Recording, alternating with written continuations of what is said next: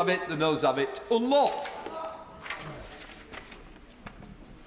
The clerk will now proceed to read the orders of the day. Conversion Practices Prohibition Bill, second reading. Member in charge? No. No. We now call Lloyd Russell-Moyle. I beg to move that this bill be now read a second time. Thank you, Mr. Speaker. When my former partner disclosed to me that he had twice gone through conversion practices, first facilitated through his family in church, and second time through his work in the church, I was shocked that these practices still take place in the 21st century. The trauma that he still carries around with him is immense. No number of laws can rewrite history, but we can, as all the main parties did in 2019, pledge to ensure that no one goes through the trauma that he and many others still do today in the future. In recent years, we have had 2 petitions debates, 4 debates in Parliament, 4 written statements and sets of government research, consultations and briefings. But in 6 years, we have failed to do what other countries have done in 6 months, which is to produce a ban that stops people falsely claiming that they can convert people's sexual orientation or transgender identity. This false hope, false advertising if you were, is not innocuous, it causes great harm, but it is not currently captured in our laws. Despite all the main parties agreeing that this is an area we must act on, the issue has been put in the too hard box. The government consulted and years have passed, caught in a culture war where survivors are forgotten. The government's bill, with bells and whistles, seeks perfection, but delays have allowed the practice to go unimpeded, and this is no use to man or beast. I will do. I thank my honourable friend and I congratulate him on bringing this bill forward. And just to pick up on that point, it is really striking just how long this has taken compared to other nations. And it's the stalling that's coming from government when surely we're just simply seeking to protect vulnerable people seems a little obvious. But would he agree with me that any ban needs to be inclusive of all LGBT plus people?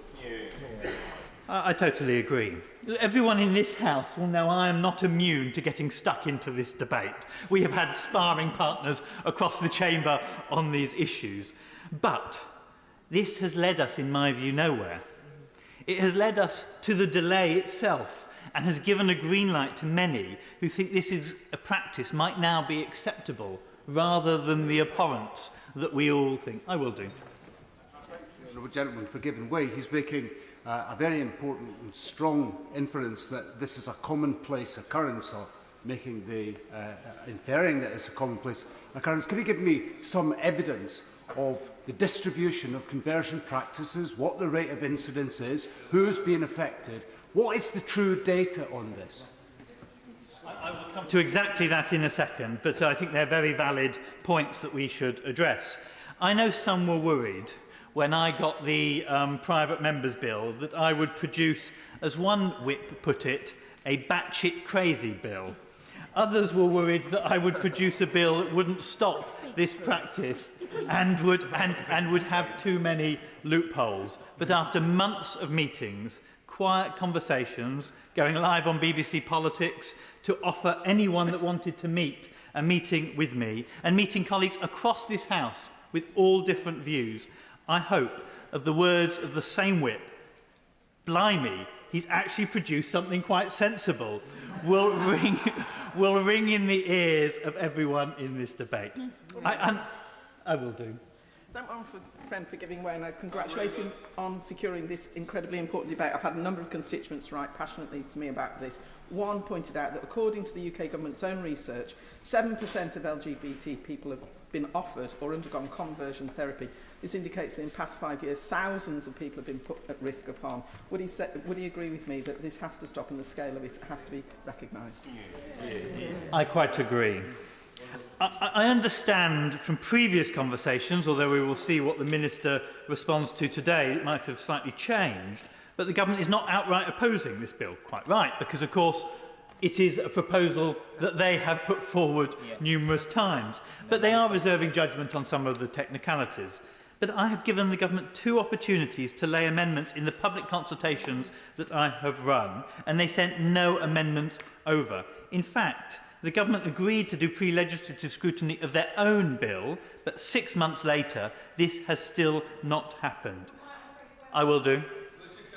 On January 31st, 2023, I laid a motion, an amendment to the Online Harms Bill on conversion therapy. We had the numbers. However, I said to the government, if you say in a written ministerial statement, and if you will say on the floor of this House, that you will commit to pre-legislative scrutiny that will be completed by October, I will not move the amendment. I didn't move the amendment because that commitment was given to the House. Does my honourable friend therefore agree that we have been brought to this place because the government has not delivered on its manifesto commitment, despite having made promises on the floor of this House to Conservative MPs?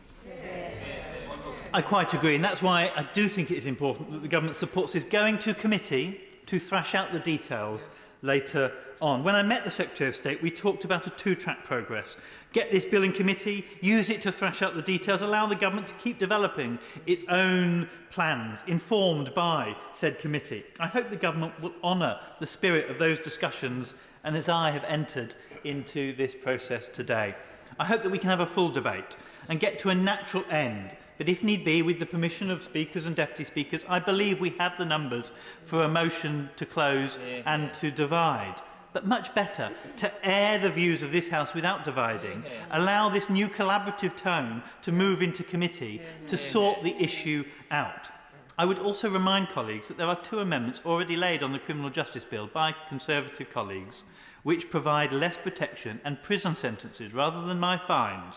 This is an opportunity to reach consensus before further reaching measures are pushed to a vote in this House.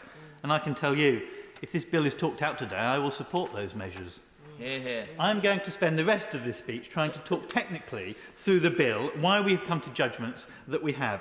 Much of this is outlined in my explanatory notes, which I and my office have personally drafted, and I am sure other colleagues will want to talk about their personal experience of constituents, and I'm happy to take as many interventions as I can, but will try and make some progress. This is not a debate, I would say, on the wider trans issue. That will continue outside of this bill.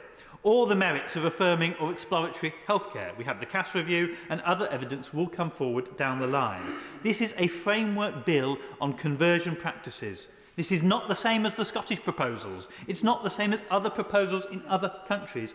It addresses the concerns raised in the House of Lords, for which I thank Baroness Burt for bringing forward a bill to allow those views to be expressed, and I have taken on board in this bill.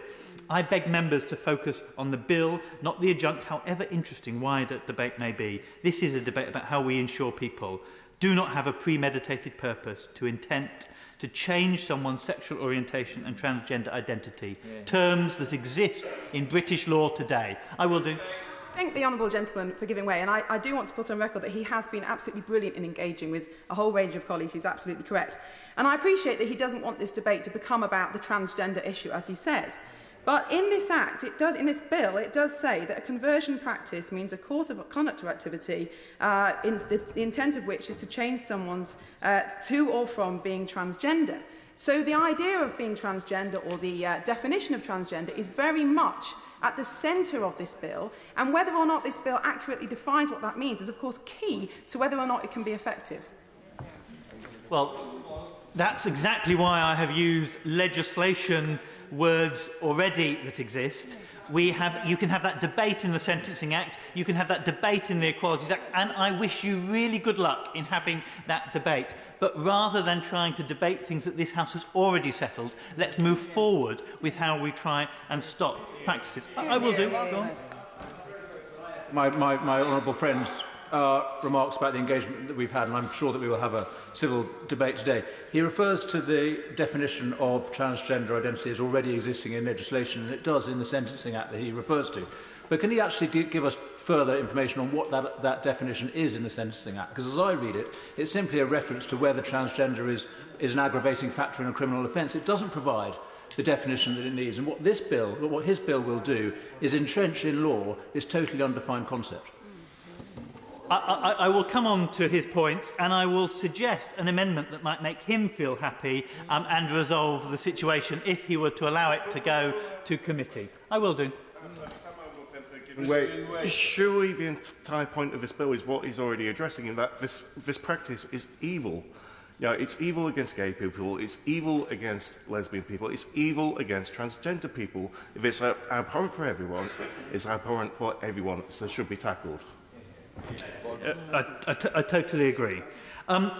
In the process of writing this bill, I have endeavoured to meet with everyone that has asked. I visited people in their communities around the countries. I've invited people to meet in this place. I want to thank various groups, including Stonewall, the Ban Conversion Therapy Campaign, Transactional, Translucent, and the medical profession. But I also want to thank people who have very different views to mine, who I've met and I've listened to: the Christian Institute, Kira Bell and her lawyers, the LGBT Alliance, the Gay Men's Network, to name a few.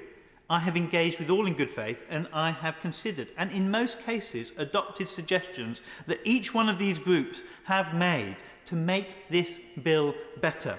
Rather than... I will do. Thank you very much. I thank the Honourable Member for giving way, and he's making a very powerful point, and can I commend him for the amount of work he's obviously done to reassure people, because I think we're all aware that at the moment the debate around transgender issues has become incendiary, difficult, and there's been a lot of damage done to a lot of people.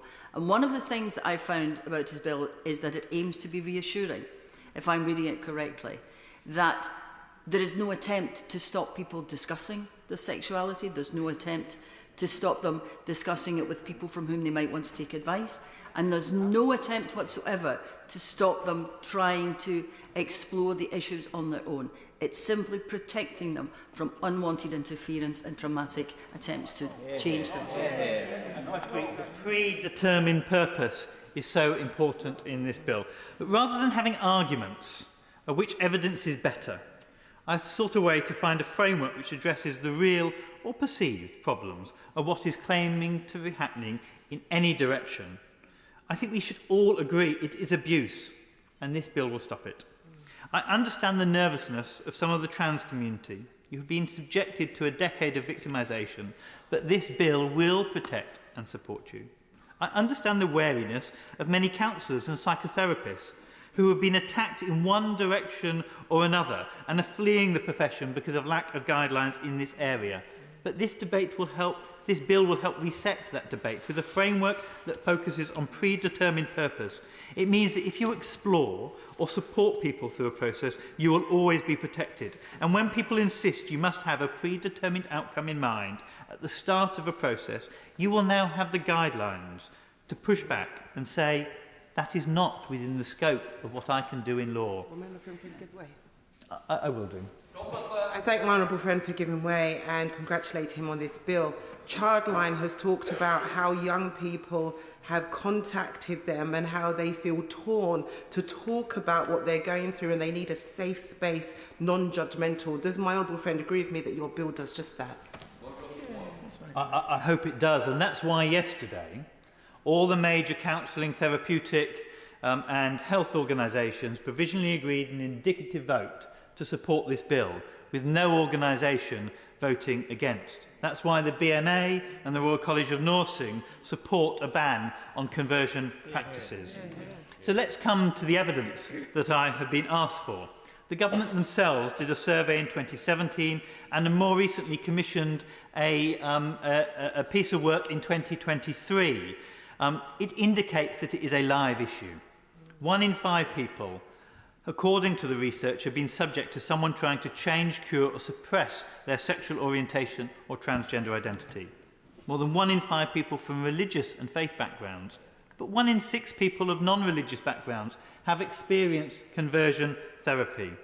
The Honourable Member from Davies, I think I've said that wrong probably, Devizes, I knew. I will have to visit and learn how to say it properly. When he attended and we had our discussion in one of my drop-ins of the bill, asked what the numbers of young people were.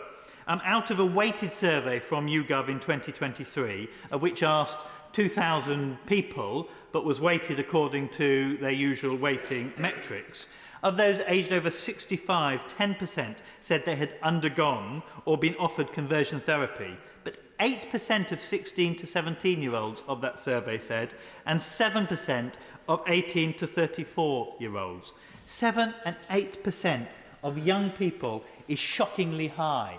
This shows that this is a live issue. It's the same with the NSPCC, as we have heard. Over 50 young people last year phoned their helpline saying that they were being threatened with or were subjected to conversion practices. I know some members would prefer that we brought a ban in on sexual orientation, LGB only, and do not touch on the transgender elements. There are a couple of issues why I think that would be a foolish approach.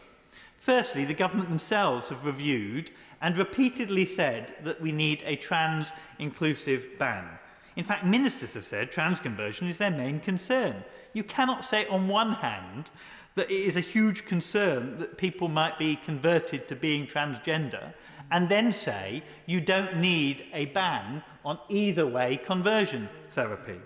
Secondly, we must recognise that these two, of course, are separate, but they are interlinked. People exploring their sexual orientation will sometimes come to consider their transgender status. To not include transgender would allow a loophole where people who wanted to force someone to be gay but not trans could claim they were offering transgender therapy rather than LGB therapy, and therefore would make the purpose of the bill useless. And thirdly, as there is pretty well established research on the LGB problem, but there is significant and now growing research around the world and Britain that this is a problem for the transgender community as well. In fact, the Secretary of State and Minister for Women and Equality herself said in a letter on the 7th of February that she had significant evidence that children might be subjected to conversion practices on being transgender. I've not seen... Could you make it way? I'll finish the... I've not seen the evidence. I do not endorse that evidence per se. But I have also seen significant accounts from many survivors who have forced not to be transgender. The fact that all sides are saying this is happening, the direction of conversion is irrelevant, but it is an indication that we need to take action, and my bill does so. I thank my friend for giving way. Earlier he mentioned the NSPCC report on the challenges young people are facing around sexuality and gender identity. Those findings include 3,400 children and young people in the last year who wanted to talk to counsellors about their worries around sexuality or gender identity. And some of these children described instances of emotional abuse in the family home, including constant shouting, hurtful comments, threats of violence. Some children have been threatened with or had undergone some form of conversion practice intended to cure their sexuality or gender identity. So does my honourable friend agree with me that in passing this bill, we will help prevent more children from being subjected to this painful abuse and send a clear message that we will not allow people to suffer abuse via so-called conversion practices? I quite agree. What I would say is this bill stops conversion practices if parents want to send someone to conversion practice. This bill doesn't promise to solve the world for LGBT people. I can't promise that there won't be parents shouting or abusive. I can't promise that there won't be people that won't say things that aren't nasty. But that is, I'm afraid, the nature of a democratic society sometimes. What we can do is stop premeditated purposes and processes, courses of conduct and activities that aim to do something that cannot be done. It is what every other bill in the world has done, a two-way direction, because whatever direction this conversion is happening, it is abhorrent and it must be stopped. Some have said to me that the existing legislation covers violent and physical acts, and of course it does. Viable and abusive and bullying, coercion and harassment can be caught in current crimes. But the government's 2021 consultation cited that a new criminal law was needed to fill that gap between physical abuse and a process which causes long-term harm. This bill, therefore, makes a clear statement of the the fact that conversion practices should be illegal, and to prosecute the most egregious cases of it. The bill avoids clashing with existing laws focused on harm, which actually in any case would have re-traumatised survivors in lengthy court battles, I will in a second, and looks at the intent of the actions. To ensure that we get the balance right, the bill contains provisions which clarify that certain actions will not constitute an offence. Member for giving way. And he mentions abusive practices and practice that cause harm. And of course, we all condemn anything that is abusive. And as he says, the vast majority is covered already by law. But this bill doesn't actually mention abusive or indeed harm. There isn't a threshold of harm for a practice, which could be a speech-based activity, to be unlawful. So, for example, a detransitioner, somebody like Kira Bell, who he's already mentioned, trying to persuade an individual not to go ahead with surgery or hormone treatment which would have a permanent impact on them, that could be an activity that falls within this bill, and yet many of us in here would not say that that is harmful or abusive. In fact, the opposite. Would that person not be caught by this bill? I don't believe this bill does catch people who express personal reservations about certain processes. It catches people who have programmes and activities that they have prepared. These are not ad hoc activities. I will come on to that particular safeguard in a second, but this is exactly why we need to get the words and the safeguards correct, and why we need to go into the Bill Committee to do so, not to reject and might find that we go out of the frying pan into the fire, from her side of the argument. This bill allows ministers in Northern Ireland and Scotland to enact the bill in their jurisdictions, but only with the consent of their respective national legislators. It creates offences in relation to people being sent abroad, and it uses existing language for the law to provide fines to be issued. My aim is not to lock people up. My aim is to stop this practice. The key to this bill is contained in the definition of conversion practice, which must be a course of conduct or activity. A course of conduct in English law means something happening more than once, and an activity is not just ad hoc, but it is a planned intervention that cannot just include one-off, impromptu actions by a person. It must be a predetermined purpose. This is a higher threshold than just immediate intent, but it is a predetermined outcome that must have been indicated before the course of conduct or activity has started, not during it. This protects people that are having thoughtful conversations and could, of course, question people via that process. The change to someone's sexual orientation or change to someone to or from transgender also includes that of suppressing someone's orientation or identity. I know some have been nervous about this, but I want to be clear, suppression must be at the level to negate the identity or orientation. That means that the very being of their orientation must be changed in some way. Many gay people never have sex. Many transgender people will not wear gendered clothes. These actions do not constitute suppression. They do not negate the orientation or identity in full or in part, and it cannot be claimed that that is therefore an overreach. This bill would only use pre-existing terms from other laws to describe sexual orientation, transgender and transgender identity.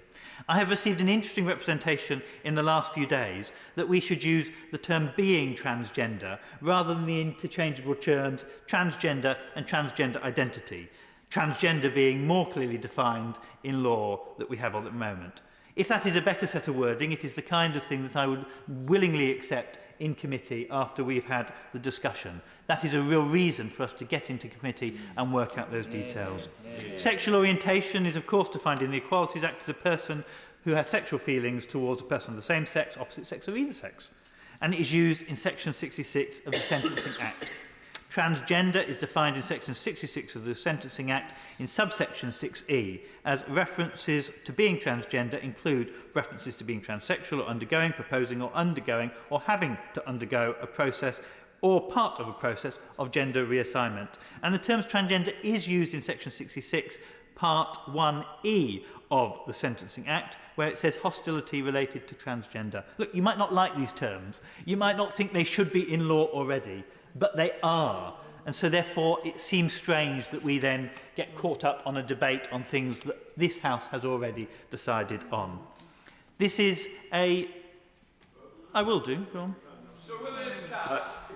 The honourable gentleman has not yet referred to clause 7.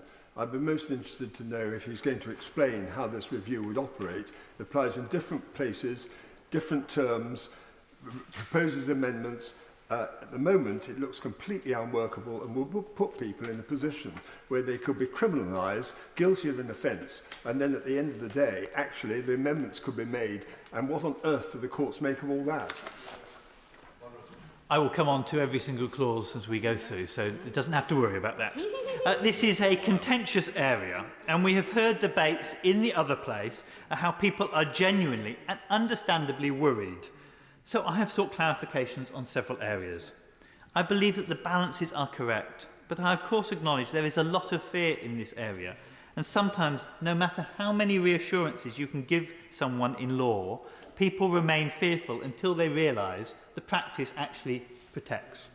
I hope members will look at the actual wording and application of these clarifications carefully. They cover all the examples that I have been sent, and I have still not found one that isn't clear on this bill. On the expression of religious belief, look, I might not like the fact that a priest or another religious figure can stand up on their religious day and say there shouldn't be LGBT people or LGBT people should convert. In my view, it's not a pleasant thing to say, but it is also not conversion practice. We have ensured that as long as it is not targeted to a specific individual as a course of conduct, a repeated activity towards an individual, it will never be an offence. As Lord Herbert said in the other place, we should never legislate lightly in the religious sphere, but Parliament has done so before to prevent harm. We should do so again. This clause allows full compliance with human rights law and doesn't restrict the general expression of religious belief. On freedom of expression, we have a similar clause. The expression or acceptance of disapproval may be distasteful to an individual, but it is not conversion practice. Even repeated expressions to an individual, unless they form part of a predetermined purpose, which is planned as a course of conduct, then it is not captured in this bill. We have heard from practitioners who are worried that they currently work in the Wild West, particularly around counselling and therapy. There are little guidelines about how they can conduct their practice in this area, and people all sides shout at them saying one thing or another is conversion therapy.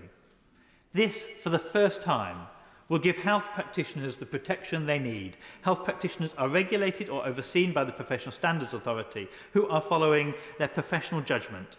The PSA was established by Parliament and regulates statutory regulators, but also the non-statutory regulators. There are 12 statutory associated accredited registers for counsellors and psychotherapists in the PSA, the largest being the UK Council for Psychotherapy and the British Association of Counselling and Psychotherapy.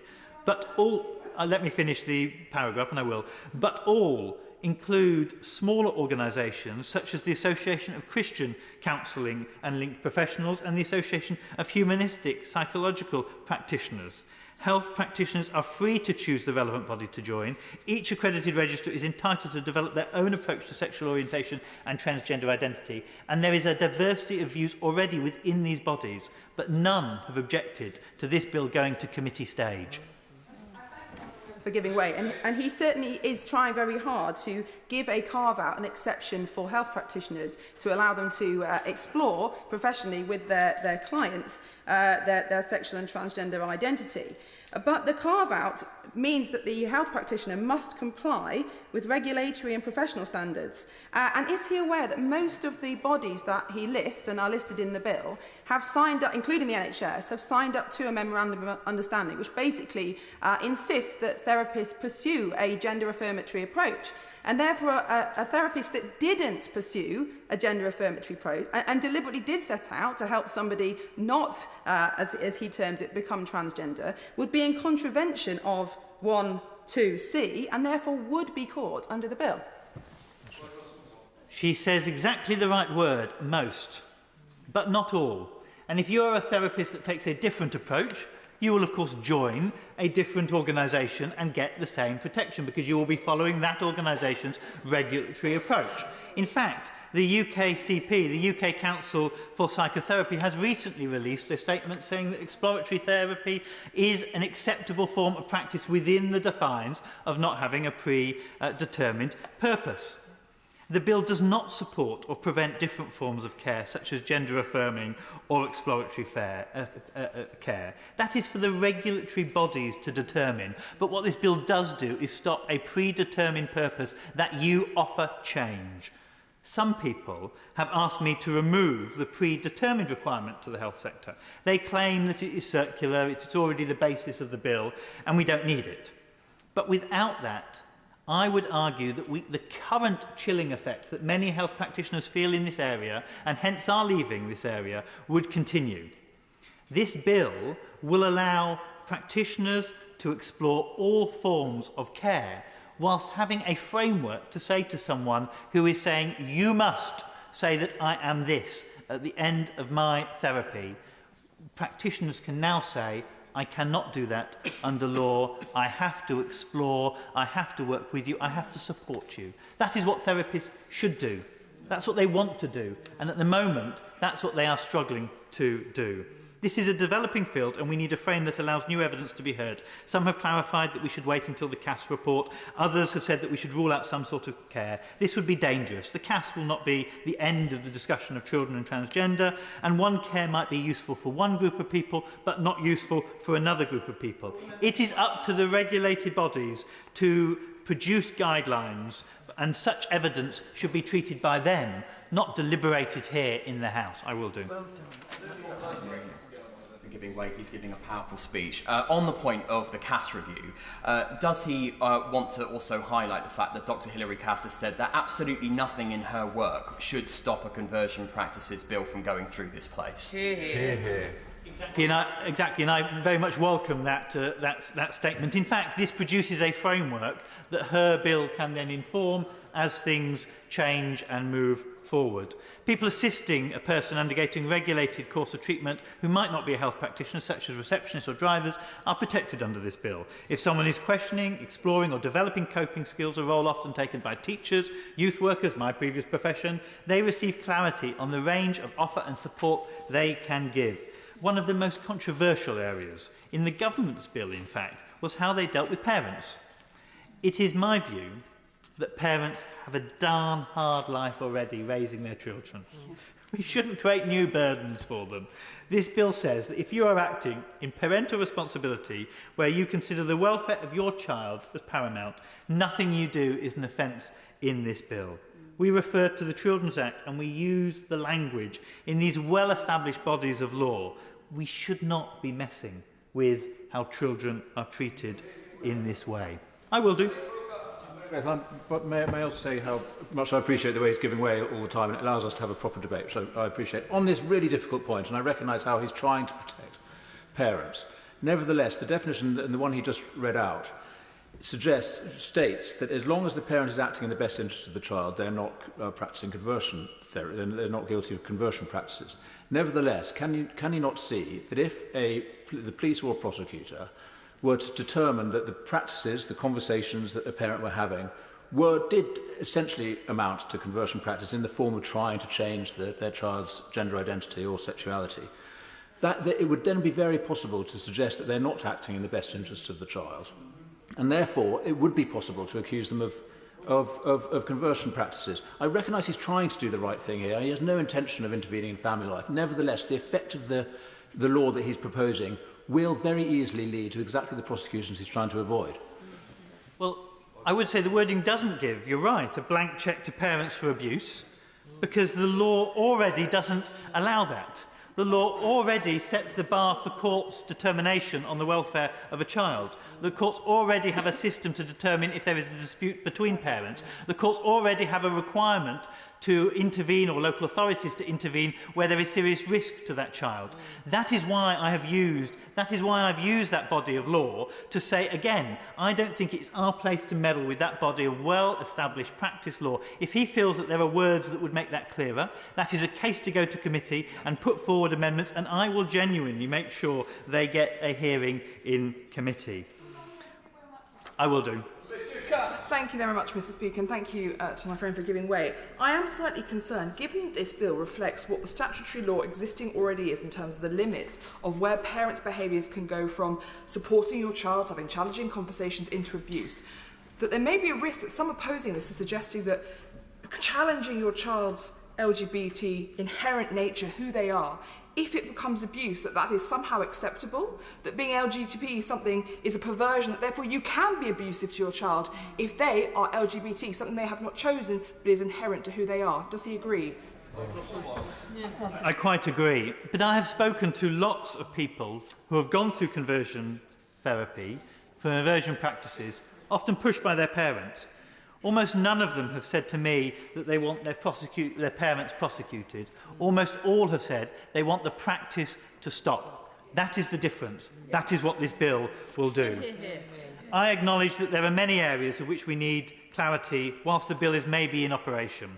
I require the guidance of the Secretary of State to produce full guidance and other devolved bodies, if it is applied in their areas, to do so too. Whilst there is no ability to change the core offence in this bill, amendments to the clarification are allowed through the affirmative procedure, which needs a vote in both these houses. It can never look back, but it can change things going forward when it needs to. The offence of sending someone abroad is created in this bill using the same framework as female genital mutilation, an established piece of law that we currently have on the statute books. Other bills have tried to lock people up for these practices. To me, that seems totally foolish. I don't believe in sending people to prison broadly if we can find other ways to stop the practice. And therefore a level 5 fine that cannot be exceeded is what I propose, an either way offence in the Magistrates' Court or the Crown Court, depending on the defendant or the prosecutor. Some ask why not a civil fine rather than a criminal fine. Well, it's quite simple. The balance of probabilities is the test in civil law.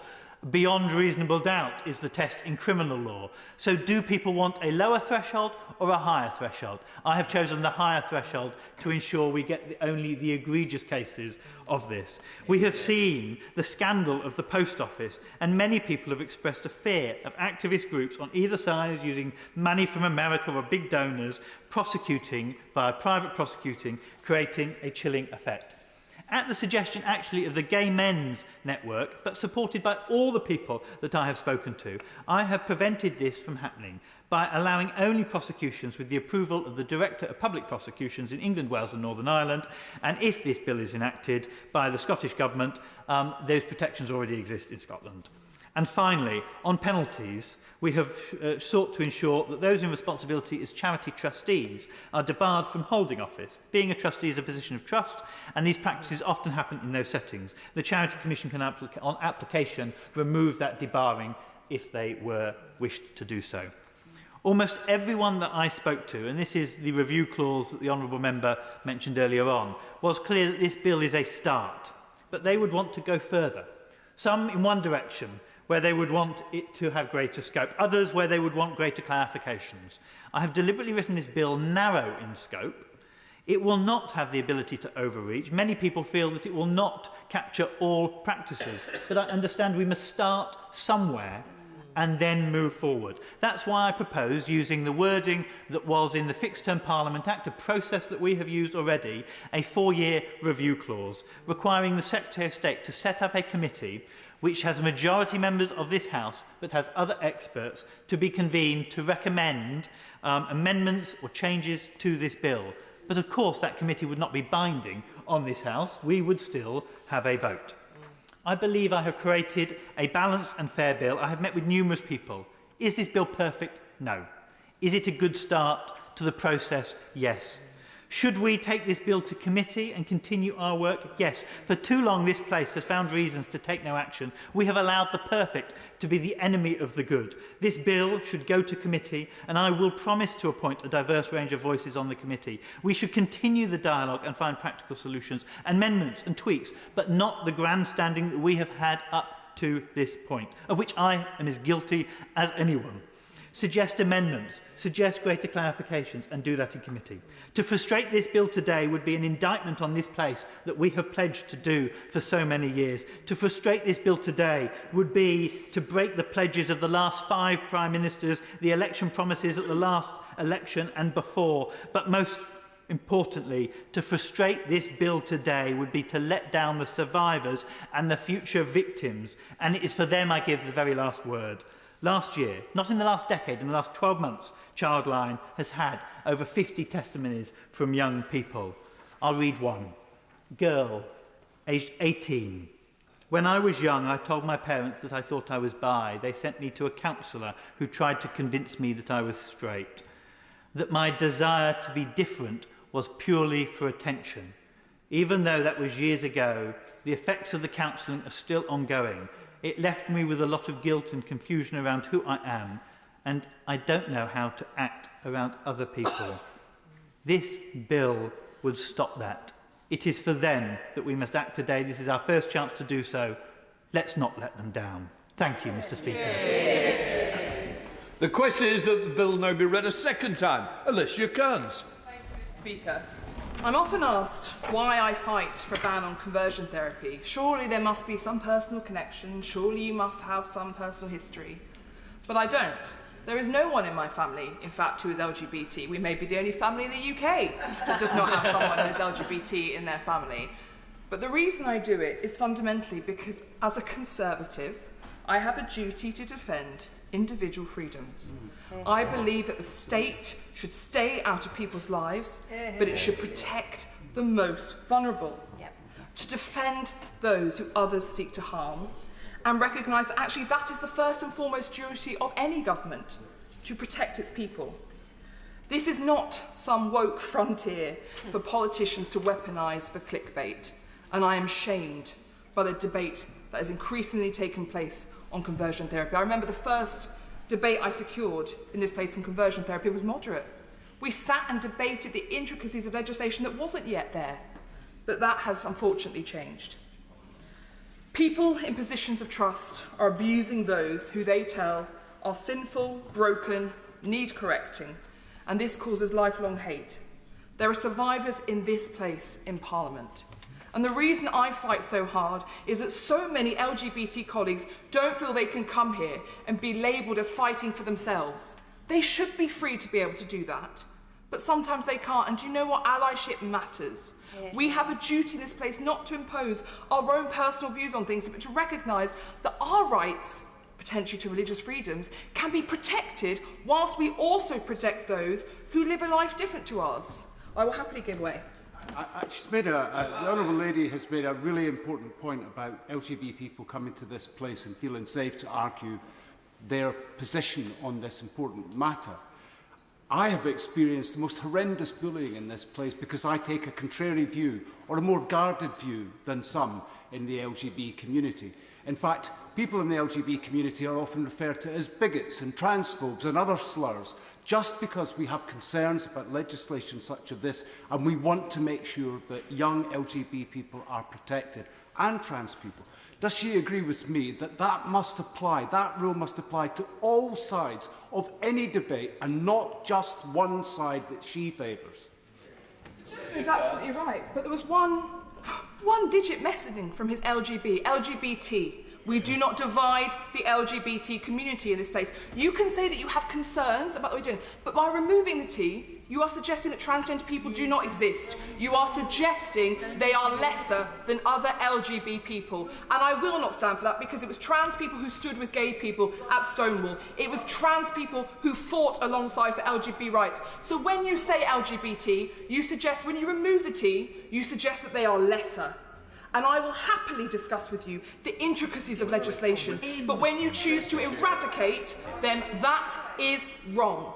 It is wrong. No, I'm not going to give way on this point, because I will not hear more erasure of the transgender community. We can discuss the points of intricacies. That I will not stand for. I'm not going to get into the arguments of this particular legislation, because the Honourable Gentleman did an exceptional job. The Honourable Gentleman has gone around and met with every single person, view, organisation, lobby group, even if he disagrees with them. And I have supported him in that. He has done a phenomenal job. Yes, meeting with people who, again, remove the T, the LGB Alliance. He has met with them all and discussed it. He has set up what the legislation is, and the legislation protects religious leaders who can still guide their flocks, health practitioners can still support and challenge people, and parents are protected. That is why all major faith groups back this bill, that is why the Royal Colleges back this bill, and why exploratory therapy is protected, because this is a compromise bill. So I say to those in this House who wish to oppose this bill, search within yourself, because you have a duty to protect children, you have a duty to allow professionals to do their job, and you to recognise that for some, their objections are not to the nuances of this legislation. The only people who fear a ban on conversion therapy are quacks and charlatans who profit from bigotry and misery. Conversion therapy causes lifelong harm. This is a moderate bill. It is a compromise bill, and it does not go as far as the government's bill. And the gentlemen may chunter and laugh, but I'm appalled. I will happily give way to the judgment if he asks, rather than chuntering. Madam Speaker, I apologise for chuntering. I was simply amused by the suggestion that this is a moderate bill. This is not a moderate speech that she is making. The honourable gentleman made a very good speech, recognising that there are legitimate views on the other side. The way she talks about erasure, the way she just dismissed the suggestions from the honourable member here, suggesting that his view is completely invalid, and the way she is speaking, I have respect for her arguments and her wish to pursue this bill or this kind of legislation, but please can we have a debate with more civility than this? I would suggest that the utmost failure in civility is to erase a member of the LGBT community, to erase an entire group. I'm happy to discuss the nuanced points, but I will not do so if people want to suggest that transgender people do not exist, or that we do not already have a definition in law as to what transgender people are. They exist in law, they exist in this place, and they exist in the honourable gentleman's constituency as well. The government should back this compromise bill, because love is not a pathology. Trans people are not a pathology. You do not treating. And I say very simply to those people, you are seen in this place and you are heard in this place. And very many of us back you and will protect you. Thank you, Madam Deputy Speaker. Luke Pollard. Thank you, Madam Deputy Speaker.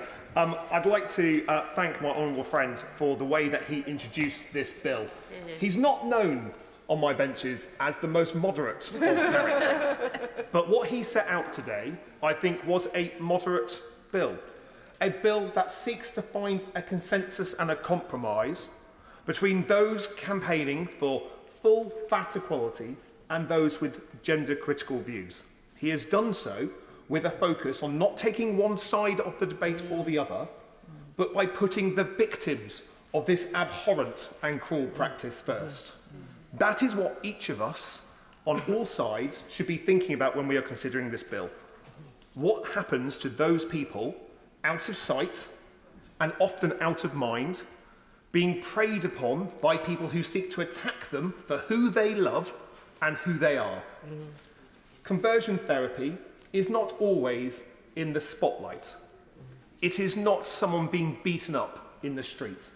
It is not someone having paint thrown on them. It is not someone being kicked out of their family home for who they are. It is a practice that is established and accepted in frequently professional forums and in places we go to where we open ourselves up, where we seek the support of institutions and professionals. And that is why this bill matters, because it seeks to expose those places where this abhorrent, cruel 21st century torture is perpetrated on LGBT plus people. I'm proud to be Plymouth's first ever out MP. I think that gives me a special responsibility to be vocal about the effects of legislation and the lack of legislation on people like me and communities like me. Because if we don't, in this House, have an eye on what the effects are, we turn a blind eye and we legitimise the torture and abuse that happens to people, and we must not do that. That's why I was actually pleased when the government set out in their last manifesto that they would ban conversion therapy. It's why I was pleased that my party did so, why I was pleased that every main party did so. Because it sought to create a consensus that hate and torture is not welcome in the UK, regardless of your politics. I'm proud to be a Labour MP, proud to be part of a campaigning party, proud to be part of the Party of Equality. But I want every party in this House to be a party of equality when it comes to rooting out abuse. That is what this bill offers, and that is what I've just heard from the honourable lady who spoke before me. A proud Conservative case for stamping out something. I'm proud to make a Labour case for stamping out hate and inequality. Proud to say that our duties to our society means that we must look at the most vulnerable, because that does not attack all of us, it lifts people. It lifts people to the level where everyone is protected because of who they are. That matters. And if that case can sit happily with a Conservative case alongside a Labour case, then a consensus bill like this is something that we should pass in this place. I think the LGBT community has been waiting for too long for this legislation. It has been promised too many times. But let us also be clear about what happens if this bill is not passed today. We are possibly only weeks away from a general election. A general election where we know there could be more division than we have seen in a long time. It worries me deeply that we have allowed into our politics attack on trans people to be a legitimate part of how we win votes. It is never acceptable to attack a minority. It is never acceptable to choose the most vulnerable and persecuted and attacked minority to win votes on the back of them. And I think we, on both sides of this House, have in this bill today an opportunity to turn our backs on that, to say that equality matters from any political perspective because people matter. And my word, people come in all different shapes and sizes, and that is a good thing. It is in celebrating our diversity that we gain strength, not by pretending that everyone is the same. That's a really dull, horrible future. It's a version of Britain that erases people. It erases the bit that makes us great about this country, that we can all be different and we can all be proud, and importantly, we should all be protected under law. There's a number of points about the Honourable Member's Bill that I'd just like to turn to briefly, if I can. I think it is really important that when looking at this, that the bill should be drawn as broadly as it possibly can, covering all aspects of the LGBT plus community. I spoke in a previous debate on this, as I think a number of members in this House have in Westminster Hall, where I described the removal of the T from conversion therapy, only protecting LGB people, as a trapdoor. As the Honourable Member has said, if we allow that trapdoor to be in there, people that may enjoy protection from being having torture upon them because they're lesbian, gay or bisexual will simply be told that they're trans. And that loophole will be used to attack people.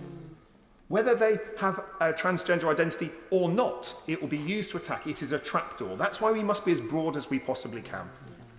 I've spoken to equality activists and members of the LGBT community in Plymouth about the Honourable Member's Bill. And there's two questions that they have asked me to pose to the Honourable Member about this. Firstly, does it include asexual people? And secondly, does it include non-binary people? These, I think, are fair questions that I think is important, because if we are looking at the full extent of the LGBT plus community, we must look at those people who may not necessarily describe themselves as transgender and may not necessarily describe themselves as LGB in some way. I think some clarity in the explanatory notes or perhaps on the face of this bill would be useful in affirming to those communities that they are captured as part of this. I understand from what the Honourable Gentleman has said that they will be, but I'd be grateful if perhaps when he comes to respond to this, whether he could mention that in this way. I think what we need to look at in this House is how we come together rather than how we divide. I support the Honourable Gentleman's plea that this goes to committee, where those people who have a legitimate challenge from their point of view to elements of this bill pose amendments to those elements of this bill. Because what I would like to hear in this debate is, in which clause is there a problem? In which clause are there alternative wording that might address that problem? Because what I have seen over the past few months is my crazy, ridiculous friend here who normally runs headlong into walls to seek to knock them down, take his time to be balanced, calm and considerate. I do not know whether this is a temporary affliction that we see on him, or whether this will be part of a new chapter in his behaviour. But I have seen him make every effort to speak to people he agrees with and those he disagrees with, to take on board their views, and that is something that, for all our sakes, we should encourage in his behaviour for the future, but also makes this bill better. It makes it better because it makes it supportive. Now, I think the gravity of this issue can't be overstated. Recent polling by the LGBT anti-abuse charity Gallup found that 1 in 5 LGBT people and more than a third of trans people in the UK have been subject to attempted conversion. Another charity, Mind, who focuses on mental health issues, found that those who have undergone these practices are twice as likely to have suicidal thoughts and 75 times more likely to plan to attempt suicide. It has real-world consequences. This has led them and 20 other mental health charities, NHS bodies and professional counselling and psychotherapy organisations defining conversion practice as unethical and harmful and calling for them to be banned. I agree with them and I agree with this bill. But there will be people watching this debate who perhaps haven't searched out the text of the bill, who will be looking at the tone of this debate to see whether this House reflects their views and, for the LGBT plus community, reflects their right to exist. And that matters. The words we choose matter. So to those LGBT people who are watching this, I echo the words of the Conservative member who spoke before me. They are seen, they are welcome, and they are loved. I want everyone to be authentically true to who they are. There should be no impediments in law, no loopholes or trapdoors that allows someone who is true to who they are, authentically themselves, to be subject of abuse or torture in the way that we have established on a cross-party basis happens in relation to conversion therapy. Happy to. I completely agree with him about the tone of this debate, and I think it's very important to have this debate. But I'm sure he's aware that abuse and torture are absolutely illegal in this country, and all of us would support that. There are multiple pieces of legislation that deal with abusive, torture and harmful practices, and nobody in this place would want to reject that. The problem that some of us have who question this bill is that there is no threshold of torture or abuse or even harm in this bill, and therefore it will capture practices that aren't harmful, and that we should not be legislating for that. I thank the Honourable Lady for her intervention, and at risk of running into the same wall that my honourable friend has run into and portray moderation on my side, I think that is precisely why the Honourable Lady should pass this bill today and take any amendments that she sees fit to define it in the way that she has that concern to the committee stage, so she can make that case for this, because I believe that there is loopholes that currently exist today in the legislation and the laws that we have that allows this abhorrent abuse to go on. Will my honourable friend give way? Happy to. I thank my honourable friend for giving way. There are a number of practices that are illegal in this country, such as forced marriage, and it's something that the LGBTQ community do experience, including those that may also experience and go through conversion therapy, and that is wrong. And does he agree with me that it is important that the time to tackle this is now, and that the LGBTQ community have been waiting at least 5 years since the government first promised to ban this awful practice? I thank the member for her intervention, and I agree with that. I think people have been waiting too long, and so let us not let them wait any longer, and let us also importantly send a message to all members of all parties between now and when the general election concludes that attacking trans people because of who they are, that attacking LGBT people because of who they are, is unacceptable.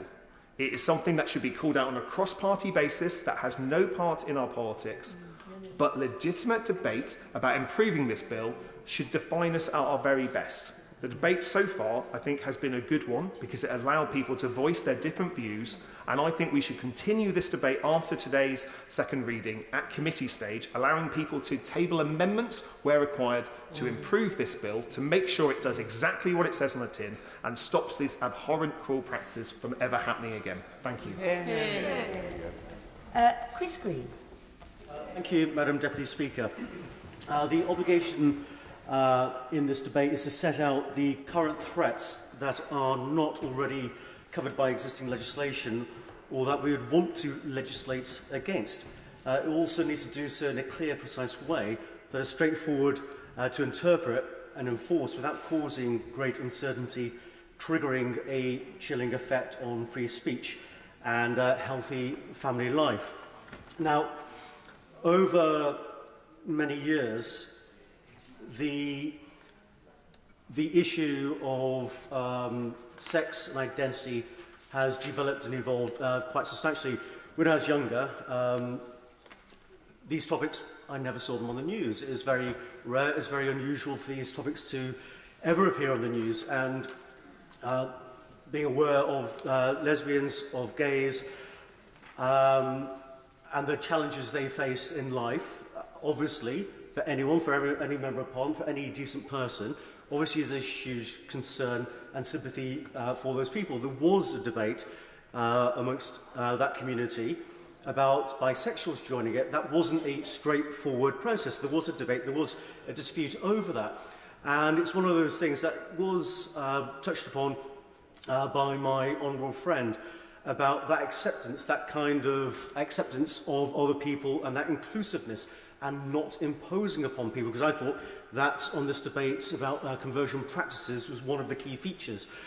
And many people, for example, represented by the LGB Alliance, are concerned that they do feel imposed upon, and society is adapting, is learning to understand and appreciate the challenges changes in society brings.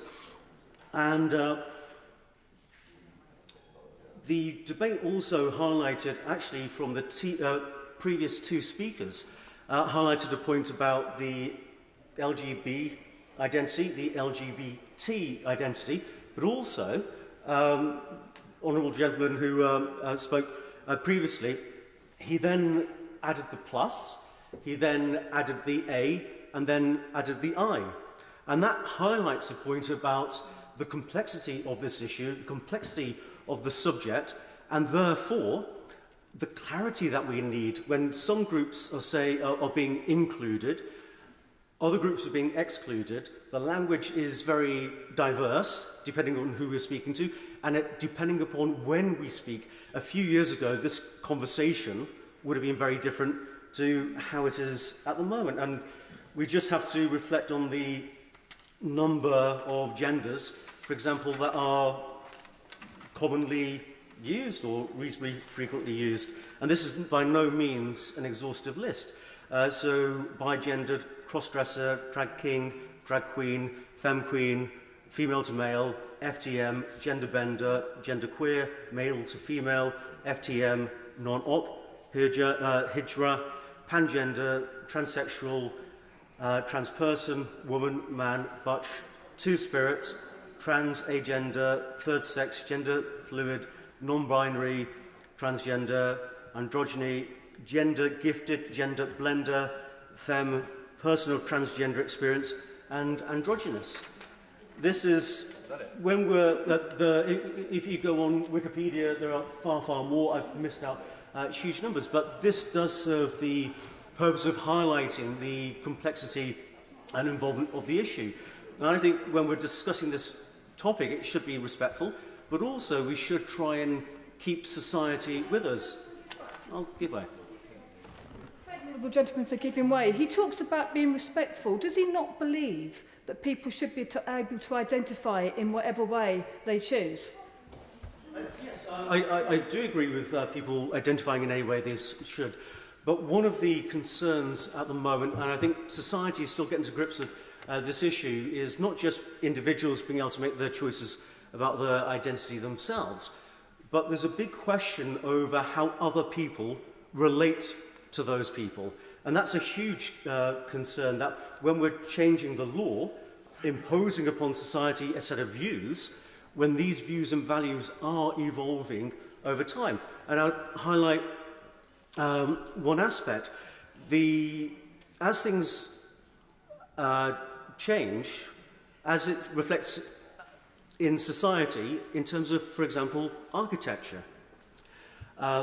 Parents came to my surgery to raise concerns about mixed-sex facilities at a local swimming pool.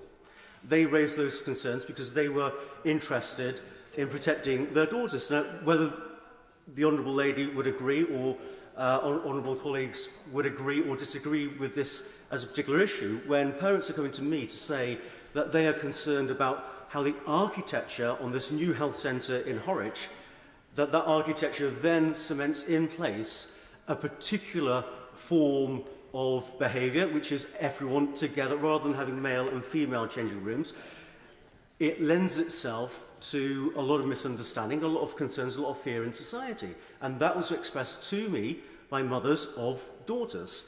And I, as a Member of Parliament, ought to be respectful and ought to be very concerned about what my constituents are raising with me. The transition, I think, from, as I pointed out before, the societal understanding has been gradual. These topics were very rarely in the news, and now they frequently are. Most days on the Today programme in the morning, we'll hear about issues to do with sex and identity, and the fact that it's on our media so much, I think, yes, we do have to reflect about legislation and how that applies.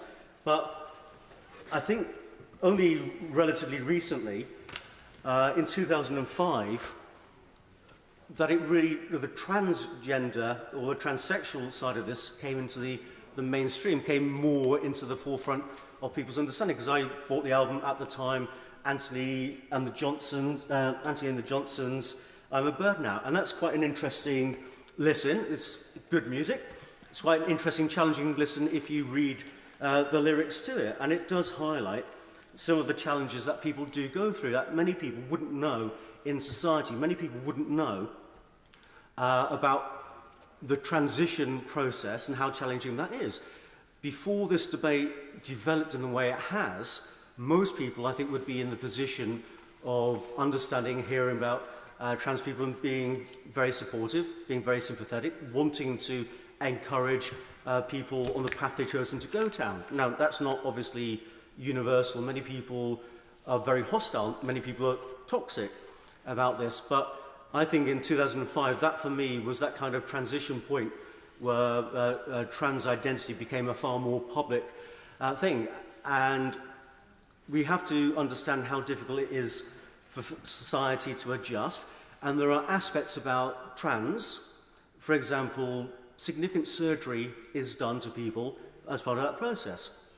There are quite significant pharmaceuticals that are used in that process. So these are not easy things. So when mums, dads, sons, daughters, brothers, sisters, the wider family, the wider community, perhaps churches, perhaps mosques, perhaps other organisations, when those people are looking and hearing that someone is concerned and perhaps going through and thinking about transitioning, how protected are those people in terms of the threat to them in terms of these conversion practices or the illegalisation of what they would consider to be a normal conversation, a normal challenging conversation. If someone wants to go down a particular route of significant surgery, of a significant life-changing drugs, and perhaps irreversible, especially for a child who is going into puberty. Drugs to stop the process of puberty can actually have substantial impacts. The understanding of those lifelong impacts, especially if someone wants to detransition just from taking those drugs, that's very challenging for those people to make that decision in the first place. It's very challenging for families watching someone, understanding the issues, which is far better understood these days than it was previously, to say, is that the right choice? Is that the route you want to go down? And we have to be 100% certain, 100% sure that normal family conversations are not then taken through the courts. I thank my honourable friend for giving way, and he's making an excellent speech that makes clear how nuanced this debate is and how complicated an area it is in which to legislate.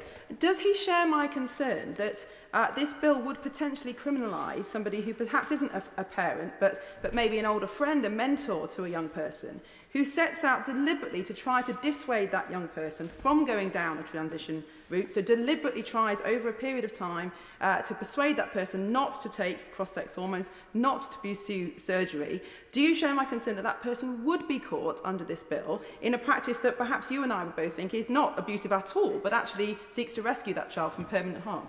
I agree. I think the jeopardy for that individual is substantial. It hasn't been covered and they are not protected under the legislation as it is at the moment. Also, because there's a significant aspect in this about free will, about decision-making.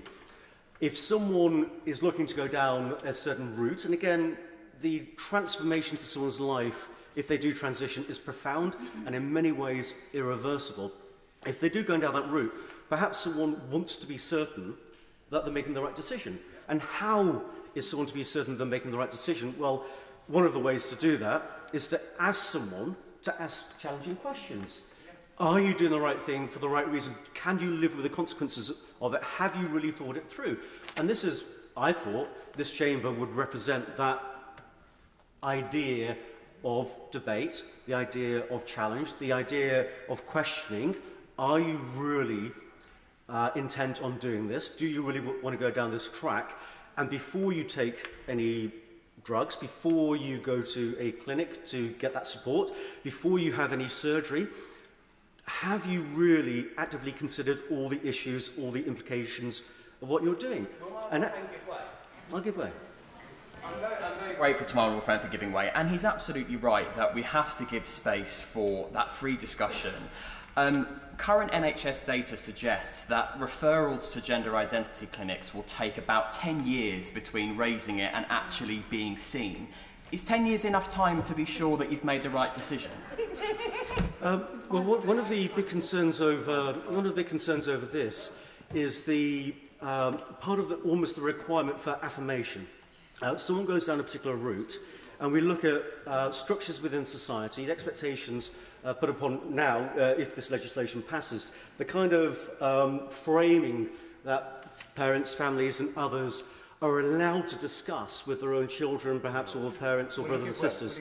So I just finish this point. So in that context, the route that people go down starts a long time before they actually get to the stage my honourable friend mentioned. And we need to understand and have an open discussion right at the beginning, as opposed to years down the line. I'll give way to my friend. Very grateful. Our honourable friend raised a very good point about the explosion of demand for support in this area that's happened in recent years, which is overwhelming the services that are available through the NHS. That in itself should, I think, cause us great concern about what's going on in our society. But it's true that there is a long waiting list for publicly supported help, but there isn't for private support. So it's perfectly possible, am I not right, that somebody could seek private therapy very quickly. My honourable friend is entirely right. Just because the state services are slower often than the private services doesn't mean that we should be satisfied that that 10-year perhaps delay is actually sufficient time to reconsider. Also, I think there's a question over perhaps equality on this matter, and we have to understand society, again, as it's changed. One of the key things in society, and certainly wasn't a concern when I was growing up, the internet. Emails, social media. Social media is very powerful. And we know young people, we know children spend a great deal of time on social media, and the influences on social media, and in other debates in this chamber, people will be raising concerns about bulimia, about suicide, about other things that children are influenced by on social media. So these are quite challenging issues raised on social media. So when parents are looking at the influences upon their children, we have to understand that influences on their children are to be supportive and encouraging in many ways, but not all the influences on social media is supportive or is encouraging. And this bill almost suggests, I'll come to my right friend in a moment, this bill almost suggests an inequality that you can have people, whether meeting in person or people online, encouraging and supporting children, young adults and others to go down a certain track. But actually the personal contact of those people who will spend the rest of their lives in that family unit, in the friends and the wider community, that those people almost have their voice, their ability to communicate with their loved one, curtailed. Give it to my honourable friend. Does my honourable friend also accept that when one is talking about committing an offence in this context, or that alternatively no offence is committed, that in the context of a criminal trial, it would be impossible going through all these different variations to be able to work out the nature of the evidence that was to be received, because it is so incredibly invasive. It's based on privacy, it's based on people being able to talk to people in a mentoring or in a manner which would enable them to be able to understand better what was going on.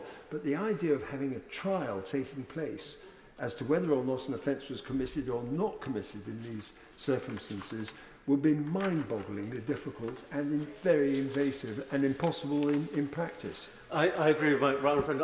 The idea that the courts, prosecutors and others could go into their family home in this way, causing very substantial disruption to family life, and to find that evidence, to find the ability to be able to have a successful prosecution. And remember, this has to be a successful prosecution on something that isn't covered by existing legislation, because there are huge numbers of protections for people right across the society already in law. And as I pointed out at the beginning, what this legislation ought to be able to do, and in a compelling and clear way, to be able to point out areas of life that aren't already covered and protected by existing legislation that we would want to be protected.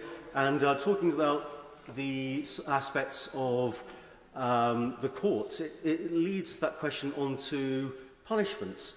Now, the punishment allowed for in this is a level 5 fine, so I'm not terribly familiar, Madam Deputy Speaker, with that, but the House of Commons Libraries provided a little bit of information, but it's an unlimited fine, which is going to be a huge cost to anyone suffering it. And we have to also look, so this is, and I think it's important for families to be aware of the category in a sense that they've been put into. So other level 5 crimes is harassment or stalking, imprisonment, controlling or coercive behaviour, exposure, commonly known as flashing. So this legislation that we're looking at the moment is seeking to categorise families when they believe that they're having a normal conversation about children perhaps growing up, perhaps exploring ideas about themselves, exploring their own identity, not being clear about what their identity is, but to appreciate that families, what they would consider to be a normal, reasonable, balanced conversation with their children, being put in the same category as flashers, which is what that level 5 category fine actually does. And I think that's a serious burden placed upon families.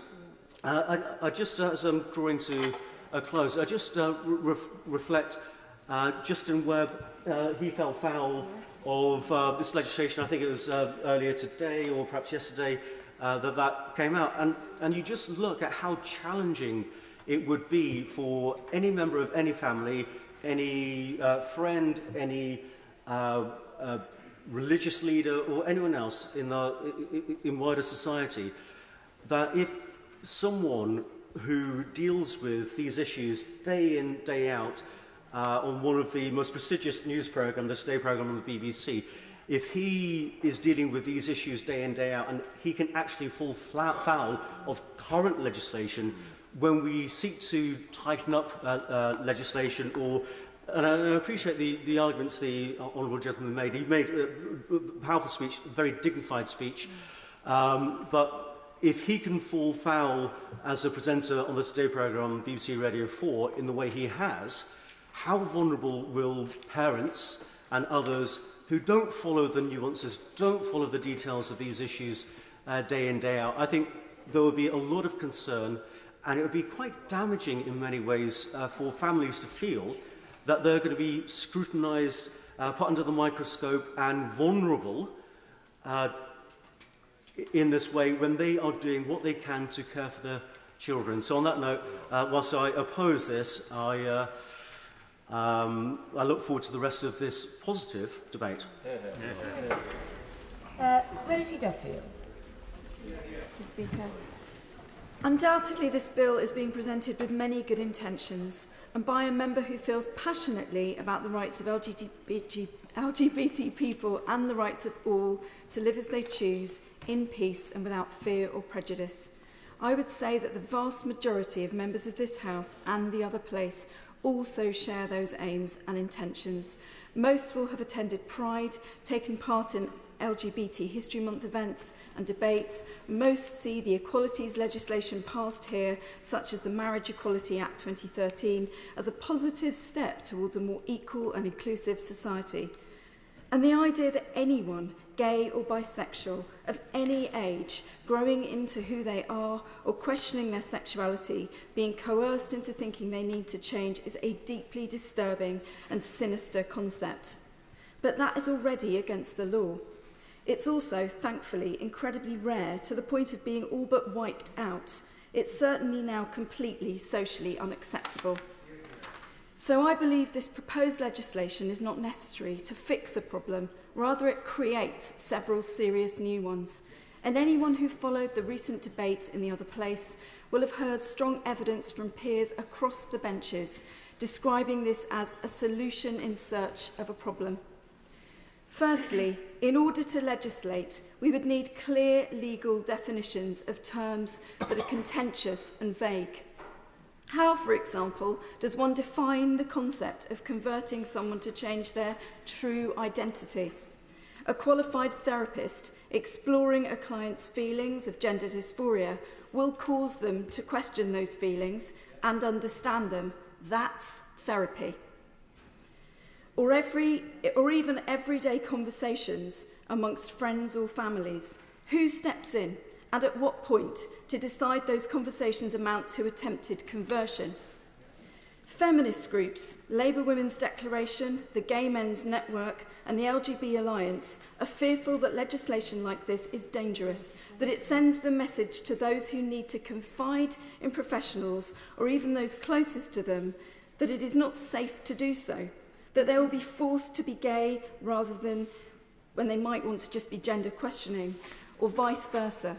The message being that the situation is so bad we need a new criminal law to deal with that. Serious legislators should never create flawed and unnecessary legislation merely to send a message. That is law created by social media, rather than laws that we expect a government or a government in waiting to be upheld by our courts. This bill is unprosecutable, and without evidence of need, it brings criminal law into an area that simply needs to be regulated by policies and guidance. The other aspect to this is, of course, as I mentioned earlier, the problem that currently nothing can be properly described. When broadcasters are labelling brutal men who murder women and reprimanded if they correctly name a person by their biological sex, who is then appointed the arbiter of what constitutes conversion? Feminists believe that lesbians should be free to date only women as they choose. However, in today's toxic climate, they're pressurised into dating so-called lesbians with a penis. In other words, men. And in his opening speech, the member for Brighton Kemptown described his bill as stopping people from being at risk of losing their identity. I ask again, however well-intentioned and worthy that goal may be, just how is that to be defined and by whom?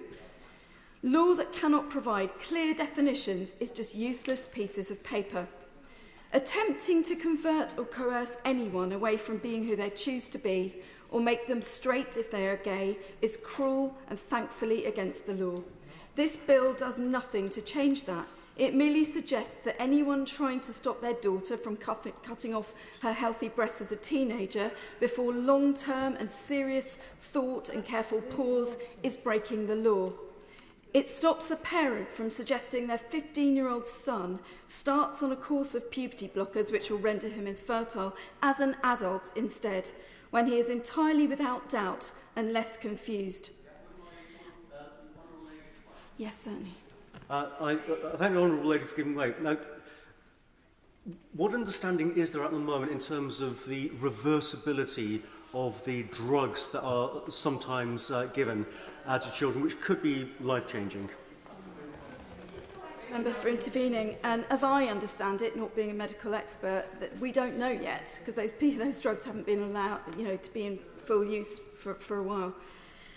Are all the members supporting this bill really willing to decide what constitutes conversion therapy and what they deem to be acceptable talking support? Are they doing so because they believe this is serious legislation, or is this politics for social media likes? And in saying that, I know well what awaits me on social media. We have a clear divide in the chamber today. The beneficiaries of Stonewall badges and donations, and the groups of so-called gender-critical feminists that I represent. But tribes on social media are not legislators. We are writing laws here, and getting it right is essential and serious.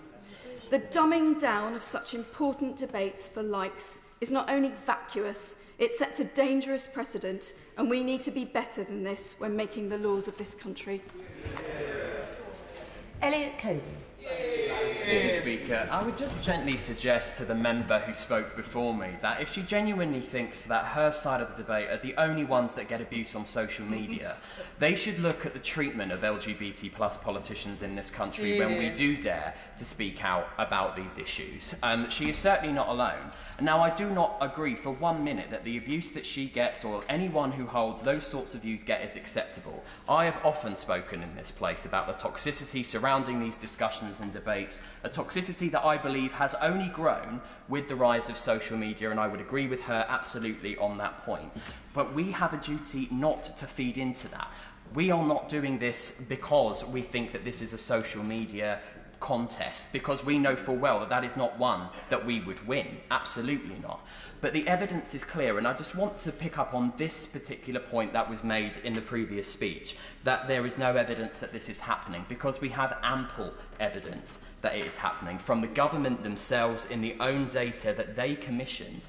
They have got evidence that this is happening. In 2018, 108,000 people responded, and 7% of them had undergone or been offered conversion therapy. Some 13% of trans respondents had undergone or been offered conversion therapy.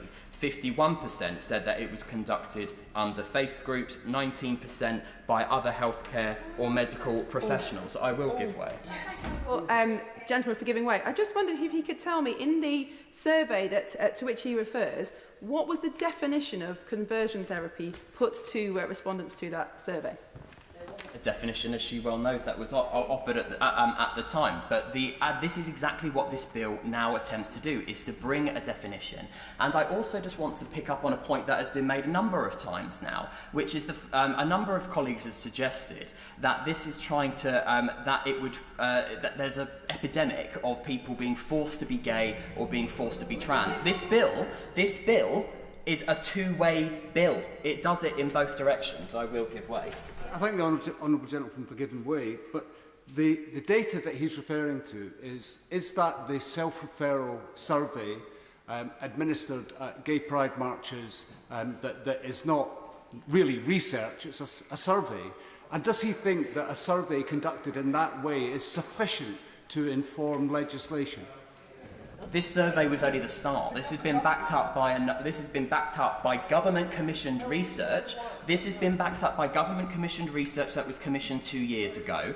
It has also been backed up by a number of independent organisations, including the NSPCC and Mind and Gallup, who have had phone calls through. So we have the data to show that it is happening. The idea that people would phone a support service like the NSPCC and pretend that they're being offered conversion therapy, I'm afraid, is just for the birds.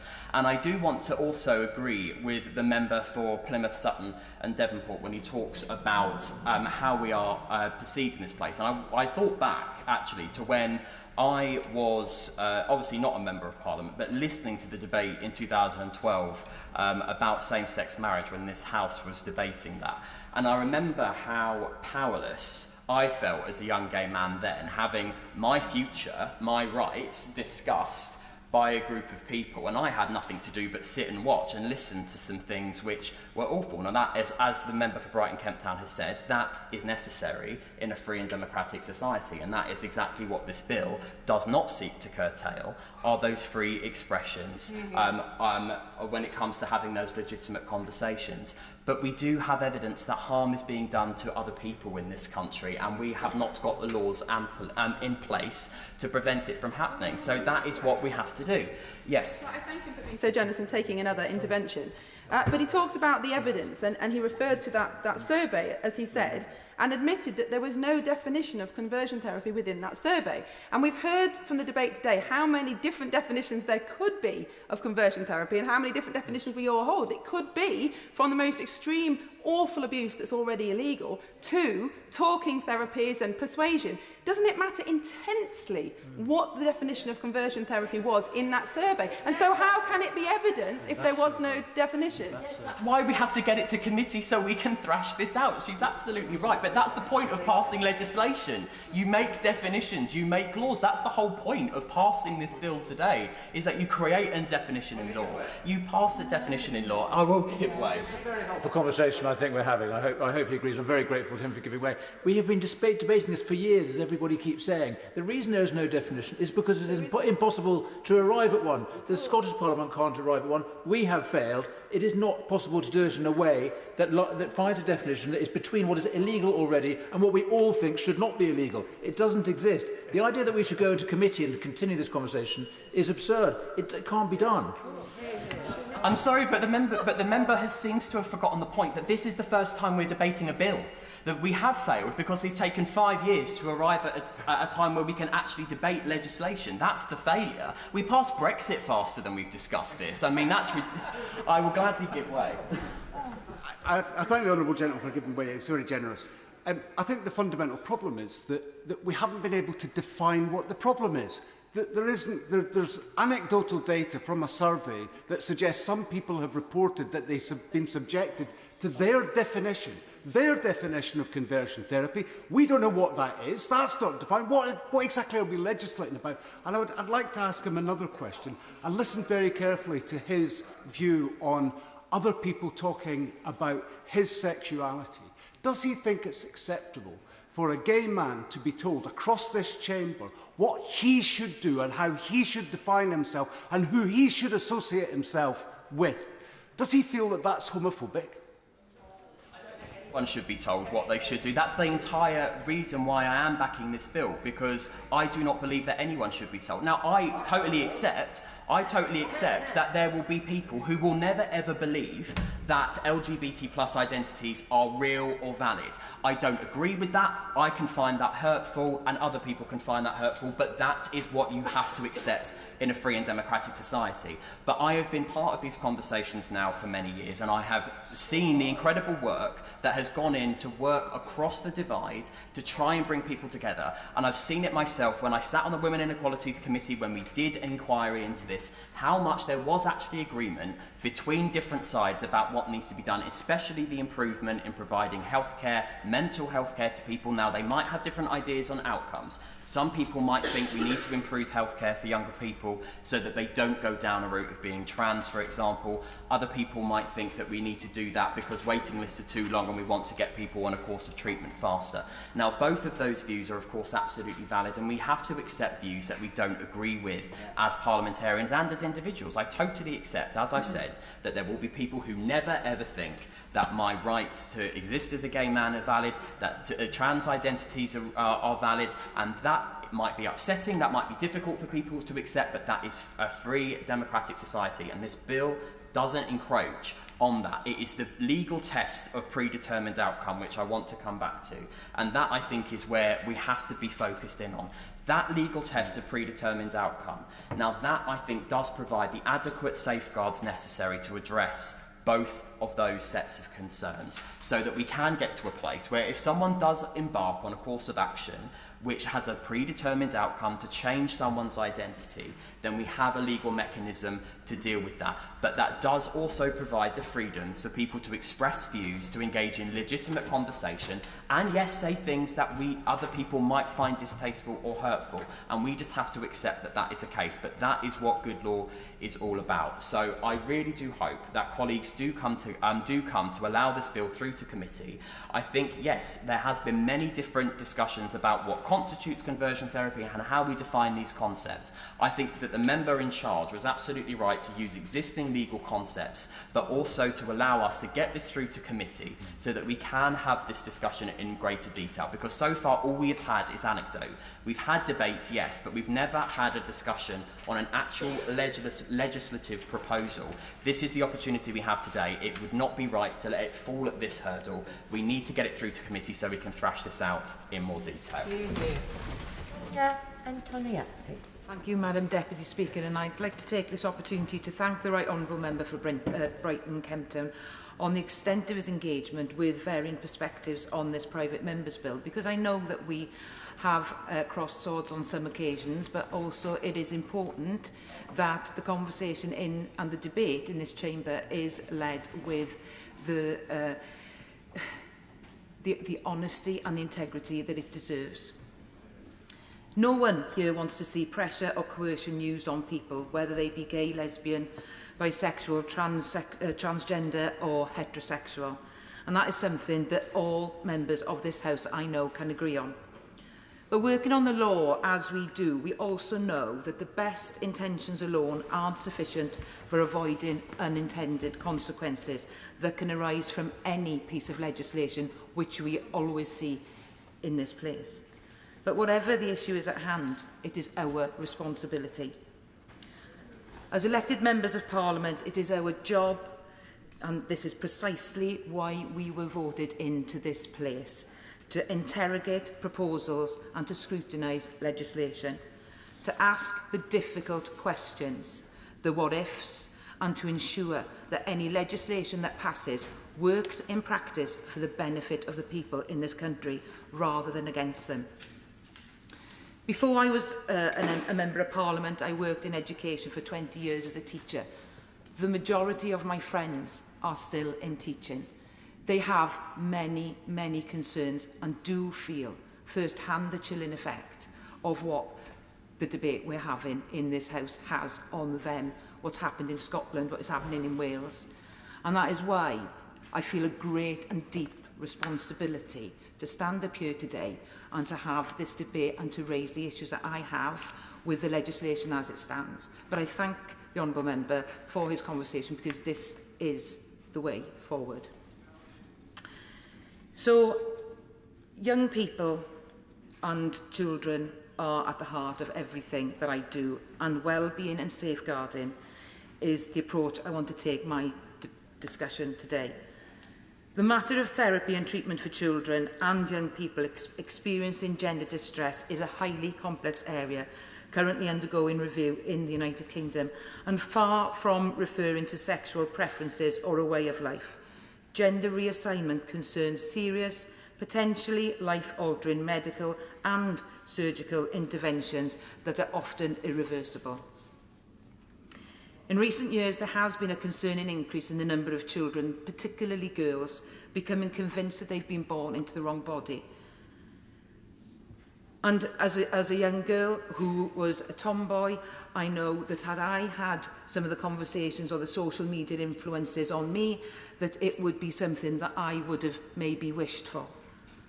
But Dr Hilary Cass's interim review exposed the extent of failings of the GID service at the Tavistock Clinic, criticising the predominantly affirmative, non-exploratory approach and highlighting a disturbing lack of support for young people with gender dysphoria.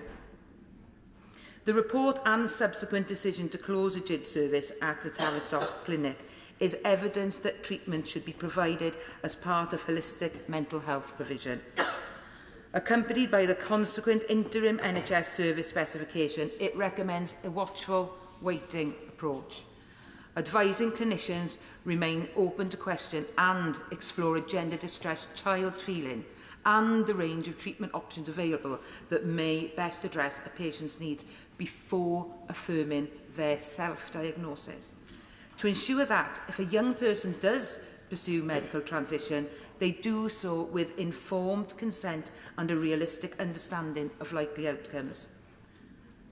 The future direction of treatment for children experiencing gender dysphoria then should be a psychotherapeutic and exploratory if it follows the evidence. But I have concerns that this bill has drafted risks further impacting standards of care by threatening medical professionals and clinicians that use an exploratory approach. The Right Honourable Member for Brighton Kemptown has made effort to reflect these concerns. He has. Yet despite the exception under Section 2 subsection C for health practitioners, the bill's focus on predetermined purpose and intent still risks criminalisation of or criminalising health professionals who engage in exploratory conversions with their parents. Legitimate clinical practice will sometimes have a predetermined outcome where a confident and clear diagnosis is made. Madam Deputy Speaker, should a clinician have published research indicating a preference for psychotherapeutic approaches that could alleviate a child's distressed alienation from their body so that they have come to accept themselves as enough as they are, such research could be cited as evidence for a predetermined intent of an outcome. And that clinician would then be at risk of prosecution if he or she did anything other than affirm a child's diagnosis. And what is more, the bill does not require proof that any harm was intended or caused by this conduct. It is highly irregular to criminalise motivations alone in the absence of demonstrably harmful behaviour. Professionals must be able to question and explore a gender-distressed child's self-diagnosis without fear of prosecution or even accusations of such behaviour. Countless clinicians in recent years have spoken of the flight of professionals working with young people experiencing gender incongruence. The interim CAS review highlighted that professionals already feel under pressure to take an unquestioning affirmative approach that is diametrically opposed to standard practice in all other clinical encounters. Fear of prosecution would exert further pressure on professionals working in an already sensitive and culturally fraught area and risks accelerating their departure from the field. My concern is that this would leave and could leave unquestioning affirmative treatment as the only option. I will. And she's giving a superb speech, and I completely agree with her point that clinicians are already under pressure to use an affirmative approach. And isn't one of the problems that many of the professional bodies, including the NHS, have signed up to this approach, and therefore even under the safeguards provided in this bill, those therapists would be committing an offence if they did take a predetermined course, which would be to, let's say, prevent a patient from going down a transgender route.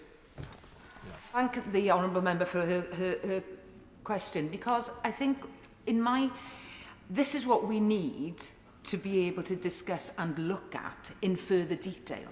And this is what we need to be able to thrash out in committee stage. So, we do need to ensure that these clinicians, and particularly those in the NHS, that we need to stay in their field, have not got that chilling effect on them. So, as I said, the risk of this chilling effect shouldn't be undermined. It could make the holistic therapy recognised as critical by the CAS review harder to access. The priority here absolutely has to be the legitimate and workable protection of the provision of good, evidenced care for children and young people.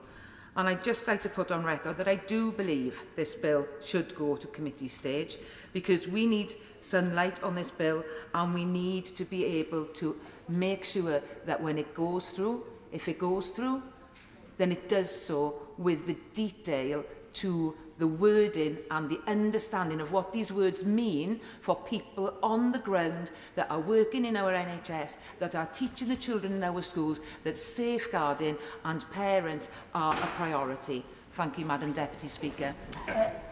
Ben Everitt. Thank you, Madam Deputy Speaker. And it's a pleasure to follow my honourable friend from Gower and reflecting on her words and particularly the way she summed up her point. Our Parliament, our democracy, our way of making law works best when friends disagree well. And moving this bill to committee stage is absolutely the right thing to do.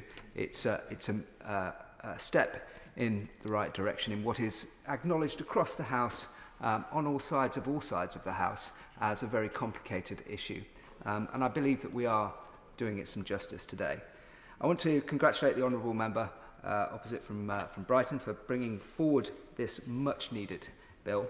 I know that members across the House appreciate all the work that he's put into this. It is very complicated. He's gone to great lengths to build as many bridges as possible and get the ball rolling on this serious matter. Madam Deputy Speaker, the bill sets out a really clear objective, and that is to tackle and prohibit practices which seek to change somebody's sexual orientation or their gender identity. Taking this step will go a long way towards protecting trans people and indeed LGBT people. I know from my correspondence that I've received and through the surgeries I've had with members of the trans and LGBT community just how important and impactful this issue is to my constituents in Milton Keynes North. Madam Deputy Speaker, throughout my time as an MP, I have been consistent in my opposition towards all forms of conversion practices and my support for a trans-inclusive ban on conversion therapy. So I'm pleased to speak in support of this bill. Yet it is clear, to be clear, I welcome the work and the progress that this Conservative government has made towards advancing the rights of the LGBT community. She's not in her place, but my honourable friend from Rutland and Melton quite clearly made the Conservative case for protecting the individual, for championing people's individuality, and that is why I speak today as well. Ensuring that the LGBT community are able to live freely and happily is something that I know even my ministerial colleagues are utterly committed towards. Regarding some of the specifics on this piece of legislation, Madam Deputy Speaker, I welcome the bill's clear framework in defining what conversion practices are and the nature of these new offences. I accept there's more to do, but a framework is where we start. My honourable friend opposite is right to focus on the highly organised planned activities and operations where a huge amount of harm takes place. By having this type of focus, I think we can better measure the success of the measures in the bill if the bill does indeed come to law. And after combing through the bill, it is clear that great care has gone into making sure such a range of groups, including different faiths, have been properly heard. This is vital in considering the complexity surrounding the issue and the need to make these new offences completely watertight. Members will know how incredibly difficult it is to strike the right balance on an issue like this and make religious freedom maintained whilst cracking down on harmful conversion practices. I believe this bill does successfully tread that path. Madam Deputy Speaker, by taking a tough stance on the very worst conversion practices, we can help ensure LGBT people are able to live their lives free from the suppression of their gender and sexual orientation. No one in this country should be subject to the erosion and undue manipulation of their own identity. I hope that members on both sides of this House support my honourable friend's bill and that we do not delay any further in getting this bill through to those next stages where I'm sure there'll be further deliberation on the finer details. Neale Hanvey. Thank you, Madam Deputy Speaker. I want to just begin by telling a little story that might surprise some members in this House who have made assumptions and judgments about my position on these types of policies. After my party leader, Alex Salmond, introduced equal marriage to Scotland, and I have to say that was done in a collaborative and supportive way, proper engagement with all members of the community, All of the churches were involved in that process through an assembly process. And that was such a smooth and positive campaign that delivered real meaningful change. It's not something that I've availed myself of. I'm quite happy to stick with the old style civil partnership. My partner and I are very comfortable with that. But for those who want to have a marriage ceremony, that's brilliant. I'm really very happy with them. But after that process took place in the beginning of 2015, the Equality Network, who then led the Equal Marriage campaign, did a consultation on what the priorities should be for equalities campaigning in Scotland. And I trundled off to Edinburgh on a cold, dark March evening and sat in a room with a whole group of people, transsexual people, transgender people, gay people. It was the only politician who attended, the only one who turned up on that cold evening to speak about the priority. And I was absolutely full-throated in my support for advancing the visibility, the inclusion and the rights of transgender people. What I'd never signed up for was the insinuation of queer theory into the rights movement, into the equality movement, and the pernicious effect that that would have. And I didn't realise how dangerous and how disruptive that movement was until I spoke up very politely and said a simple thing. Women are not being listened to in the trans debate. And the response that started from that simple statement, a simple statement of absolute fact, has been absolutely horrific. I am not, when people refer to me as gender critical, I am not transphobic, absolutely not. I have led my local Pride for 2 years. I've put on safe spaces for trans people. I have relationships and friendships with people who are transgender and transsexual. Absolutely not transphobic at all. But when I look at a policy through the lens of someone who has been involved in safeguarding and child protection for all of my professional life, and I see a risk in that policy, it's my duty to point that out to legislators and to say this is dangerous. And the reason I'm bringing that up, and the reason why it's relevant to this point, and it is really, I will get to that. I can see the member for Brighton Kemptown getting anxious. The reason it's relevant is because this policy does not sit in isolation from queer theory. This is part of the queer theory movement, and despite all of the reassurances and despite the Honourable Member for Brighton Kemptown's best efforts, and I believe his contribution today was absolutely sincere, I believe his engagement was absolutely sincere, but he cannot divorce what he is attempting to do with this legislation from the activists who will have a very different reading of the words that he has said today and the reassurances that he has given to us. And that is my absolute fear and concern. So I am rising to speak in opposition to this legislation, not in spite of, but because I am a gay male who can see the dangers that this bill presents to gender non-conforming young people. I came out in the 80s when it wasn't fashionable, when you could still be sacked for being gay without any recourse or redress in employment law.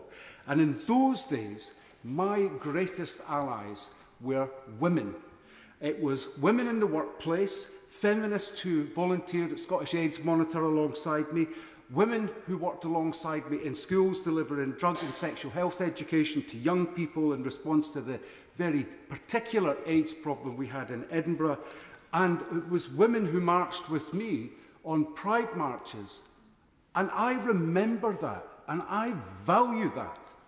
And it is just so sad that the cause of improving the lives of transgender and transsexual people in the UK has been blighted by a campaign that can be, at best, described as divisive and aggressive. And I have felt the full force of that, and my family have been subjected to the full force of that. And that is the problem with this legislation, not the intentions of the honourable member. I believe his intentions are genuine. But it is against that backdrop of queer theory activists, it's against the backdrop of heterosexual people standing up and telling me how I define myself as a gay man, what I should accept as a gay man. That's unacceptable. That is homophobia. I don't care what anyone says in defence of that. But balancing rights and protections requires considerations of every affected community, every affected category within that.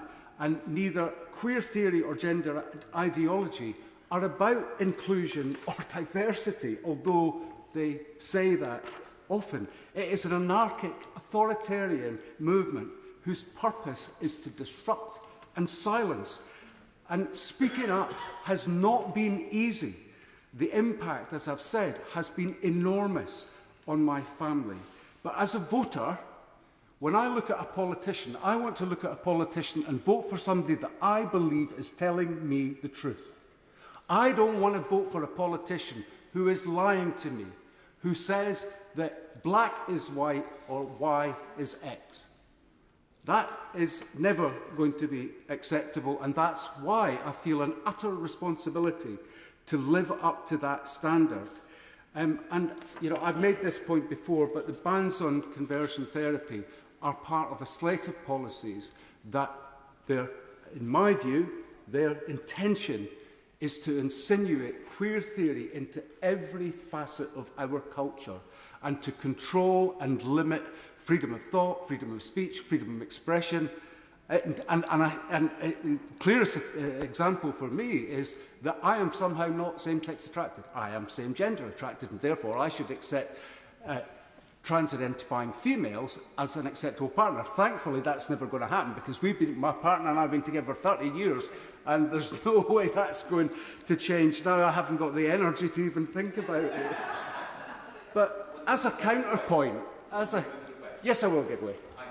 Member for giving way, and I must say I try to listen carefully in these debates, and each time I learn much that is new, and he brings a perspective to this debate which is completely outside of my own experience. So I want to thank him for that. But he made a very important comment there about inclusivity, and I just wanted to understand the implications of what he was saying.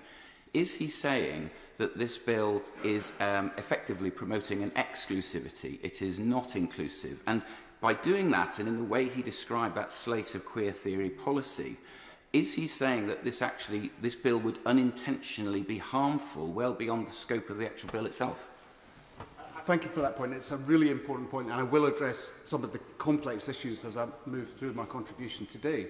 But yes, because, if you look at it through a utilitarian lens, there is this desire to protect the few, and that's a laudable and noble aim. But the impact, based on the legislation that's before us, would limit the freedoms of so many and would potentially inflict serious criminal harm upon them because of that lack of foresight of the consequences that some of the proposals would have. I think it's a really important point that he raised, and I will address some of those points as I move on. But as a counterpoint, something that I think really speaks to events that have happened today, can you imagine a circumstance where it would be remotely acceptable for me to lecture my partner about how he should feel when somebody expresses a racist view towards him and try to tell him how he should feel about that, how he should manage that, how he should respond to that? And I would never presume to do that. That's absolutely not my place. And by the same token, it is absolutely not anyone's place to lecture women, LGBT people, or force team them with others and say, you must campaign with them, you must accept their demands, because that is what queer theory is doing to our society. Yes? Making a really important speech, and I'm very grateful to him. But isn't it also extraordinary how that demand that was made of him and that was made all the time is done under the guise of freedom? Yeah. But this is an assertion of liberty. This is a protection of individual rights. This is a protection of free speech. Isn't it a bizarre inversion of truth when those sort of arguments are made?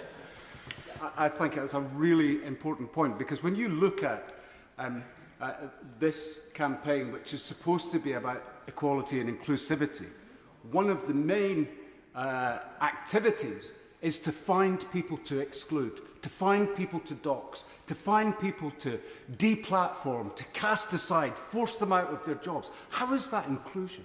How does that win anyone over to the noble aim, which is to prevent harm that can be managed, I have to say, through legislation that is already in place, whether it's the Equality Act or, as we've heard, about torture and abuse. I mean, legislation's already there. What exactly is it we're trying to fix? And I can't understand what that is. I mean, there's a shiny bell here that says conversion therapy is bad. Of course it's bad. Nobody disagrees with that. But this bill won't solve that. In fact, it will probably make it a whole lot worse. I will, of course. For giving way. He is making an absolutely brilliant speech and laying out not just what this bill could do, but the background, the culture against which we're speaking.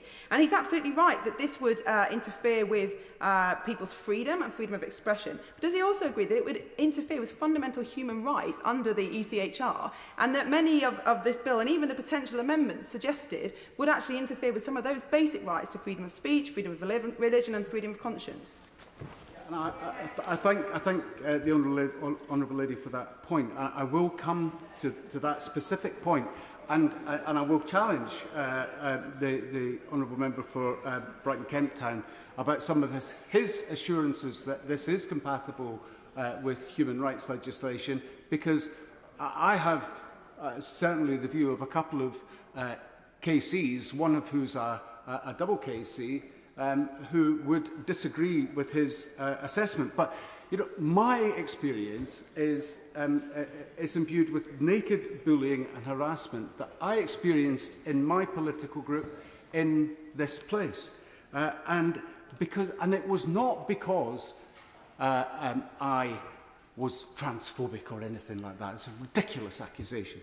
It was because I won't submit to queer theory. I won't submit to gender ideology. I won't submit to anyone telling me that I am same gender attracted, because it is a nonsense. That is not the truth. And it's not hyperbole, therefore, to say that this type of legislation is the thin end of the wedge, and it has the potential to be the most dangerous, regressive, illiberal and authoritarian policy proposal that I have ever witnessed in my lifetime. Because, as I've said, this not... If the Shadow Minister wants to make an intervention, I'm very happy for her to do so. But if she wants to mutter under her breath, that's entirely up to her, but it's not a particularly great look. But as I've said, this legislation is not about fixing a problem. It has the potential to actively and seriously visit harm on those it purports to protect. If it were genuine in its aims to protect LGBT and T people, then we would be debating the policy proposal put forward by Sex Matters for legislation to ban modern conversion therapy, where queer theory adherents use affirmation as a vehicle for medical and surgical conversion of many gender non-conforming young people and their other vulnerable young people, wrecking their futures. Give way. I will give way.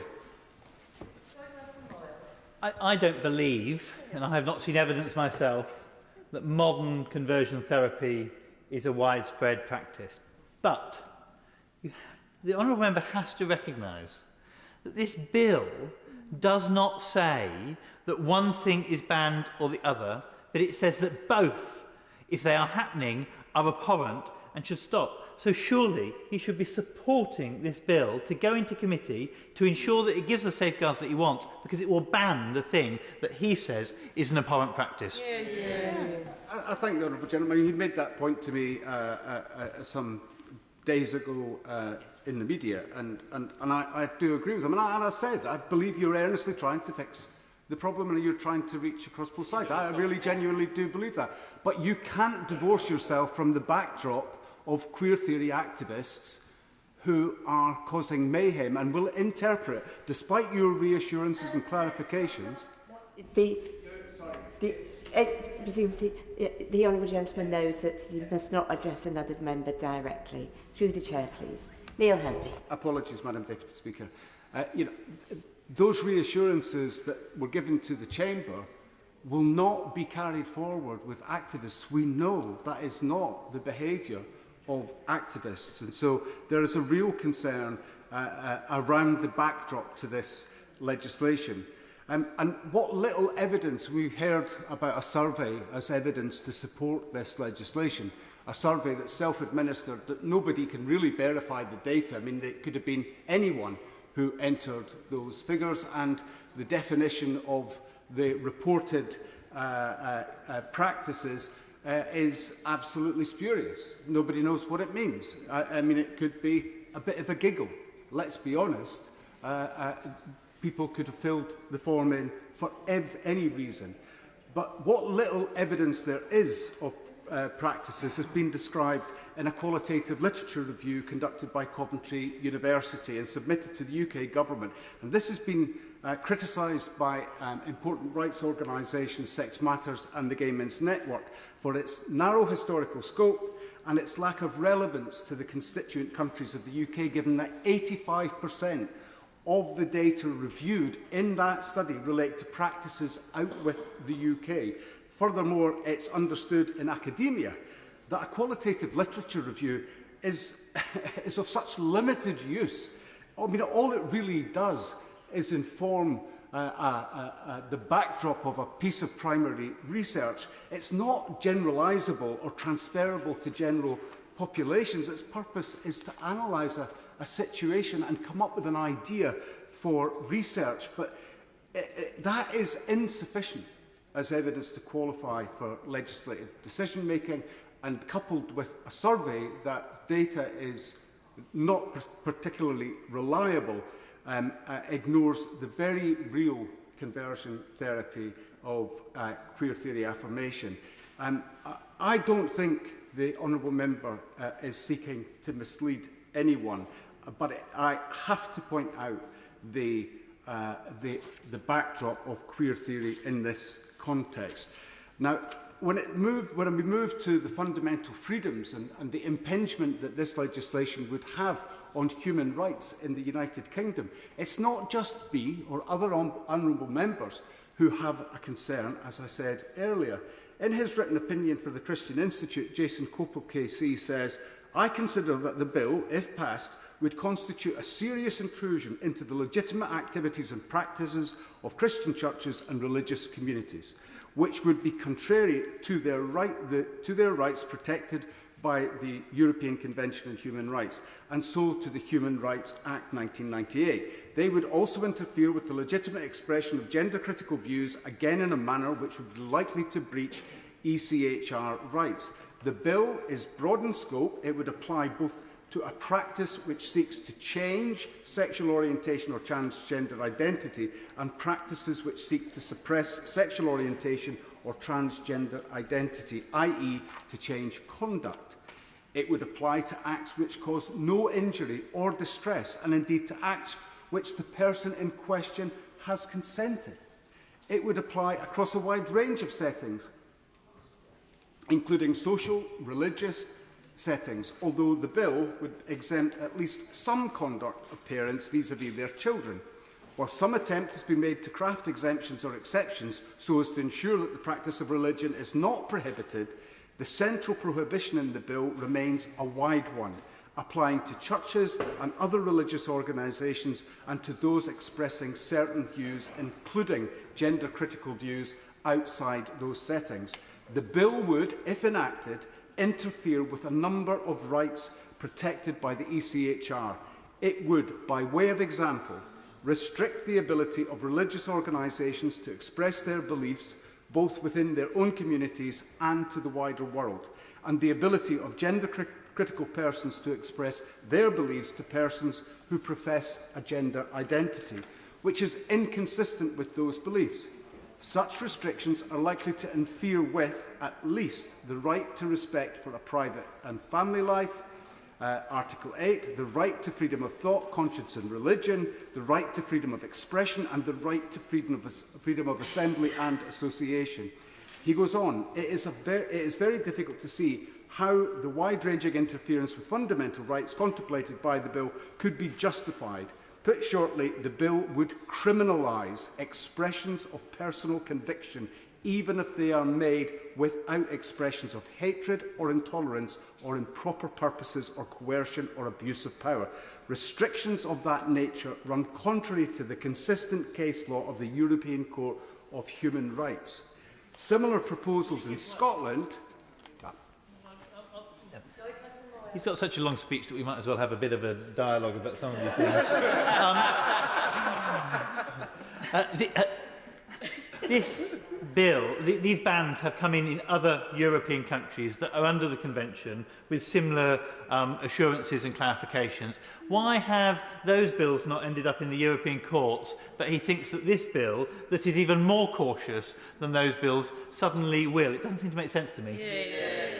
Well, I thank the Honourable Gentleman for his intervention, but that's a question he needs to field with the King's Council. That's not a question that I can respond to on his behalf. Well, it's just a matter of fact. So, I mean, if he wants to engage, please go right ahead. Similar proposals in Scotland have been... Yes, I'll give it. Vicariously, if I can make the point, this is about criminal law. This is not about matters relating to the European Union's general administrative arrangements. I take the Honourable Gentleman's point, but the opinion of the King's Council is that by enacting the legislation, that would have the effect of infringing those European Convention of Human Rights freedoms that we all have every right to expect within extant legislation. But similar proposals in Scotland have... Yes, of course. I'm very grateful. To me, the answer to the Honourable Gentleman is that there is something about the culture of the British courts that uses the ECHR in order to pursue their particular political purposes, as we see constantly. There is something about the culture of European courts which doesn't do so. So we're very familiar with this phenomenon whereby European countries have arrangements that the ECHR doesn't entangle the ECHR, the European Court. Here in the UK, our lawyers delight to use the European Court in order to pursue their politics, and that's exactly what would happen in this circumstance. I thank the Honourable Gentleman for that clarification. It's really very helpful. But the point I'm going to make next is that in Scotland, for similar legislation, in a 46-page legal opinion, Double Silk Aidan O'Neill KC called these types of proposals, said that these types of proposals would see faith leaders and others imprisoned for up to 7 years and hit by unlimited fines if convicted of involvement in so-called conversion practices. He states, this is perhaps best described as jellyfish legislation. The concepts it uses are impossible to grasp. Its limits are wholly undefined. It contains a sting in the tail in the form of a criminal sanction of up to 7 years and unlimited fines, and thus it will have an undoubted and intended effect of dissuading persons from ever even entering the now murky waters of what may or may not constitute unlawful conversion practices. And some have argued that there is a nervousness in some gay members on the government benches that failing to support a ban would hold some equivalence to the impact of the controversial Section 28 amendment introduced by the Thatcher government in 1988, which prohibited the promotion of homosexuality in schools. Well, it's well understood by those of us who lived through that and opposed the legislation that it reinforced, the then ubiquitous homophobia that stifled education and support for gender non-conforming young people. Thankfully, that policy was repealed in 2003 under a Labour government, and that is a good thing. However, this proposal would undo all of the value of that repeal, the effect of this legislation is much more likely to be directly comparable to the chilling effect of Section 28 than in any way enhancing its repeal. Take, for example, a young gender non-conforming person who has a positive relationship with a member of teaching staff under the current situation. They are free to discuss and explore their emerging sexuality and to be challenged on some of the views that they hold. This is no easy conversation, even in today's context. But given that social media is full of misinformation and enticements, that there is some magical, simple fix to complex problems, these are the matters that a young person could choose to explore with a trusted adult or a parent. With the introduction of this legislation, that becomes nigh on impossible. Teachers, youth workers, nurses, doctors, social workers, church leaders and parents will be forced to think twice or refuse to entertain such a conversation for fear of accusation and criminal prosecution. That leaves the young person... Yes, I will give it. Applaud the very powerful and compelling speech that he's currently delivering. And I want to just ask him, based on the experience I've had as a constituency MP, where I've met parents who have come to me in tears with their young adult child who has undergone transition some years earlier and has subsequently come to regret their decisions. And these parents have been upset, they've been distraught, the young person themselves has been distraught.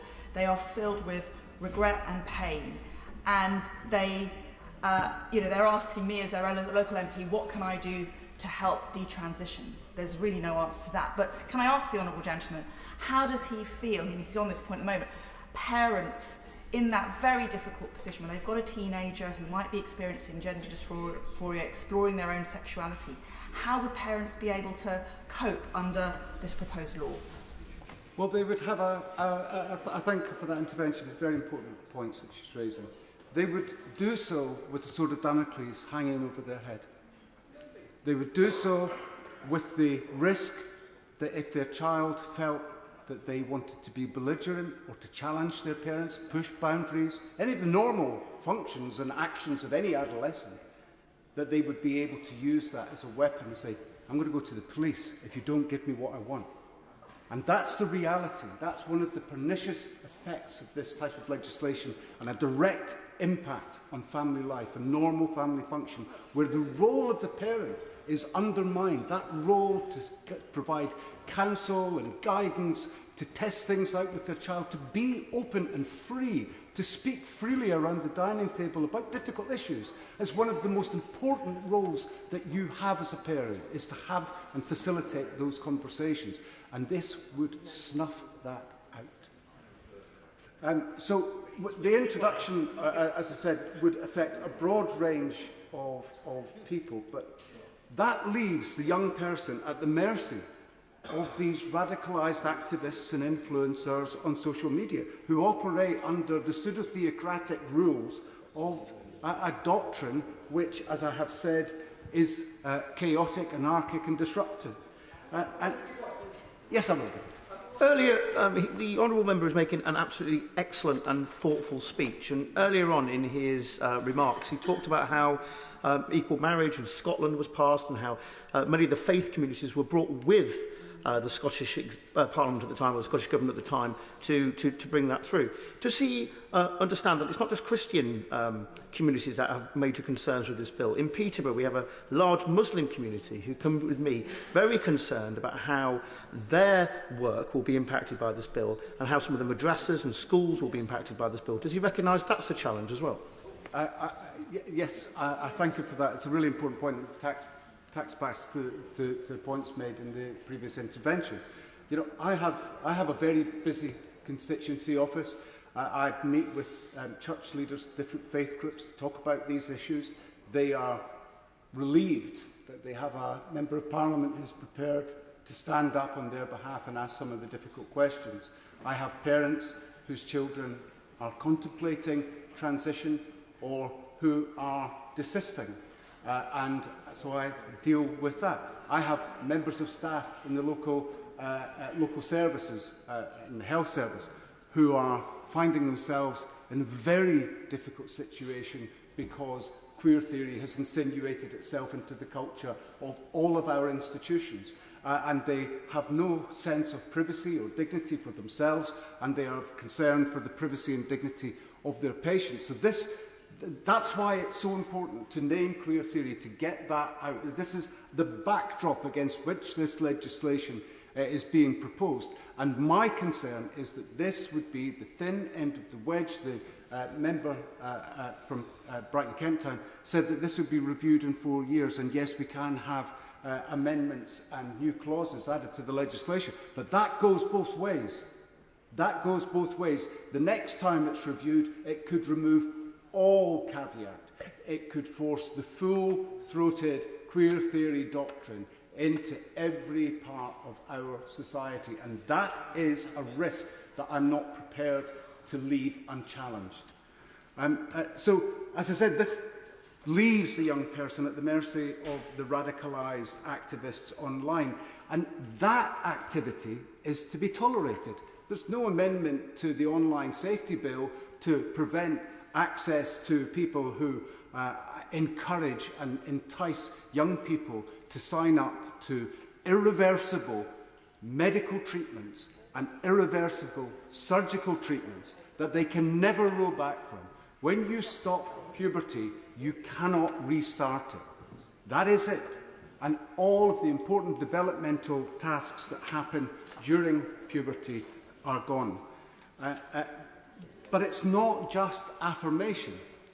It involves coercion, persuasion, and those unrealistic enticements that lead young people who are living through desperately difficult times to believe that there's a quick fix for their problem. And it's that ideology that underpins this that is the real threat. And it is that ideology that makes this legislation much more illiberal and much more difficult for young gender non-conforming people than Section 28 could ever have been. That's the effect of this legislation. It blocks therapeutic support for gender non-conforming young people and channels them through unquestioning affirmation into a lifetime of medical treatment and surgical limbo. And we know that gender non-conforming behaviour is being used as evidence for gender dysphoria by non-experts in the classroom and in other professions. And that was a significant finding in the Cass Review about the culture that existed in that service at the GIDS clinic. And I would ask all members to reflect on the words of these brave detransitioners discarded by the Be Kind Brigade of radicalised activists when they decided to desist. Kira said, "I became attracted to girls, but I had never had a positive association with the term lesbian or the idea that two girls could be in a relationship. I wondered if something was wrong with me. I was adamant that I needed to transition. It was the kind of brash assertion that's typical of teenagers. After a series of superficial conversations with social workers, I was put on puberty blockers at 16. A year later, I was receiving testosterone shots. When 20, I had a double mastectomy.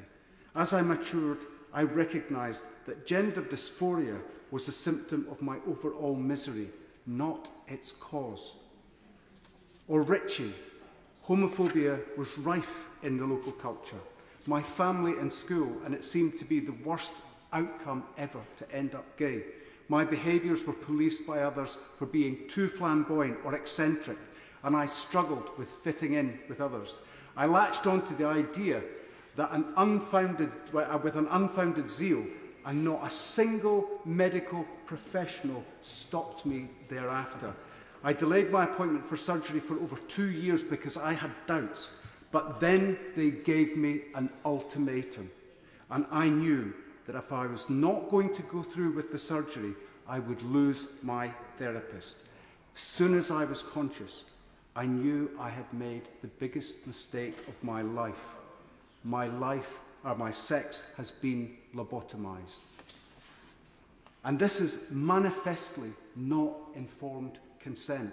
It's coercive, it's abusive, and it breaks all ethical principles of respect for personal autonomy. What we need is positive LGBT and T messages, not false promises that personal struggles can be fixed by mutilating surgery and experimental drugs. But it's not just lesbian and gay young people who are at risk. Sinead said, transitioning evangelists on the forums tell young people like me that all will be well. After cutting my long hair short and wearing men's clothes for a year, I was put on a 12-month waiting list for treatment at a gender clinic in Glasgow. I could not believe how easy it was. What I needed was counselling to uncover why I had come to loathe my body. Instead, the professionals appeared to take what I said at face value. When I said I was the wrong sex and wanted to be a man, they agreed and prescribed me with testosterone. No one ever told me the truth. You're not a man, it's impossible to de-sex yourself. The effects on these young people have been devastating because they were denied the help they needed. I want to pay tribute to Sex Matters and the team at LGBT Alliance for their invaluable work standing up for the rights of young LGBT people. And I want to just challenge a comment that was made here earlier. Being lesbian, gay or bisexual is a sexuality. That is manifestly different to being transsexual. It's just different. I'm not indifferent, or in fact I feel very passionate about trans people being looked after properly. But to say that I have to, for my identity to matter, that I have to be force-teamed with the trans community is completely unacceptable, and it's homophobic. But they have protected young people from a tsunami of lies. And more importantly, and I can't really put into words how strongly I feel about this, I want to thank Kira Bell, Richie Heron, Sinead Watson, and every other D-trans person who has the courage, who's had the courage to stand up and speak out, because I am absolutely humbled by the experience that they've gone through and that they have had the courage to put that into words. And as Kira put it, it was the job of the professionals to consider all my comorbidities, not just to affirm my naive hope that everything could be solved with hormones and surgery. And I acknowledge this bill seeks to provide access to therapy and to address, as we mentioned a moment ago, and address affirmation conversion practices. But I ask the Honourable Member for Brighton Kemptown, where are the therapists? Where are they going to come from? Because child and adolescent mental health services is already under enormous pressure.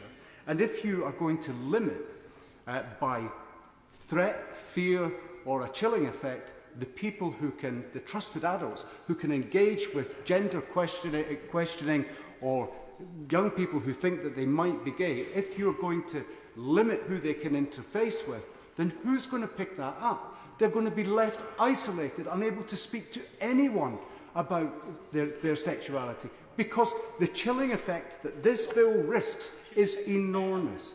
So where are the therapists going to come from? The reality is that they will be redirected to the quacks on social media, and they will not be able to speak to a trusted adult. And that is a risk that has to be understood.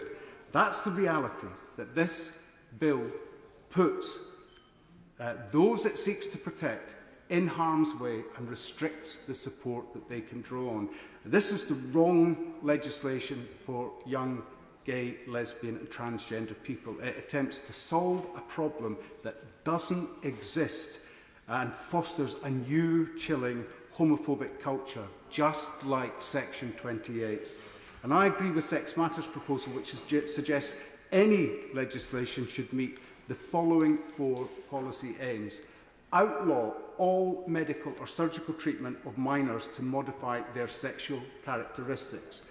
Outlaw medical surgical treatments performed on anyone who has not had the full implications of the treatment explained to them.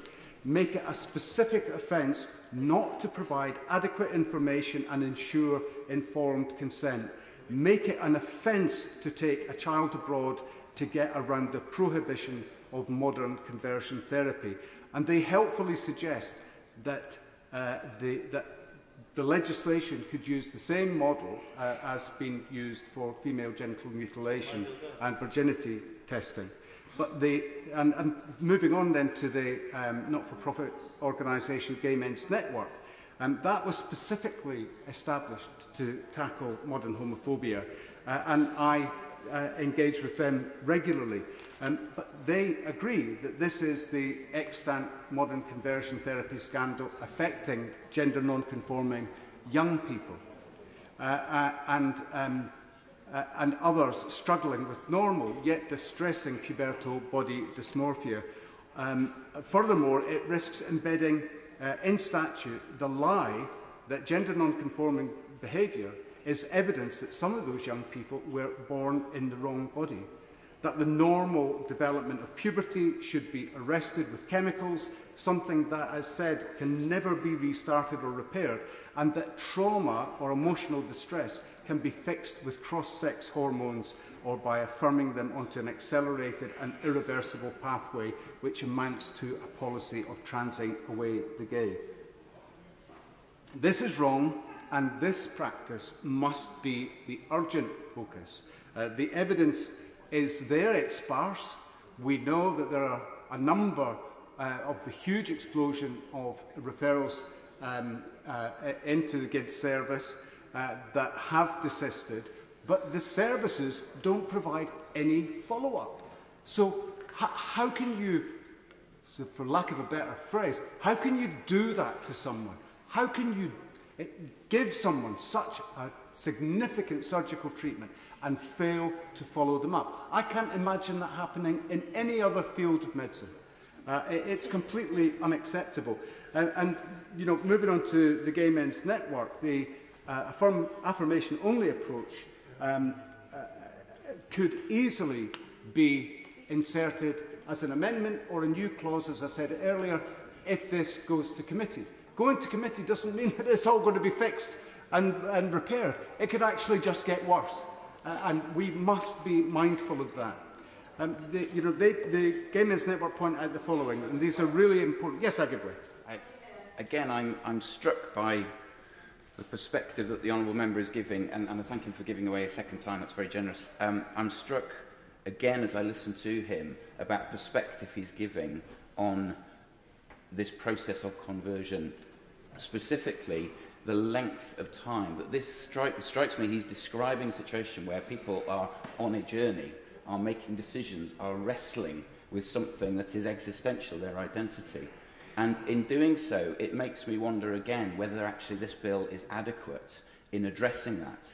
It seems to be dealt with in terms of, it seems to be presenting a one-off moment of an incident or an action, reprehensible though that may be, and it's not really dealing with this, almost, dare I say, a lifetime of struggle, a lifetime of wrestling with realising one's sexuality or sex.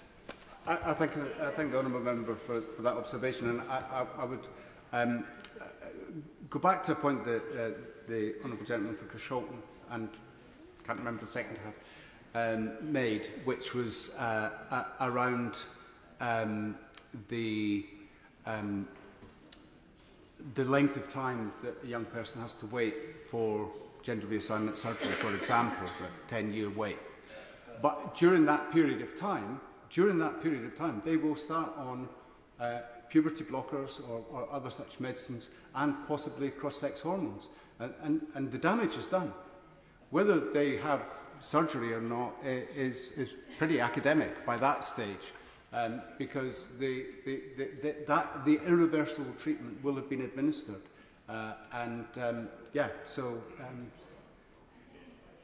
It's not clear. I think the other point that I would make in response to the point that he made himself was that there is an option not to do this bill and to move this issue forward. You know, the honourable gentleman from Brighton Kemptown could withdraw the bill, And we could establish a process of community engagement through community assemblies or citizens' assemblies or something of that nature, and have the debate that we should have had 5 or 6 years ago, where everybody's voice is valued, where everybody gets to have a say, where the churches are involved right at the beginning, and there's an accommodation that's found that makes this kind of practice absolutely unacceptable. There's a clear output from that this will never happen, but it doesn't have the strand of queer theory running all the way through it, and that is the real problem that we have. I'll move on to the recently published document from the Gay Men's Network in relation to this bill, because this is something that the honourable gentleman from Brighton Kemptown did address in some detail, and I think it's important to respond to some of the legal points. Now, the Gay Men's Network have made these observations, and I think it's fair to say that the Gay Men's Network contains some legal experts. They have certainly a criminal barrister and an award-winning legal academic within their number. And so on their comments about the legislation, they describe them under a few headings. So the first one is the wide net of criminal liability in the bill. The bill provides via Clause 1 and the Sentencing Act that a single act, the purpose and intent of which is to change or suppress sexual orientation or transgender identity, to be a criminal offence if not excused by a defence in Clause 1(2). The Gay Men's Network draw attention to the terms suppress, sexual orientation and transgender identity. Suppress in a comparative state, they make these following observations. Suppress in a comparative Scottish proposed legislation is defined widely. It includes, for example, a concerned parent forbidding an autistic daughter from wearing a breast binder because regulation of clothing is specifically cited as an act of suppression. This bill proposes that the terms sexual orientation and transgender identity mean the same as in the Sentencing Act. This is problematic because that Act defined neither term. It's important to note that the meaning of sex and therefore sexual orientation is not settled in law, and a Supreme Court case on the subject is pending. I will prepare. I'm great. I've been listening intently to the member. I'm just curious about the bill he's referring to is not this bill that we're considering here. Could you just help us with which bit where it says suppress is in the bill that we're considering today, just to help me just follow his thoughts? I've stated where it says suppress, and the honourable member for Kempton mentioned suppress in his contribution. It's not in the bill. Yeah, I'll carry on. I will, of course. Is he referring to line 10 of clause 4 on page 3 of the bill, where there's a specific reference to suppress a sexual orientation? Yes, thank you very much. This is the use of the Sentencing Act definitions, which I've moved on to, is problematic because the definition of sex is not settled in law, and as I said, a Supreme Court case on the subject is pending. Transgender identity is similarly problematic because the concept of identity is wider than the equivalent protected characteristic in the Equality Act. They then move on to the ineffectiveness of statutory defences. Whilst Clause 1(2) of the bill makes serious efforts to deal with concerns around prosecutions, each defence raises serious issues in the following terms. The religion defence is not a statutory defence at all because it cannot apply where a conversion practice has taken place. This means that it's not an excusatory defence in criminal law. The disapproval defence is vague and disapproval is not defined. The health practitioner defence is a complex three-part defence which places the reverse burden on a defendant. The definition of a health practitioner at Clause 4 covers most but not all clinical roles. Unregulated therapies, counsellors, helpline operators or online forum moderators wouldn't qualify. To rely on this defence, a health practitioner must also prove to the civil standard, 1, they were complying with regulations, this term is not defined, 2, that the action they took was reasonable, and 3, that there was no predetermined outcome placing reverse burdens on defendants, particularly clinicians or similar. And that is generally considered to be undesirable because defendants are not expected to prove their innocence. Legitimate clinical practice will sometimes have a predetermined outcome where a confident and clear diagnosis is made. And I can think of examples where that would apply in clinical practice. The assisting defence is unclear and undefined. The exploring or questioning defence suffers from the same flaw as the religion defence. It applies only where a conversion practice is not proved and so is not a statutory defence at all. The parental responsibility defence applies only where a person having a parental responsibility, 1, is exercising it, and 2, where they prove on reverse burden that the welfare of the child was their paramount consideration. As child get older, parental responsibility in law is exercised less and less, requiring a parent to prove that welfare was not simply a consideration, but a paramount consideration, and that is onerous and likely impossible for a dependent parent to prove. They also address the human rights issues that we heard from the two KCs earlier. We take the view that the bill as drafted is not compliant with the Human Rights Act 1998 and would likely be declared incompatible with the Convention for the following reasons. Right to a fair trial, Article 6. A prosecution alleging a parent suppressed an identity by regulating clothing would require a parent to accept that such an identity exists. That is contrary to Article 6, which requires criminal tribunals to be independent. It would also compel belief in the criminal sphere in such a concept, while disbelief in such a concept is a protected characteristic in the civil sphere. That would create a serious inconsistency in the law. It's very clear. This bill leaves key terms undefined, which is contrary to Article 6, the Article 6 right that a defendant understands the case against them in ordinary and clear language. The reverse burdens in Clause 1.2 impose significant and onerous burdens on the defendants and in some cases do not amount to statutory defences at all. The right to respect for our private family life. The bill makes significant incursions into family life by potentially criminalising parental guidance on regulation that touches on sexual orientation or transgender identity. Difficult conversations that parents have, as we spoke about some time ago, have as a matter of course would potentially be criminalised. Further, a parent can only rely on the relevant defence as outlined above. This is highly likely to be viewed as significant state overreach by domestic and supranational courts. The right to freedom of conscience and expression, this bill would significantly curtail both religious and political expression. A similar bill passed in Victoria, Australia, led to the domestic human rights body regulating public prayer.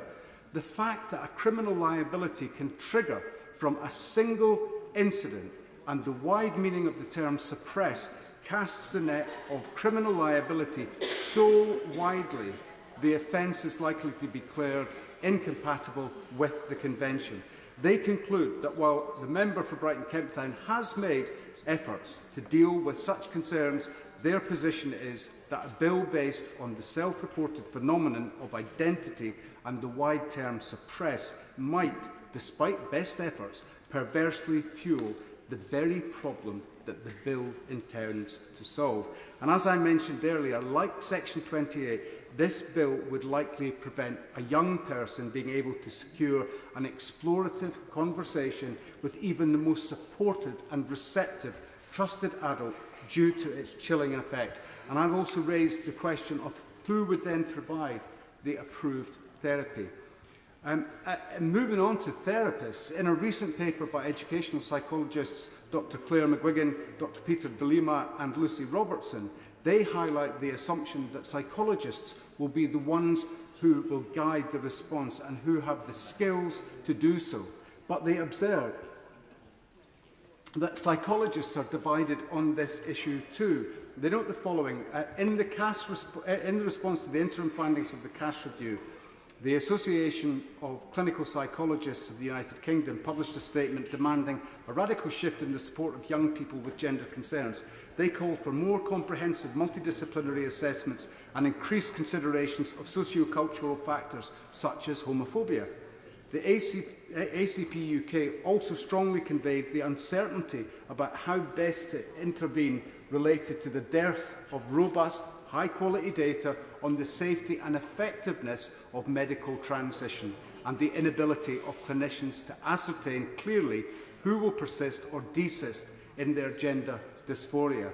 The ACP UK statement was met with a rebuttal from a group of clinical psychologists in an open letter to the organisation, and they disassociated themselves from the ACP UK response. But within educational psychology professions, there are only 2 educational psychologists who have publicly referenced the concerns reflected in the Cass Review. Apart from these 2 voices, they claim there is silence, avoidance and suppression. Silence, no response from the Association of Educational Psychologists or the Division of Education Psychologists, no guidance or caution despite it being purported that EPs are expertly placed to support trans-identified young people. Avoidance. Within the profession, it almost appears as if the Cass Review didn't happen at all, and that there is a clear consensus on how best to support trans-identified youth. Their approach is affirmation, and that is the problem. And alongside that, there is the suppression, and that is being enacted on social media, where its clear messages have been put out that if anyone asks difficult questions, then they are to be shut down and reported to the regulator, and they will face disciplinary action. And that is the culture at the back of all of these pieces of legislation, and that is the risk. Professionals can't become activists, and that is happening in education, and it is happening in educational psychology. And the paper led the authors to raise this fundamental position. I absolutely agree with this. Surely, and it applies to so many disciplines, surely a healthy profession, a profession which prides itself on child-centred, evidence-based reflective practice, cannot continue to avoid, ignore or suppress this issue any longer. It must openly, explicitly and deeply engage with it. Disagreement must be tolerated and explored. The alternative is avoidance, just 1 second, of the issue to protect educational psychologists from discomfort at the expense of the needs of children. I give way. Thank you. The Honourable Gentleman's making a fantastic speech. I live by a quote that there can be nothing more dishonourable than misleading the young. It was a quote by Thomas Sowell, and it's one that stuck with me ever since I read that quote. And I think the House needs to remember that. But does he agree with me that if we are in a situation that we can only affirm a child's choice to believe that they are in the wrong body, then we are in a desperate situation, and we were in a place where we will be misleading the young, and that would be absolutely tragic for every child, every parent, every teacher, every clergy, every practitioner, not just in this country, but across the world. I thank the Honourable Gentleman for that really important point, and that's a question that every single member in the House needs to bear in mind. What are you going to do in 5 or 10 years' time when a sea of people who were rapidly affirmed and put onto a pathway of irreversible treatment come to the politicians and say, "You did this to me. You said this was okay. You made this policy. You stopped me from accessing therapy. I needed therapy." We have the warning signs from Kira and others. We know that that is a very real risk, and we know that detransitioning is underreported. There are a lot of people out there suffering in silence. They're not being listened to. There are no services reaching out to them, and they may feel completely lost and at sea. And we really have to think very carefully about putting or facilitating a new tranche of young people onto this irreversible pathway.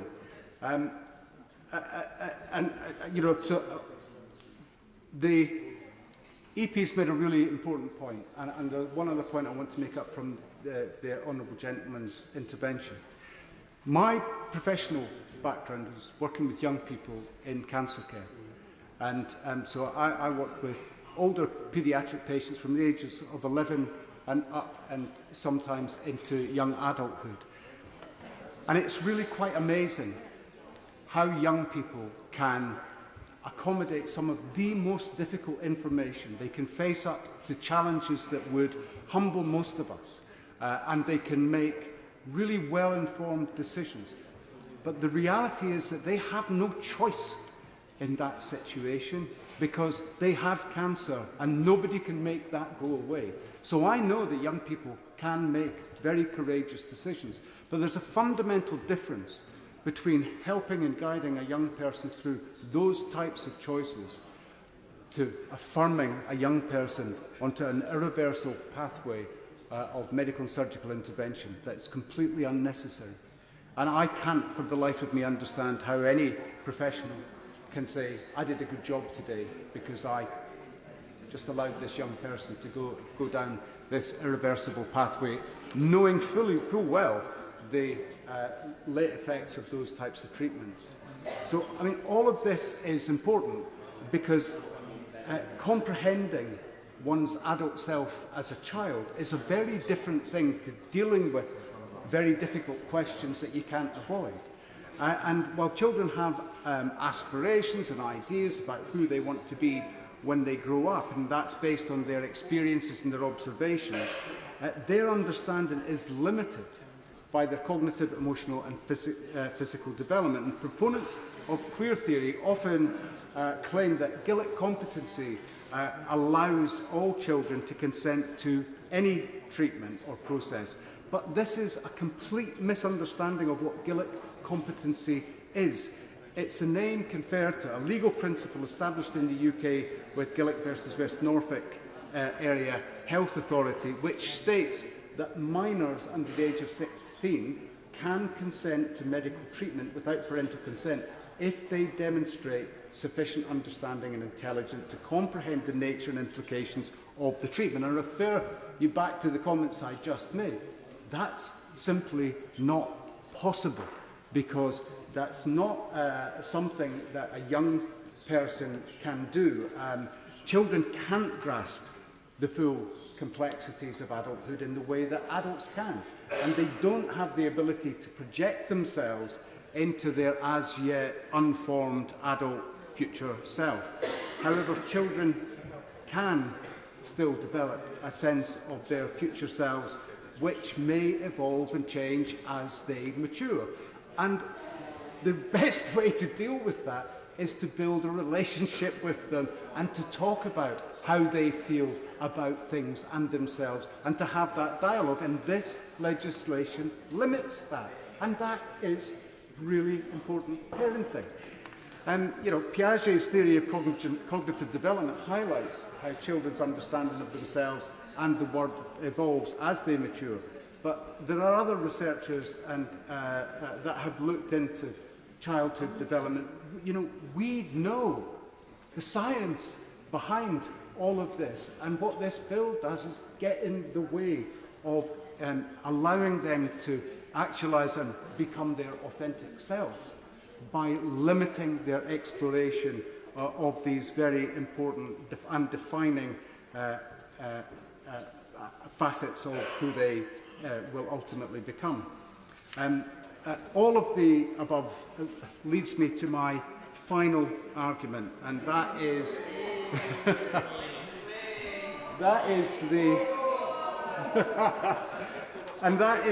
the inversion of John Stuart Mill's harm principle. And that is articulated in his work on liberty, and asserts that the only justification for society or the state to interfere with an individual's liberty is to prevent harm to others. According to Mill, individuals should have the utmost freedom to act as they please as long as their actions do not harm others. This principle rests on the idea of individual autonomy and the importance of personal liberty in a free society. And that principle has profound implications for the role of government and the limits of state power. It advocates for minimal interference in the private lives of individuals, allowing them to pursue their own interests and lifestyles without undue constraint, as long as they do not infringe on the rights and well-being of others. This bill unquestionably interferes with the freedoms, rights and well-being of everyone, including those it claims to protect. Mill's harm principle remains a cornerstone of liberal thought, emphasising the importance of individual freedom while acknowledging the need for societal constraints when harm is involved. This legislation ushers in a wholesale redefinition of the harm principle, where it will be illegal to say the wrong thing, even if it inflicts no perceivable harm, while simultaneously inflicting a totalitarian queer theory worldview on everyone else. And that was the fundamental concern that I have about this legislation. I think it's important that we address this issue. This is the wrong time, this is the wrong bill, and queer theory is absolutely the wrong backdrop. If we really want to protect gender non-conforming and other vulnerable young people, then they deserve a robust defence of free speech as a fundamental right, essential for the exchange of ideas and the pursuit of truth. Despite the Honourable Member for Brighton Kemptown's sincere attempts to carve out exemptions, it simply can't be ignored that the bill is the thin end of the wedge of the introduction of queer theory doctrine into UK law, and the survival of those exemptions are absolutely contingent on them not being amended or nullified by the insertion of new clauses and amendments. This is not a ban on conversion practices. It provides the ammunition of criminal accusations to radicalise gender activists, many of whom are vociferously homophobic. Any legislation that facilitates a process to trans away the gay is deeply sinister and dangerous. Legislation, as I said at the start, is supposed to fix a problem, not create a new one. This proposal does real and foreseeable harm. It should be rejected by every member of the House and every LGBT and T person who truly values the equality and fundamental human rights of everyone. This legislation must ultimately be defeated, or we risk depriving a generation of young LGBT people, young LGBT and T people from becoming the fabulous, vibrant and unique gender non-conforming people they have every right to be. And I'm going to conclude where I started with my contribution in the Westminster Hall debate by quoting Kierkegaard. There are two ways to be fooled. One is to believe what isn't true, and the other is to refuse to believe what is true. Thank you, Mr. Deputy Speaker. Peter Gibson. Thank you, Mr. Deputy Speaker. It is a genuine pleasure to speak in this debate, as myself and many other honourable members have been seeking to ensure the protections that this bill affords for quite some time. I want to congratulate the honourable member for Brighton Kemptown on his success in the ballot and for choosing to bring forward this important bill, which is supported on the face of the bill by 9 other honourable members who all sit on this side of the House. The honourable member is not normally known for his calm and measured manner, but I have to say, from the way that he has worked on this bill, he has operated with good grace, and I commend him for his patience and efforts. It is a matter of regret that despite multiple promises of legislation coming forward from the government for some years, it has fallen to a private member's bill to bring it forward. Nevertheless, we are at long last having a debate on the floor of this House on drafted and published legislation. both main parties in this House can point to positive measures taken over many decades to bring about equality, dignity and protection for LGBT people, including decriminalisation, equal age of consent, civil partnerships, equal marriage and the lifting of the ban in the military. And I am proud to be an MP who, as an out gay man, stands up for all in our LGBT community, using my position in this place to stand up for people, not because I am one of them, but because they deserve our voice. Every single one of them, the L, the G, the B and the T. Mr Deputy Speaker, when one takes the time to read the reports of debates from those important milestones on the march to where we are now, I am struck by the voices calling for change. There were those who opposed them, but time marched on and progress was made. I hope and trust that we can make real progress today, and whether you agree wholeheartedly with every word of the bill, whether it goes too far or not far enough, let us get it to committee. Mr Deputy Speaker, I recently visited Ghana as part of a delegation from here to the Commonwealth Parliamentary Conference and had the opportunity to discuss the legislation they were planning to approve, and which shockingly offered conversion therapy as a means of evading jail for homosexuality. That legislation has now been passed in Ghana and embraces that which we are here today seeking to ban, tells us all that we need to know. In preparing for this debate, I was told of the story of a 13-year-old boy who knew he was gay, but because of the views of those around him, felt guilt and shame. He was subjected to shaking and incantations prayed over him for the demons of homosexuality to leave his body, and he was encouraged to return regularly until he was cured of his homosexual desires. He was naturally shaken by this experience and suffered the scars for many years. Thankfully, he did not go back. That young man now works as my parliamentary assistant and is happy and content in who he is.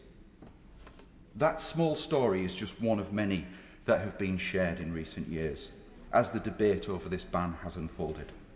There are some who don't believe that this abuse, and it is abuse, exists. This House has enacted many, many pieces of legislation to offer protections from harms that we ourselves may not have experienced. But we have a duty in this place to provide protections for those who require it. Indeed, just this morning, as we do every day, we prayed to God to lay aside our prejudices and seek to improve the condition of all mankind. If protecting people we don't know and will never meet from the harms we have never experienced is not living up to that noble ambition, then I do not know what is. I will proceed. I have spoken in debates on this issue multiple times. I've asked questions many times, and I've been proud to do so. So too have many honourable members on this side of the House, consistently, passionately, and I am pleased that a number of them are here today to support this bill. I will give way. I thank my honourable friend for giving way, and would he join me in congratulating the activist and musician Vicky Beeching on the book that she wrote about her experiences of conversion therapy called Undivided, and I would encourage him and anybody else in the House to read about that, because it's experiences of people like Vicky that are exactly why we are here today, to protect further damage that has been done to those, and at the end of the day government is supposed to be in its very nature behind the notion of first doing no harm, and harm is being done to our citizens. Does he agree that it is absolutely crucial that this vote goes through today?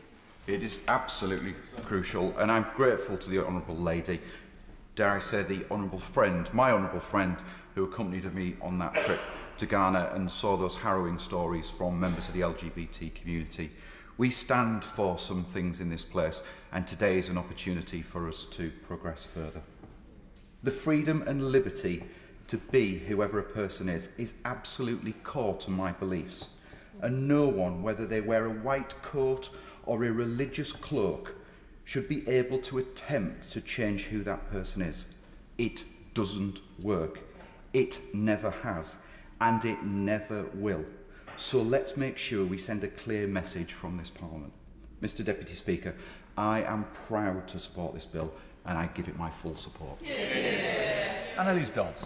Thank you, Mr Deputy Speaker, and it's a real pleasure to follow on from the Honourable Member for Darlington. I share many of his sentiments, and I think he spoke very powerfully, particularly about his assistant's experience.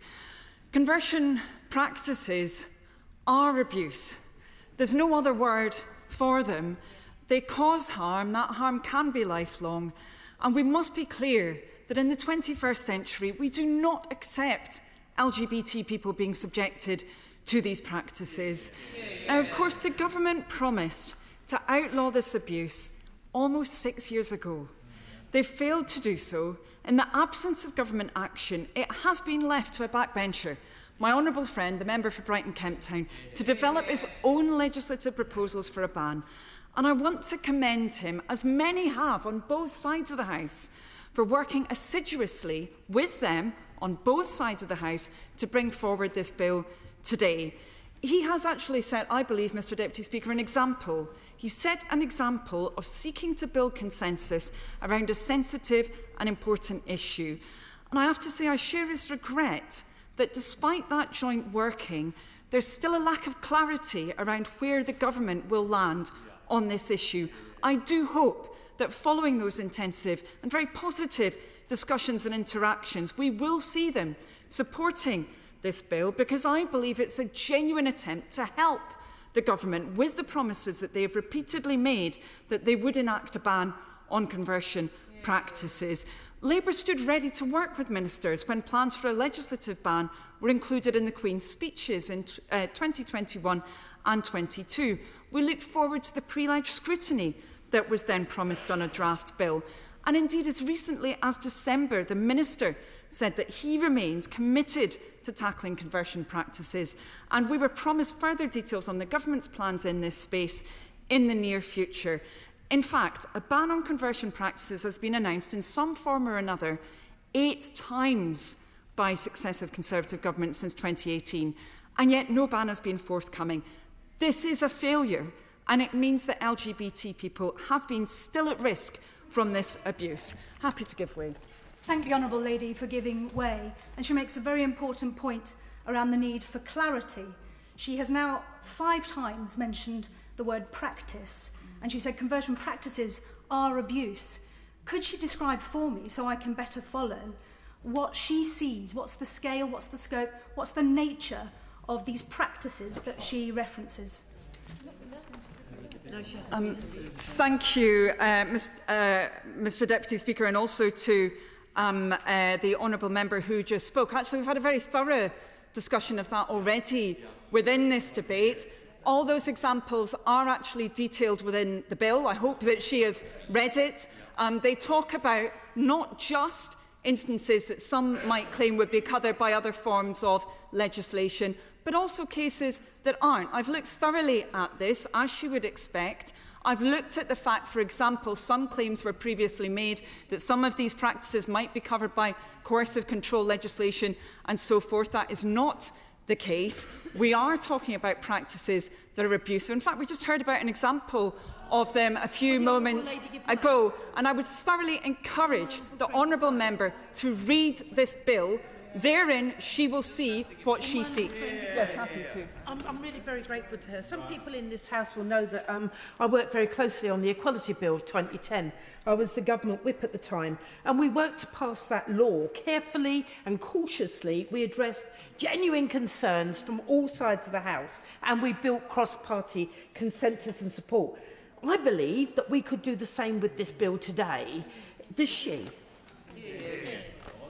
Yes, I'm very grateful to my honourable friend. I do believe that. I believe that is why this bill should be enabled to go to committee stage. But just on that subject of scope and of definitions, actually my party, the Labour Party, has been consistently clear around this. We believe that there needs to be a ban on abusive practices, but we also believe that there needs to be clarity that any ban should also protect, for example, explorative talking therapies and counselling, the expression of religious belief, discussions within families, and so on and so forth. I've been on the record repeatedly on this in different debates in this House, and actually those exclusions are then replicated within this bill, as those who've read it and who've studied it would be well aware, and I would encourage again members to do that.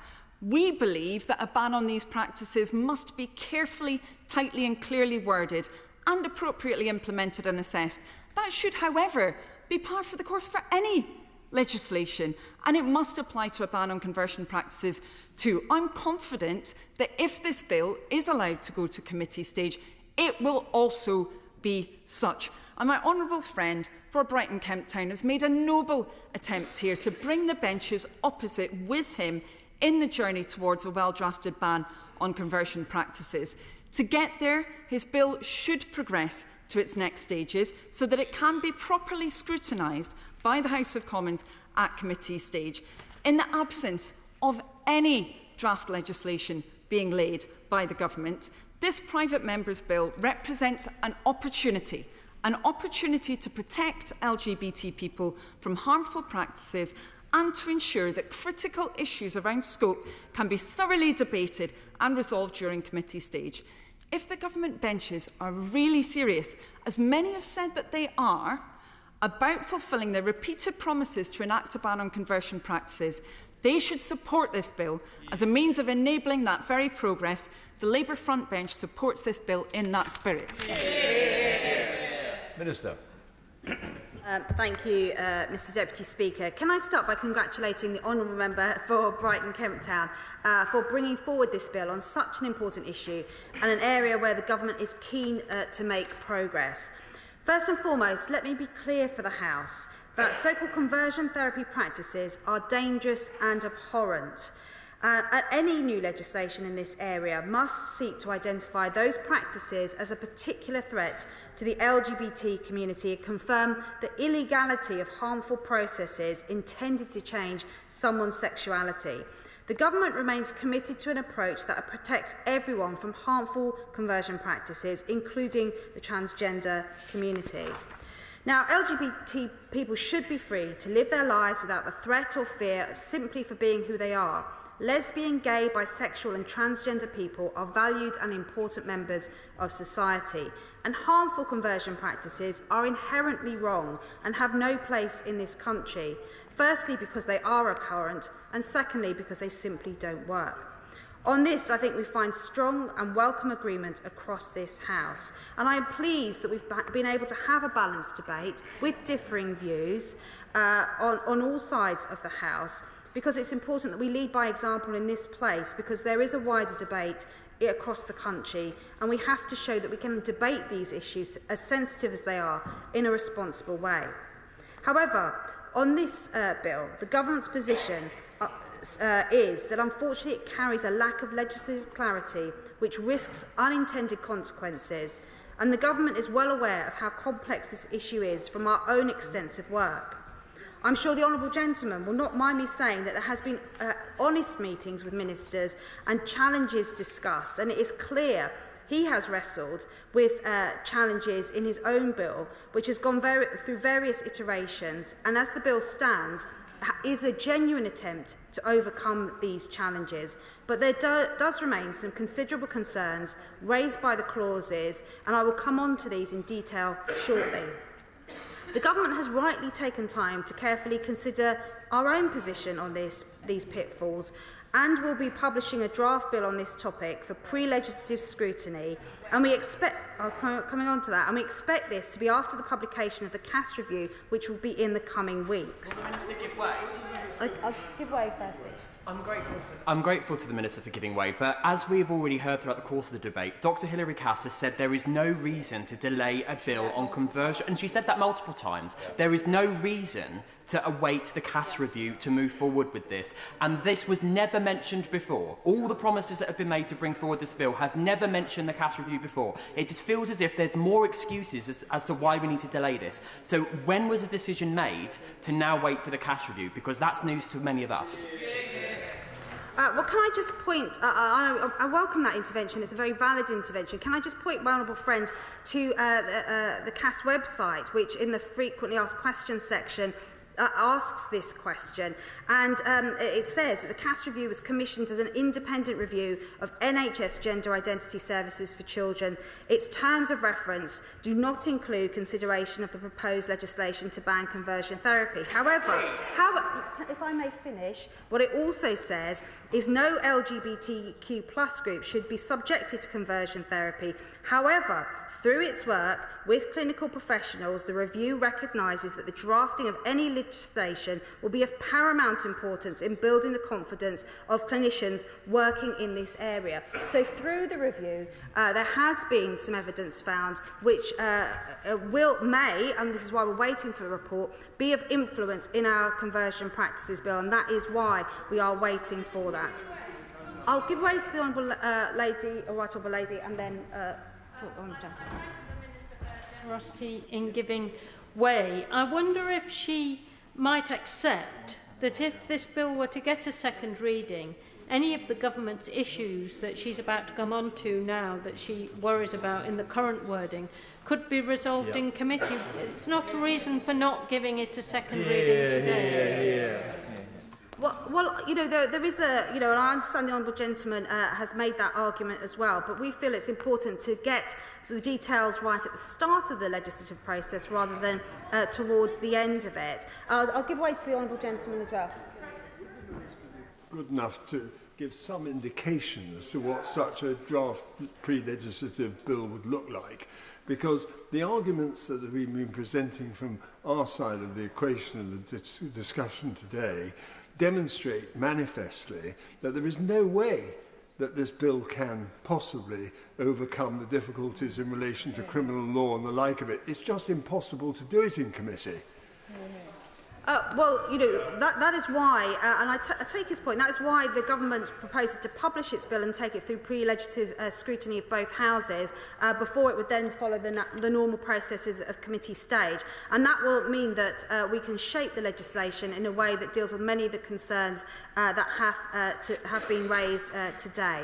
Now, as this House is well aware, this is a complex and nuanced policy area, and it's clear from the discussion today that colleagues are listening and thinking carefully about the challenges the government has also encountered in preparing legislation in this space, notably ensuring that legislation is clear, balanced and respects freedom of speech, belief and religion, and does not cause unintended consequences for parents, clinicians, teachers or religious groups. I will give way. I'm very grateful to my honourable friend for giving way. Both sides today have talked about the harm caused by many of the practices we've discussed, and yet there's nothing in the bill that intent to harm should be a prelude to any prosecution. Does my honourable friend accept that if that were to be put into this bill, it would remove many of the fears that people have about the net being drawn so widely that many of those who would unwittingly cause offence might do so? Yeah, the Right Honourable Gentleman makes a very valid point, because I think that's some of the fears that have been raised today is about the unintended consequences of the legislation in this bill that is being proposed. And absolutely, if I'm sure there will be many changes or amendments to this bill that would allay some of those fears. But as it stands, while the bill has made tremendous, and the Honourable Gentleman has made tremendous efforts to address some of these issues, the level of care and attention required to legislate responsibly does mean that we do need to look at this in a wider perspective. I will give way. I'm grateful to the Minister for giving way. We have had so many promises from the government of bringing this legislation forward. It's appeared in 2 Queen's speeches. We were promised this legislation in January 2023. It is the 1st of March 2024. If the government wants us all in this House to debate and consider its legislation, can I please urge her to publish it and table it so that we can discuss it? Yes. I mean, he's absolutely right. And I've not stood at the dispatch box before on this particular area, but I know that my colleagues, the Minister for Equalities and the Secretary of State, have been really focused on trying to overcome some of the concerns that have been raised today that would maybe stop any legislation, whether it's this bill or whether it's the government's bill, getting through both houses. And that is why the time has been taken to address some of those concerns so that we can come together to legislate against these conversion practices. Now, I just want to touch... I will give way on one more time. I just want to get through the actual specifics of the bill that the government has concerns about, but I will give way. Right. Just for clarification, does the minister is the minister implying that every time there's a new minister we start from day one again, or is she able to give us just a time frame by May, by June, by July? Absolutely, as the government, we speak together, but I'm just expressing my frustration on behalf of colleagues that I acknowledge that this has taken a long time, but to explain why that time has been taken. I think I did try to indicate earlier that we're expecting the CAST review in the coming weeks, and we aim to publish the bill very soon after that to go to pre-legislative scrutiny. I just want to come now just to the concerns we have about this specific bill and address some of the issues that have been raised. So there are really 4 areas that we have concerns about in this bill, relating to the proposed definition of conversion practices, the inclusion of the term suppression, the proposed parental exemption and the territorial extent of these provisions. And I will take these in turn. So firstly, we are concerned that the definition of conversion practices in Clause 1 is simply just too broad. A conversion practice is outlined as a course of conduct or activity, and even with the provisos that to be in scope an act must be repeated and underpinned by a predetermined outcome, this still remains a very broadly drawn offence that lacks legislative clarity. And to be clear, I know the Honourable Gentleman has produced explicit exemptions at Clause 1, subsection 2, to clarify that certain actions are out of scope. However, the Government is concerned that these exemptions are not sufficient and there is still a risk that some reasonable behaviour would be caught by the offence. I will, of course. Because we want to get on with this now. But she will acknowledge that I twice presented these clauses to the Government. Twice the Government came to me and said, we will get amendments to you within a week, and I agreed I would accept any Government amendment. And twice the Government came back saying, no, we've not got any amendments yet for you because we can't find anything that we've yet signed off. So I do worry a bit about bad faith on this, and I do hope that what she's now going through, if we brought something with the amendments that she's now proposing, she would be supportive rather than just produce another list of questions. Well, I take his point on board, but the final bill was only published this week. So I take his point on board. His point on board about future amendments should this get to committee stage. Now, I appreciate that he intends his bill to be a framework into which exemptions can be built. But when legislating in this area, with the creation of a broad new criminal offence, which could in future be altered by powers, we believe robust protections and scrutiny must come at the beginning and not at the end of the legislative process. Secondly, the risk is further heightened with the inclusion of suppression within the scope of the offences, subsection 2 of Clause 1. Take, for example, a religious leader who supports an individual who wants to manage their same-sex attraction in order to align with their individual religious belief. Where an individual consensually seeks out religious counselling in this area, the scope of this bill would still criminalise that support. And this is just one tiny example of what we mean. And despite the Honourable Gentleman's best efforts to the contrary, the bill also risks creating a chilling effect for clinicians, and we've heard about some of those concerns today, by positioning healthcare regulation within the context of criminal law. Indeed, the impact on healthcare professionals may well be the single biggest challenge within the legislation in this area. And I can tell the House that this is part of the reason why we consider pre-legislative scrutiny within the breadth of medical experience available across Parliament in both Houses to be so critical. It is also the concern, which I referred to the Honourable Member for Carshalton and Wallington, that is cited by the Independent Caste Review, the final report from which is expected in the next few weeks. Now, thirdly, our third concern is around the Bill's attempt to exempt parental behaviour in Clause 1, subsection 2. Now, the Government is clear that parents should absolutely be able to have exploratory and even challenging conversations with their children, and it would be absolutely wrong to criminalise these. I will. Minister for giving way, and I thank her for all the work that she's helped me with recently with regards to the issues facing men and boys, which is close to my heart. But I'm equally supportive of women and girls. And does she agree with me that this bill, or any bill at all that criminalises free speech, is going to have a huge effect on women and girls across this country? We're going to have a place where parents are not going to be able to say to their sweet little girl who comes home from school, who's seen some of the abhorrent material that we see in RSHE, no, you're not a boy, you're a lovely little girl and you're going to grow up to be a lovely little girl. Does she also agree with me that it's going to put biological males in single-sex spaces, which is abhorrent again? And does she also agree with me that it's going to take away podium places from girls? Age should be short. Minister.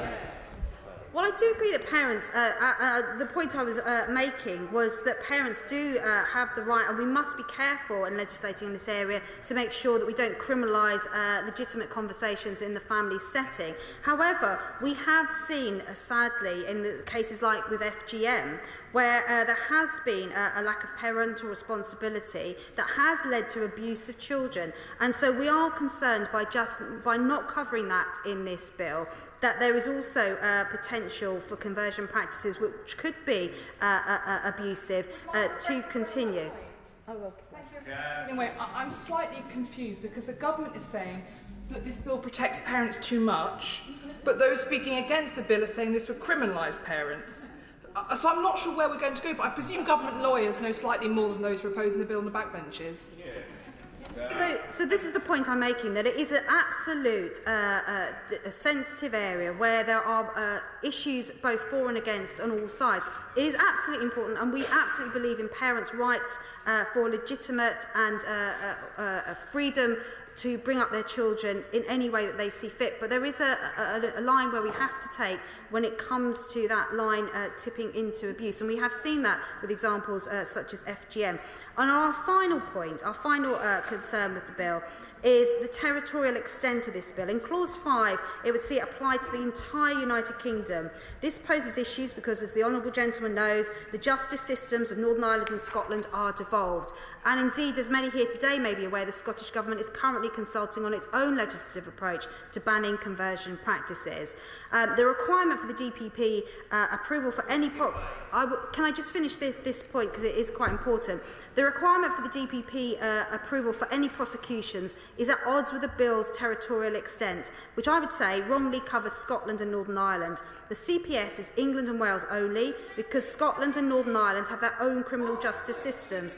This means that the CPS approval required would not apply there. There is a separate provision creating equivalent requirements for the Northern Ireland equivalent of the CPS, but no equivalent explicit provision for the Scottish counterpart. And for that very reason, they are the four main areas that we have issues with the bill. I'll give way to the Honourable Gentleman, and for the very last intervention, because I did say that a while ago, I'll give way to the Honourable Lady.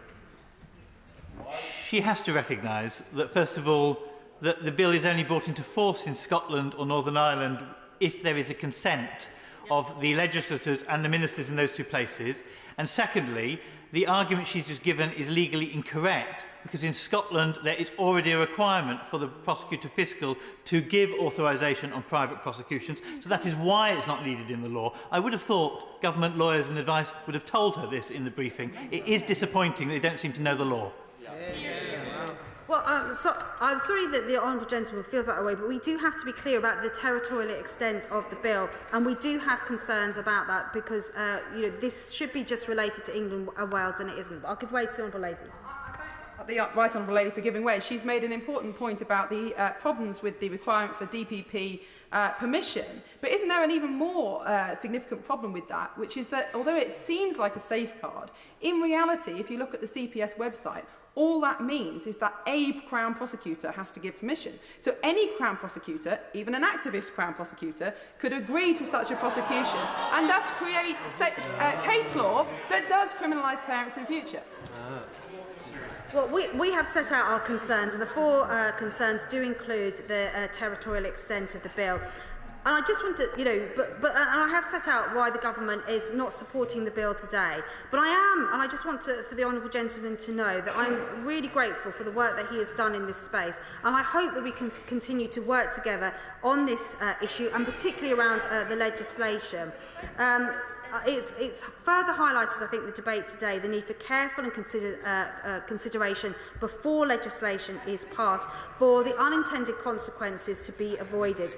It's also demonstrated the importance of taking action which is balanced and measured in order to protect those at most risk of harm, but also to protect the freedoms and rights of everyone. This is the kind of balance that can only be achieved with bespoke legislation.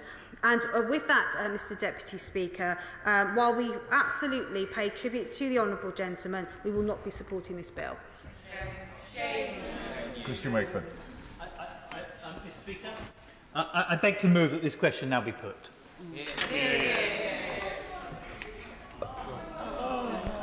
Cates. Thank you, Mr Speaker. There are a number of people left to speak on what is a very important and very controversial bill, and a number of issues that have not yet been raised. So I would object to a closure motion being brought now. The question is that the question be now put. As many of that have been say aye. Of the contrary, no. Division, clear the lobby.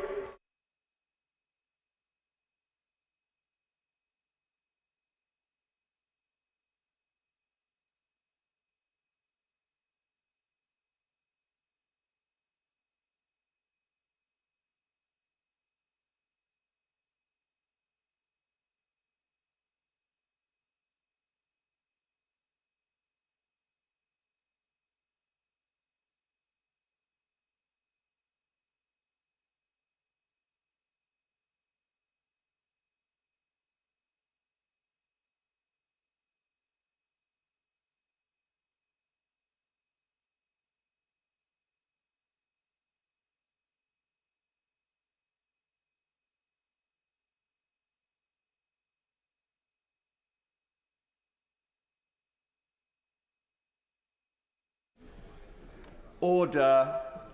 The question is that the question be now put. As many of that opinion say aye. Aye. Or the contrary, no. No. Tell us for the ayes, Christian Wakeford, Tonia Antoniazzi. Tell us for the noes, Amanda Milling and Mark Jenkinson.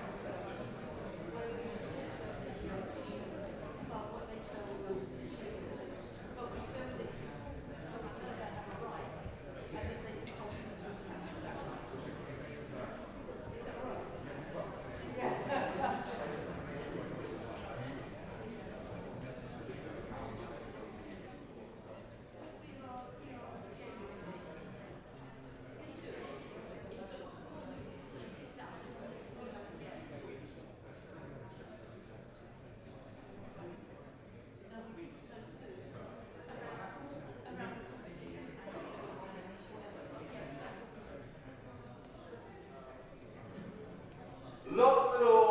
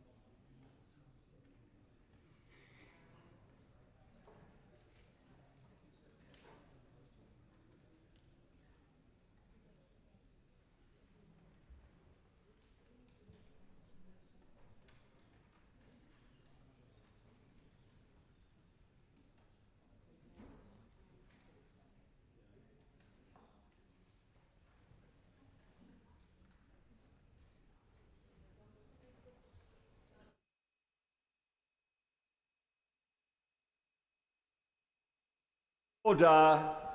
Order.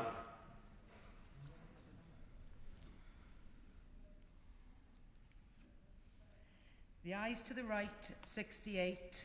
The noes to the left, 15.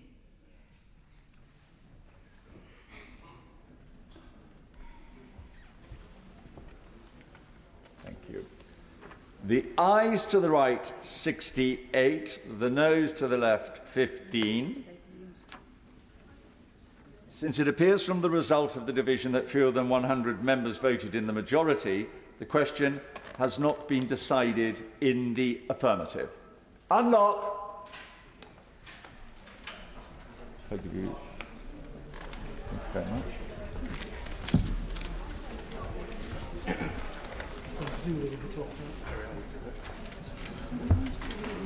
So the question is that the bill be now read a second time. Christian Wakeford was on his feet at the time of interruption. Christian Wakeford.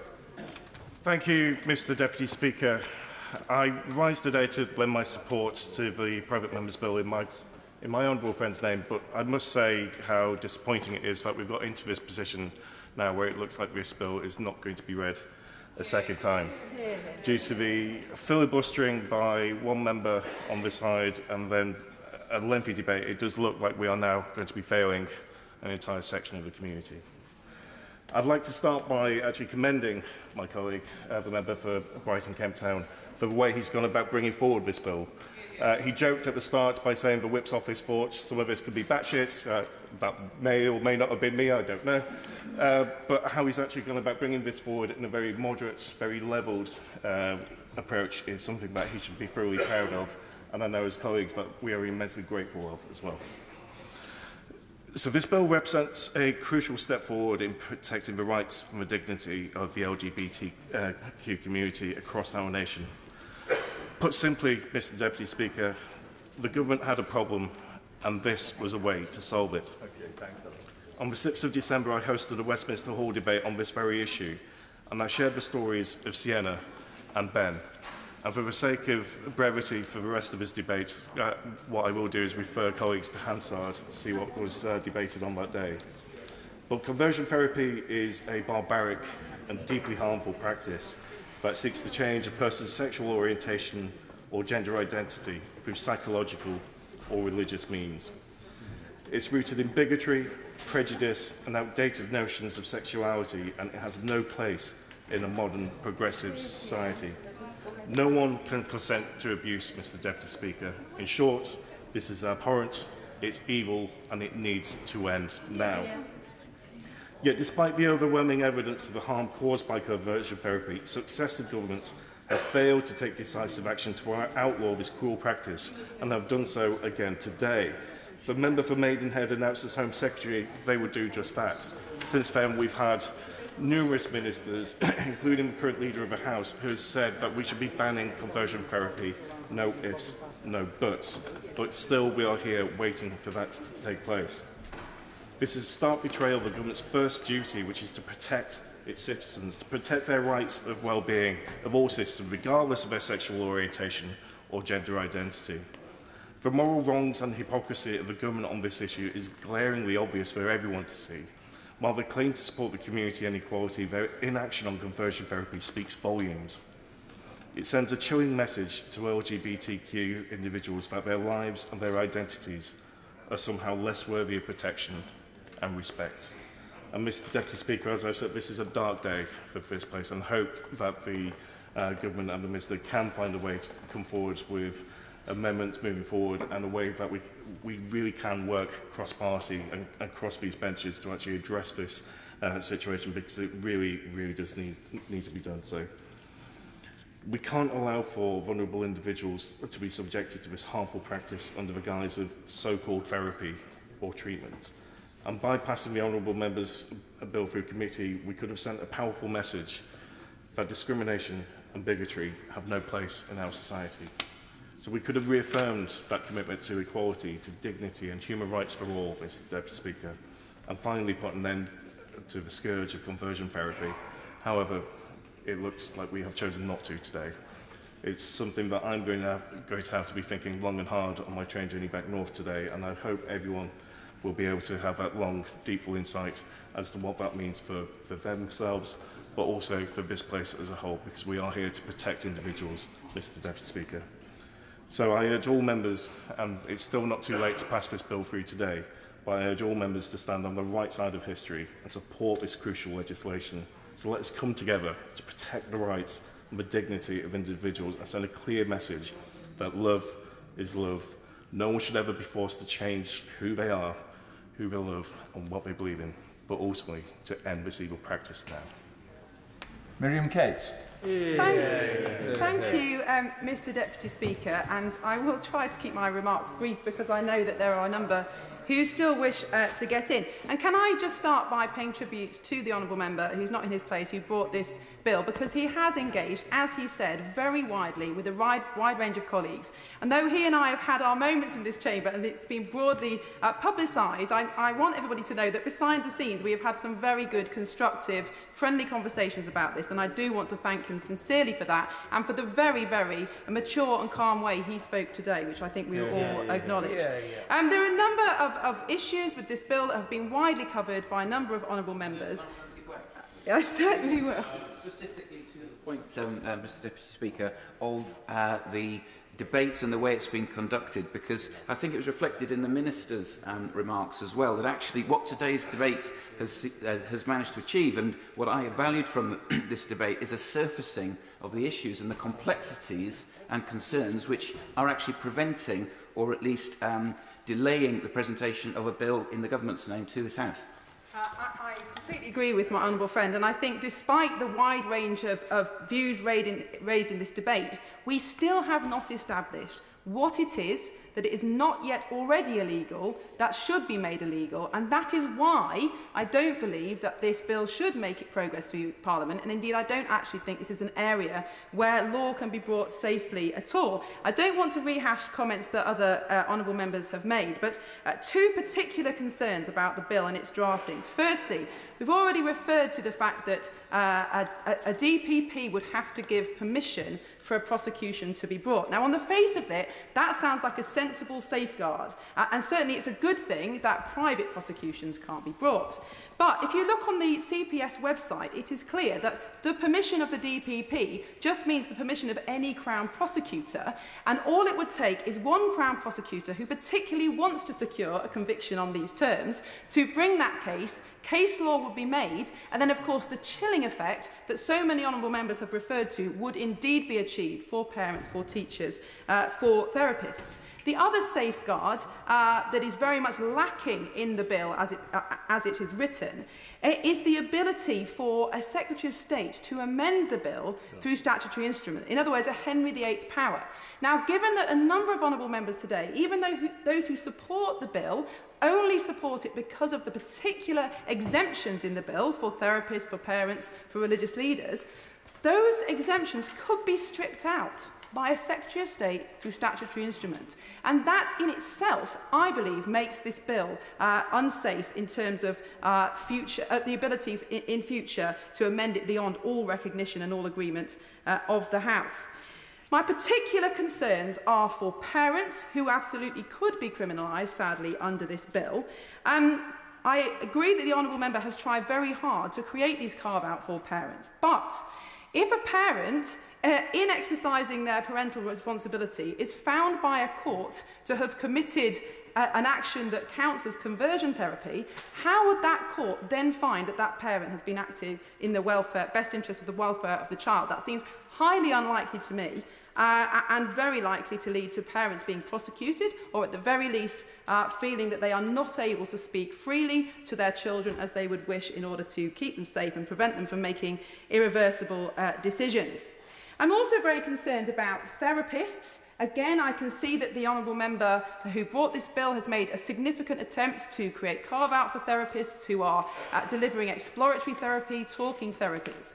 But unfortunately, the carve-out includes that a therapist must be acting within the regulations of whichever body to which they're affiliated. And unfortunately, the vast majority of these regulatory bodies, including the NHS, have signed up to a memorandum of understanding that essentially means that anything else but affirming a person's gender identity is against those regulations. So again, unfortunately, this exemption, though well-meant, doesn't actually count for anything. So an example of the problem that this would cause, I met a lesbian lady last year who told me that she had experienced gender dysphoria since her teenage years, and she had sought out a private therapist to help her to come to terms with her own female body and to live happily, successfully as a lesbian woman with her partner. Now, she chose that therapist because that therapist had a predetermined purpose of helping her not to move to a transgender identity. Now, unfortunately, that therapist, who I think many of us would agree should absolutely be allowed to practice on those terms, would be criminalised under this legislation because that therapist had a predetermined purpose to suppress a transgender identity. And if that was made illegal, then this lady that I spoke to would no longer have access to that kind of therapy. And I think nobody in this place could really argue that that therapy is harmful and it is fully consensual, and we should not be criminalising those kind of conversations. I certainly will. Thank you for giving way. Again, she's been very generous, and I commend her for the points she's making, because these are legitimate questions of which we ask of the bill. But perhaps you could answer this. It seems to me that in Clause 1, in the absence, or 1.1, in the absence of specificity about behaviours, and in the reliance on the interpretation in Clause 4 of those words purpose and intent, in effect we've got legislation here which is creating a form of thought crime. Yes, I absolutely agree. And although honourable members have spoken about abuse and persistent patterns of behaviour, all of which are certainly serious, the reality is that in the drafting of the bill, a single act could be brought as a criminal offence. There are not sufficient safeguards in this bill to prevent that from happening. For example, if I were a primary school teacher and a girl came to me and said that she felt she was actually a boy and that she'd been born in the wrong body, if I said to her on one occasion, no, actually, you are a girl, it's great being a girl, you know, maybe she's gender non-conforming in some way and thinks that means she's not really female. If I said that to her once, I probably wouldn't be caught by this bill. But if I said that to her repeatedly, in other words, if I told her the truth and guided her as adults should guide children, I very much would be caught by this bill, especially if I was a gender-critical feminist who had put things on social media that proves that I don't believe in gender identity ideology, for example. Those are exactly the kind of behaviours that we absolutely cannot criminalise in a democratic and free society. But parents and children are my principal concern here. And Mr. Speaker, over the last 2 years, my inbox has been full of tragic stories of children, often girls, often same-sex attracted, often autistic, who have been groomed online and often by activist groups, sometimes in schools, into believing that they're actually boys. And some of these children, sadly, have gone on to be prescribed puberty blockers, cross-sex hormones. Some are actively pursuing radical surgery that will leave them infertile, unable to breastfeed, and with medical problems for the rest of their life. Now, it's already difficult enough for parents, teachers, employees to speak out against this ideology.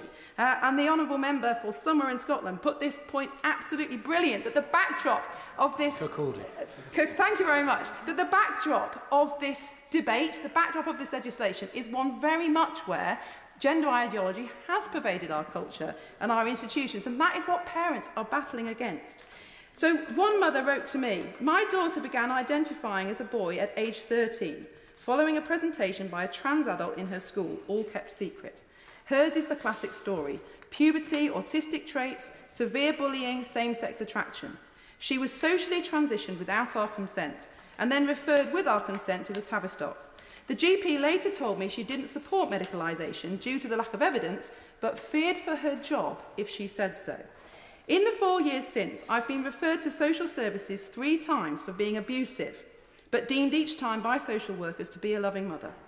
My daughter's trans identity has been celebrated at school and supported by mainly male teachers, one of whom told her he likes to cross-dress on the weekend. She learned she is 48% likely to attempt suicide and that her family is committing hate crimes. This has not been good for her mental health or ours. My other daughters are 14 and 7. They too have learned about gender identity theory at school and have been interviewed by social services each time we're referred. Our last school, which proudly displayed its Stonewall Champion certificate behind the reception desk, went even further. Every time I had safeguarding questions, they just told me about equality, diversity and inclusion and British values. They enrolled my daughter as male and sent her to secret therapy since I was considered a risk. We have somehow managed to prevent her from accessing irreversible medical and surgical interventions despite everyone else's best efforts. The way I would describe my experience as a mother is that my daughter jumped in front of a train, so I jumped in front of her and got hit by the train. Intercepting letters from the NHS, being referred repeatedly to social services and being socially ostracised have been worth it. Buying time has allowed her to go through puberty and consider whether it is autism that makes her feel different. For now, at least, she has decided not to pursue more drastic options. If my actions had been criminalised, I don't think she would have been in the fortunate position she is now, living at home with her loving family, with her body, fertility and mind intact. And Mr Deputy Speaker, I have countless other testimonies like that, which I do not have time to read out now, but some of them are absolutely heartbreaking, and some of them do not end like that. Some of them end with permanent severing of the relationship between parent and child, with the child taken down a route of permanent harm against the parent's best intentions. But before I finish, I just want to make clear that I think, unfortunately, at the heart of this bill is an irreconcilable difference between those of us who support this bill and those of us who don't.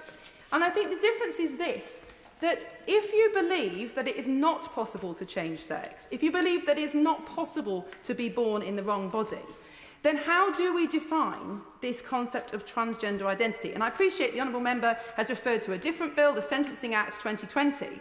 But unfortunately, if you read that bill, it doesn't attempt to define these terms. It certainly refers to these terms, and it talks about them as aggravating factors in assault, which of course they should be. And it tells the court to make account of the fact if someone has used some transphobic abuse or referred to somebody as transgender or transsexual during assault, that should be an aggravating factor. But that isn't a definition of transgender or transgender identity. And the truth is you can't define it because it is something that is felt. And whilst people might very well feel it very strongly, if it can't be defined in law, how can we safely legislate for it? How can you ban someone from converting someone to or from transgender if you can't define transgender? And if, like me, you believe that gender ideology is not based on fact, it's not based on evidence, and therefore we should be telling children that they can't change sex, then we should be helping them to live happily in their own sex, however that means they want to dress, whatever hobbies they want to pursue, then how can we legislate for it if we don't think it's real? That is the problem at the heart of this bill and why we cannot safely legislate in this space and why we absolutely mustn't be putting these, I'm afraid, contested and unevidenced ideas into law. Yeah. Yeah. Lynn Brown. So grateful, Mr Deputy Speaker. I want to genuinely thank my honourable friend, the member for Brighton Kemptown, for bringing forward this bill. I think he has behaved in an exemplary way from the very beginning, and I think his conduct today, it just demonstrates just what a worthy proponent for this cause that he is. I ain't going to speak long. I didn't prepare very much because I hoped my speech might come before a successful closure on this motion. But I wanted to put on record my continuing support for a comprehensive ban on conversion practices on the record. Because as we've heard today in many of the speeches, conversion practices are simply horrific, and it is utterly, utterly disappointing to me that this government has broken yet again their repeated promises to act on this heinous practice.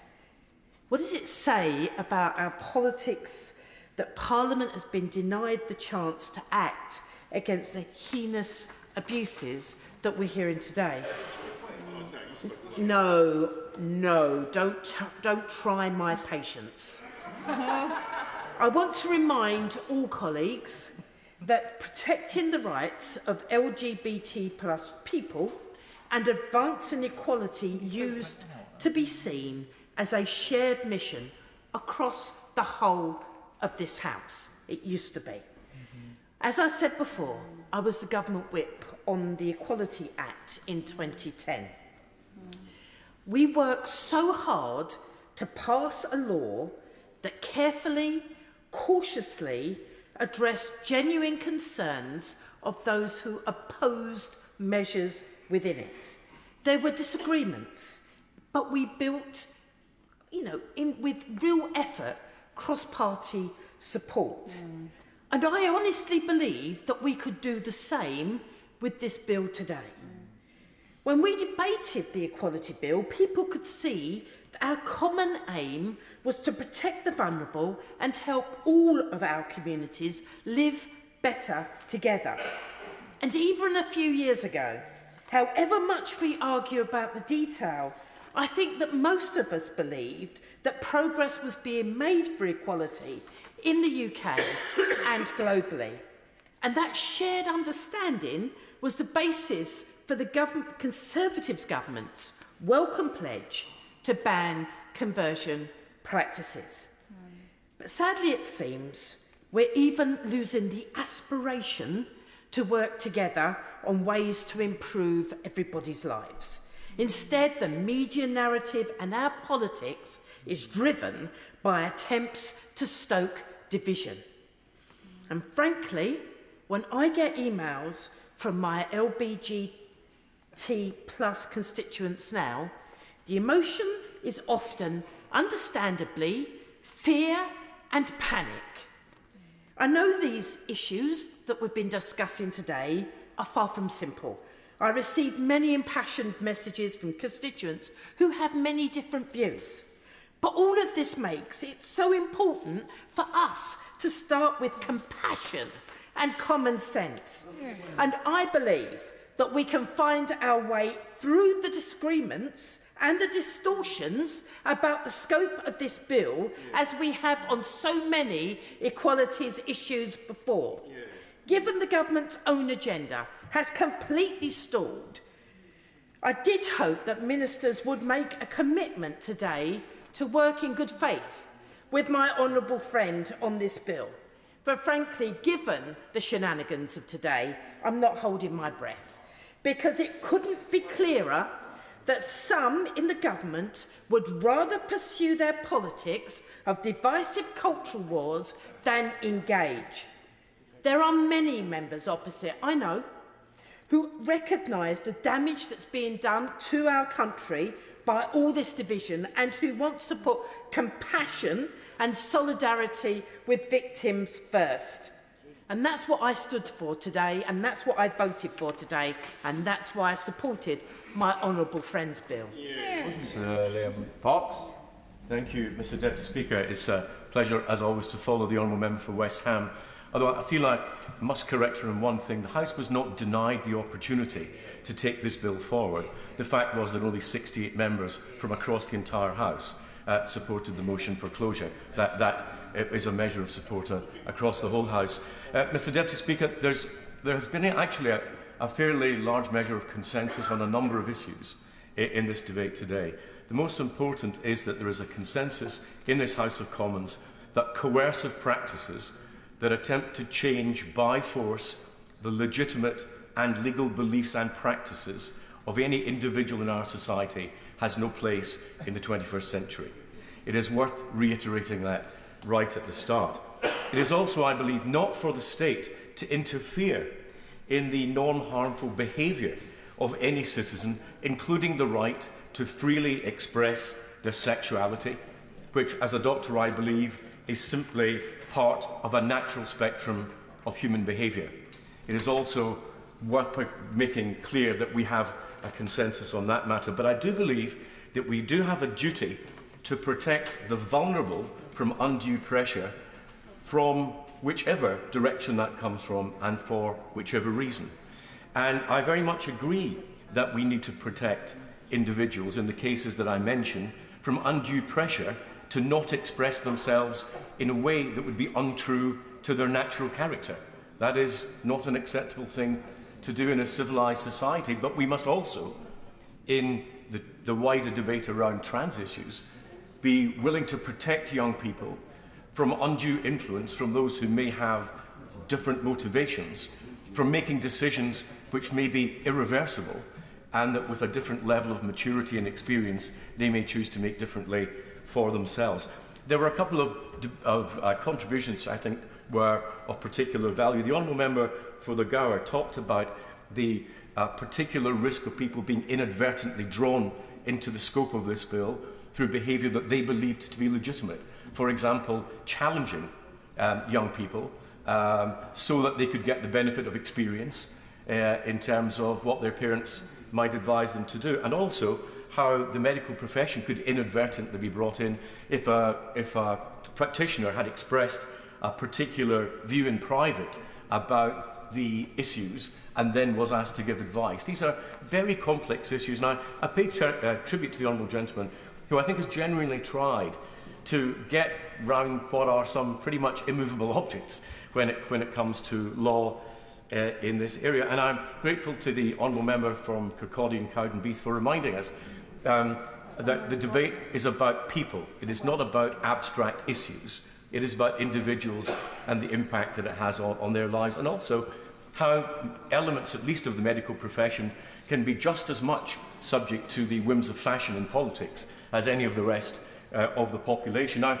I'm very glad, Mr Deputy Speaker, that this debate was conducted in general in a thoughtful tone. It could easily have degenerated into what we might call strongly held views or inadvertent self-righteousness. It did that only at very few points today, because it is a debate that does need to be dealt with in a proper tone. And we've seen in the wider debate too much assertion and too little rational debate. And the best example I can think to give the House of that was the treatment handed out to J.K. Rowling on her row in Twitter. And while, of course, we have to keep assessments of the volume of the response within the fact that it's the world of the Twitter sphere or the X sphere, I suppose it is now, the vicious extremely aggressive and often threatening language really has no place in our discourse on serious issues in this country. And what really struck me about that particular intervention was not that the writer herself was not entitled to post her views because of her background, as one critic put it, because her cis identity and its majoritarian privileges were overwhelming. But the sinister part for me was that it was not a counterattack or riposte to the views that she had posted, but an attempt to delegitimise her and thus her intervention. And I hope that, although this bill is not going forward, I hope that across the House we can understand and agree that wherever we come from on the political spectrum, we need to make it clear that those like J.K. Rowling with the views that she has are just as legitimate as the views of anyone else in that particular debate. And this aim to silence, to cancel, to delegitimise individual views has no part in a proper democratic debate in our country. Now, the honourable gentleman worked hard to try to get the bill into a better position. And good law needs to be necessary, clear, effective, enforceable, and to avoid unintended consequences. And like many in this House, I was not clear during the debate exactly what the necessity for the bill was, because I did not hear described in any clarity the sort of offences that would not be covered by legislation that is there already that would require yet another piece of legislation. And I look forward to when the Minister comes forward with the government's legislation, being very clear about exactly what it is that we are intending to outlaw, because we all understand the extreme elements that I think were the background to the debate, violent enforcement and so on. But what disturbed me about this was part of the explanatory notes given to us by the House of Commons Library, which actually said that the techniques can take many forms and commonly range from pseudo-psychological treatments to spiritual counselling. Now, this is where I had real reservations about where we were today, and where I felt it was unclear what the necessity for the legislation was. And of course I give way to the honourable gentleman. He says that he doesn't understand scenarios, or hasn't heard of scenarios in this debate which would be covered by the bill but isn't covered by legislation. But let me give him two scenarios that he has just mentioned there. An unregulated therapist, i.e. someone who's not part of any registered body, of which we have many in this country who do significant harm. There's another debate possibly about registering them. Can take a vulnerable person, and to some extent anyone who's questioning their sexuality or transgender identity, to some extent at that moment is vulnerable because you are questioning, and can repeatedly tell them that they can't be that they should be ashamed of that they should be disgusted about that. That does not meet a criminal threshold. It might meet a threshold many years down the line of psychological harm, but we won't know. Surely that is a clear example where this bill, or a bill like it, will act, and he is suggesting that there is no examples? There again, interventions should really be short. I understand the reason. Deputy Speaker, if the point that the honourable gentleman makes is valid, then it's valid in the other direction too. It should be wrong, and in his case criminalised, to tell any young person that they are definitely something when they are unclear about what they are. And if that is what comes out of our debate today, that I think is a step forward in the wider debate around these issues. Now, I also had questions. I will very briefly, because there are still other members who want to speak. Right Honourable Friend. Does he agree with me that the noble Lord Winston put it very well in the other place when he said, the basic problem is this: we are at risk of legislating for a piece of biology that we really do not understand. We do not understand the underlying mechanisms. I am very much the last one that would contradict the noble Lord in any way whatsoever, but I think there were other elements in the bill that give me cause for anxiety. And I know these are part of the reasons why the government themselves have found bringing legislation forward difficult, because we talked on both sides of the House about the concept of the harm that could be done by these processes themselves.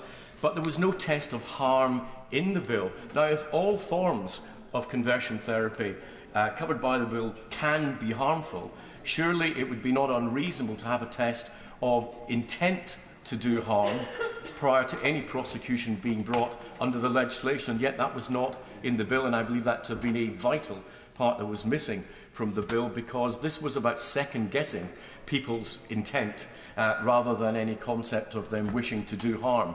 That, I think, casts our net far too widely in law than we should have. And there were two other points in the drafting of the bill. The first was the point about activity as well as a course of action, meaning that a single event, a one-off event, a one-off conversation, if interpreted in a particular way by a prosecutor, could bring people within the scope of the law. That needs to be tightened, and I say to my honourable friend the Minister, if the government is bringing forward legislation, that is something they need to look at, as is the use of the term suppress alongside terms of orientation and identity in full or in part. Again, this loose language comes potentially unstuck when a parent has a strong and necessary challenge against their children in order to give them a different view, and it could be interpreted very wrongly if the wording of any legislation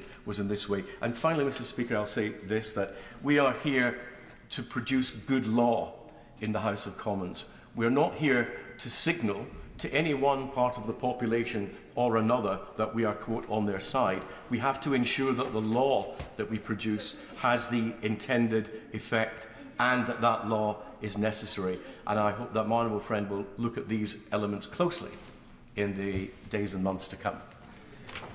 Suella Braverman. Mr. Speaker, I'm very grateful to have the chance to speak in this very important debate, and I want to thank the Honourable Member for Brighton Kemptown for bringing this private member's bill. I note the words and references that the Honourable Lady Member for West Ham made about common sense and compassion. And I too share her aspirations for compassion and common sense in this debate. Rightly, we want to ensure that we have compassion and that our laws provide a compassionate level of support for the gay community, for the LGBT community, who deserve to live freely and safely in our country and indeed the whole world. And I care about compassion for young people as well. Young people exploring their sexuality, potentially with mental health challenges, vulnerable young people, needing the help and support of informed professionals to guide them in a way that does not cause them irreversible damage to their own bodies, which they may later come to regret. The case of Keira Bell, illustrated very, very powerfully by my the Honourable Member for Kirkcaldy, it is the case in point. We have to have compassion for young people in the situation of Keira Bell. I have compassion for parents who are trying valiantly to navigate this uncharted territory these days. I've met parents who are struggling, who are upset, who themselves are depressed and overwhelmed by their teenagers, who are trying to discover their sexuality, who are trying to suggest that they want to transition, and as parents they really are in no man's land and they don't know what to do, and they only want to do right by their young children. And compassion for teachers who again find themselves mired in this minefield, not knowing what the guidance is, not knowing what the rules are, and scared of causing harm inadvertently, or on the one hand denying legitimate rights. And that's why I welcome the government's issuance of draft guidance for schools on how to support gender questioning children. I think it's a good start and something that has come after many years of requests.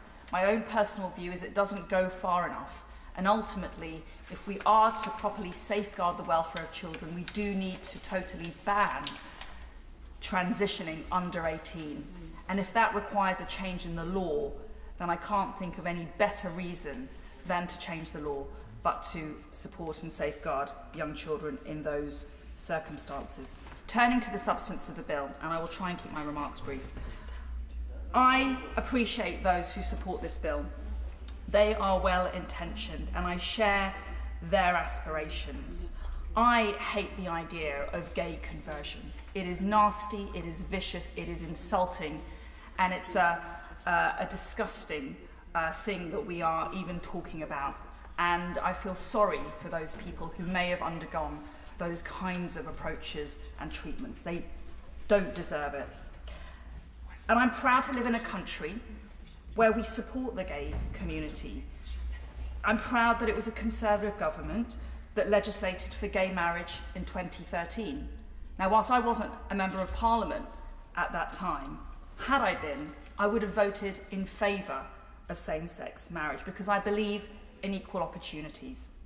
Gay people should not be persecuted, discriminated against, or victimised just because of who they love. And let's remember that it's criminal to be gay in many countries around the world today in the 21st century. That is a grotesque shame on the society that we live in this world. Homosexuality is a criminal offence in about 60 countries around the world, half of them in Africa. And for example, the death penalty is legally prescribed as punishment for same-sex sexual acts in Brunei, Iran, Mauritania, Saudi Arabia, Yemen, and some of the northern states of Nigeria. In Afghanistan, Pakistan, Qatar, Somalia, the UAE, the death penalty could be applied because of lack of clarity in the law. And I abhor that that is the case in parts of the world, that to be gay, that you could be killed just for being gay. And that's why I'm very proud of the protections that this Conservative government has put into place over the last decade. Same-sex marriage, something of which I'm very proud. But also in 2021, the Ministry of Defence introduced pardons for those in the UK military who had been committed of gay sex offences historically. That finally brought an end to centuries-old legislation which had devastated the lives of many gay men previously. Or Turing's Law in 2017, which gave automatic pardons to deceased men who had been convicted of since-abolished offences. And also, those it's very good to hear that there have been hundreds of applications for a formal pardon following the introductions of those measures by this Conservative government, righting the wrongs of the past as should be done, bringing justice eventually to those who were wronged. So yes, we've made progress in the United Kingdom when it comes to standing up for gay rights, and I'm very proud of that progress. And I oppose this bill. Not, I should say, and I feel like I'm obliged to make this clear on the record, I am not transphobic. I am not homophobic, because I'm sure that rising today to make this speech will lead to another barrage of trolling and abuse and hate mail because of my views that I'm holding, born out of compassion for the gay community, but also compassion for young people, and a belief, a sincere belief in the immutability of sex, of the binary nature of sex, and of the views that I dearly hold in terms of protecting single-sex spaces for women and safeguarding children. But I feel obliged to make that clear today, because we'll all be smeared very quickly after this debate, sadly. It's a sorry indictment of our public discourse on this subject. So I have reasons, grave concerns about this bill for several reasons. I won't go into them in a lot of detail because a lot of them have been set out by other colleagues. But firstly, the need for this bill. I've heard what the Honourable Member for Kemptown has said, but I strongly challenge the reliance that he puts on the evidence that suggests there is actually a chronicled, verifiable problem that needs to be fixed by a new law. There is a complete absence of verifiable, quantitative evidence demonstrating that harmful conversion practices are widespread or occurring frequently in this country. I've referred to what's happening atrociously in many other countries around the world. Thankfully, those things don't happen in this country. I won't because of time. And so there is very little evidence that conversion therapy is a current problem in this country. The various surveys that have been quoted like the National LGBT Survey of 2017 or the Ozanne Foundation's Faith and Sexuality Survey, have severe shortcomings with the evidence base and the ways in which those surveys were complied. A police freedom of information request demonstrate that police forces throughout the UK, when asked whether they had received any reports of electroshock treatment or corrective rape between 2010 and 2020, responded with relevant data and confirming that no police force had ever recorded any such complaint. Yes. Just quickly, the other thing that has been cited by the other side is instances of unregulated therapy that would fall foul of this new law. Is she aware that the Children's Act itself already specifies that therapy, or in fact any practice that is likely to cause psychological harm, is already a criminal offence? So again, even that non-coercive, non-threatening, non-violent abuse, which the other side are trying to criminalise, is already illegal. That's right. Well, my honourable friend brings me on to the next point, which I am going to make, but he made very, very powerfully. The existing law already protects gay and trans people from verbal and physical abuse, much like he's just set out. So the offensive and abhorrent practices that we're talking about but can't be evidence include corrective rape, electroshock therapy, forced marriage, screaming in the face, holding down while praying, threats of physical violence, harassment, coercive or controlling behaviour, and other physical and verbal abuse, as my honourable friend sets out. But all of that activity is criminalised under multiple and myriad laws, ranging from the Sexual Offences Act 2003 to the Protection from Harassment Act 1997. There is a very long list which I just don't have time to go through. Thank the Honourable Lady for giving way. I just want to make a very swift point, which is that there is a whole range of legislation in place to manage many of the concerns that have been voiced across the Chamber, and nobody is in any way suggesting that we are supporting, I'm certainly not supporting conversion practices, but what the legislation that specifically looks at that has to do, it needs to have absolute precision about what it's absolutely addressing. And the problem with this legislation is so wide in scope, and it replicates legislation that's already in place. What we need is to look at the current legislation, what's covered, look for the gap, and if it does exist, and then legislate precisely to address the problem. Again, he puts it incredibly well and reminds me of Edmund Burke, who said that bad laws are the worst sort of tyranny.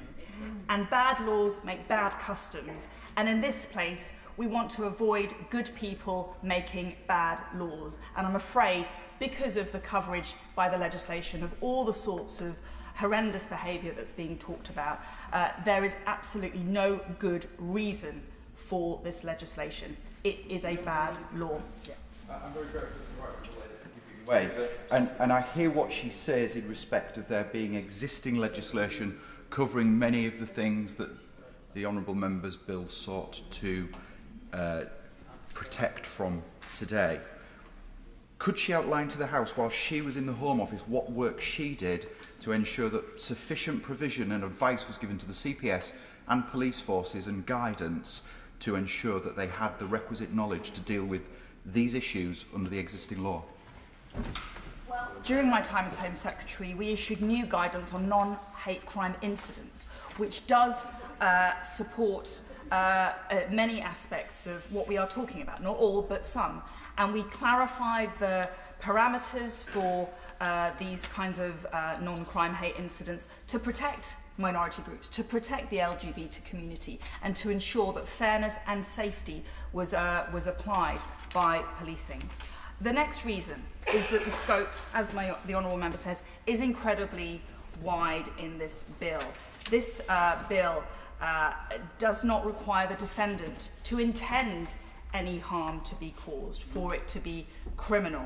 I find that incredibly concerning.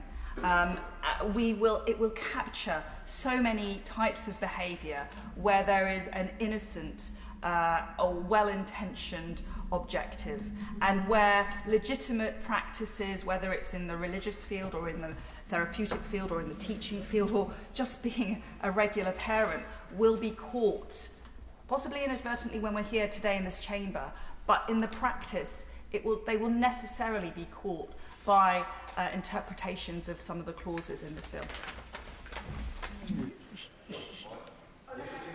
No, she's giving way. Yes, sorry. Sorry. Look, I don't agree with much of what the honourable member is saying, but she must recognise that we do legislate in this House for things that are other than harms. You know, we legislate that you're not allowed to do false advertising. You know, we legislate in other areas to say you can't do things, even if it doesn't cause direct harm to individuals, because it's of the social good of the fabric of our society that these things shouldn't happen. And is not the point of this to say where explicit harm is caused, it is criminal, and Home Secretary should have put forward guidance for that to be prosecuted, and where it's not harmful but it is dangerous for our society, then we should produce a threshold that meets. And that's the point of this bill, is it not?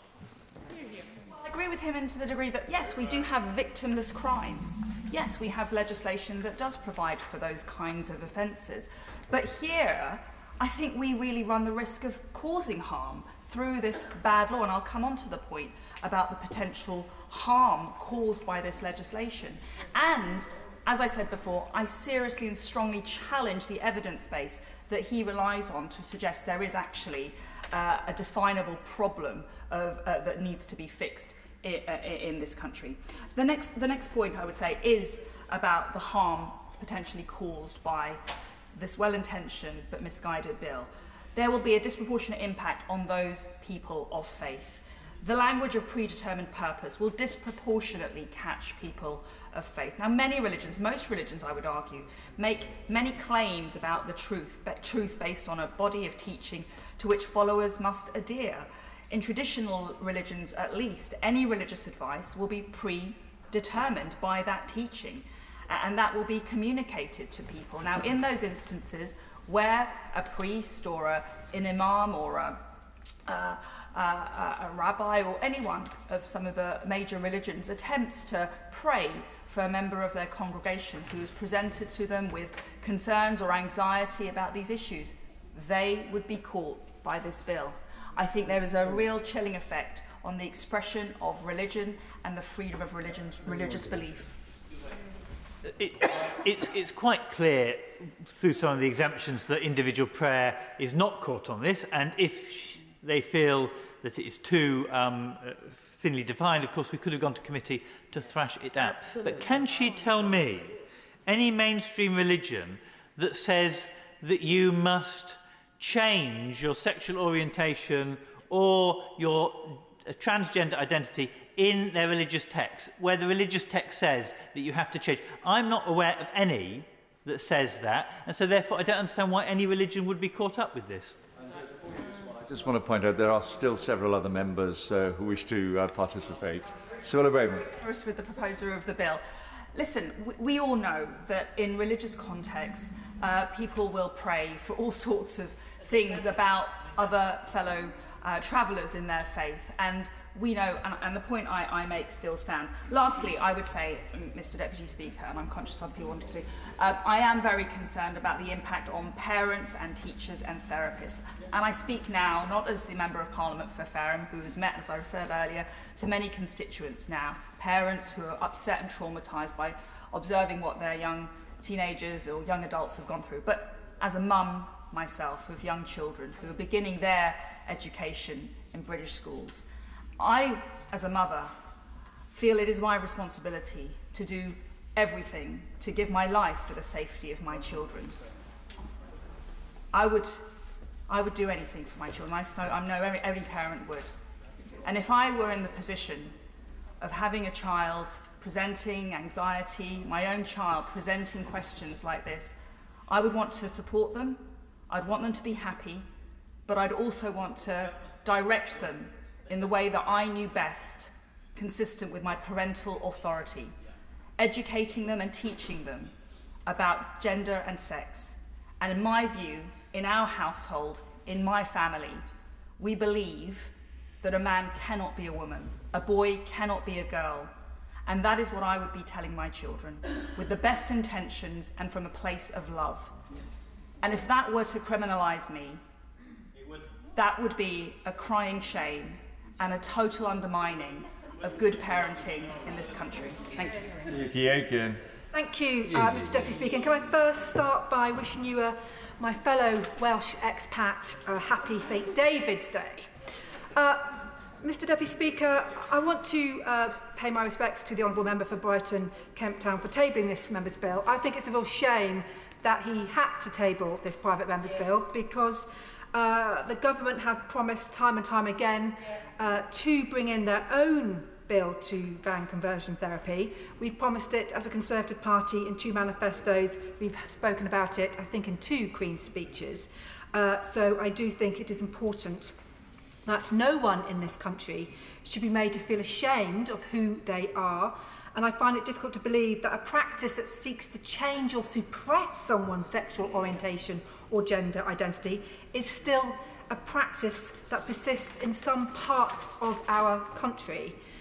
Indeed, I know that this is an issue. I was quite sceptical, I have to admit, about the fact that conversion therapy may even exist in this country until a constituent came to see me, a lesbian woman who was under so much pressure to marry a male. She was being forced to go to family events, take part in religious ceremonies because her family thought she should be able to stop being a lesbian and become a heterosexual and marry a man. And the pressure and the depression that this woman was suffering made me ashamed to have ever questioned that conversion therapy actually does exist amongst some communities in this country. Therefore, I think it is imperative that the government remains committed to protecting people from these awful practices so that they can live their lives free from the threat of harm and abuse. No. I take this issue very seriously as the LGBT plus community has always been a valued part of the Two Cities community, my constituency. Indeed, I feel very fortunate that my constituency is one with a rich LGBT plus history. It is home to one of the world's best-known gay districts of our beloved Soho. From hosting the first Pride, the UK Pride March in 1972, Soho has played an important part in London's gay community and perhaps the UK's gay community. Historically, it is of huge importance, and many of the conversations on gay rights started in the same bars and spaces that still line the streets of Soho. Madam Deputy Speaker, Mr Deputy Speaker, I'm not converting you yet. As a 55, moving swiftly on, as a 55-year-old woman, I know it's hard to believe, I know we have come so far in my lifetime in improving the rights of the LGBT community. And I actually recall a bisexual friend of mine who has lived in the West End for decades remarking that we have come so far in places like Soho.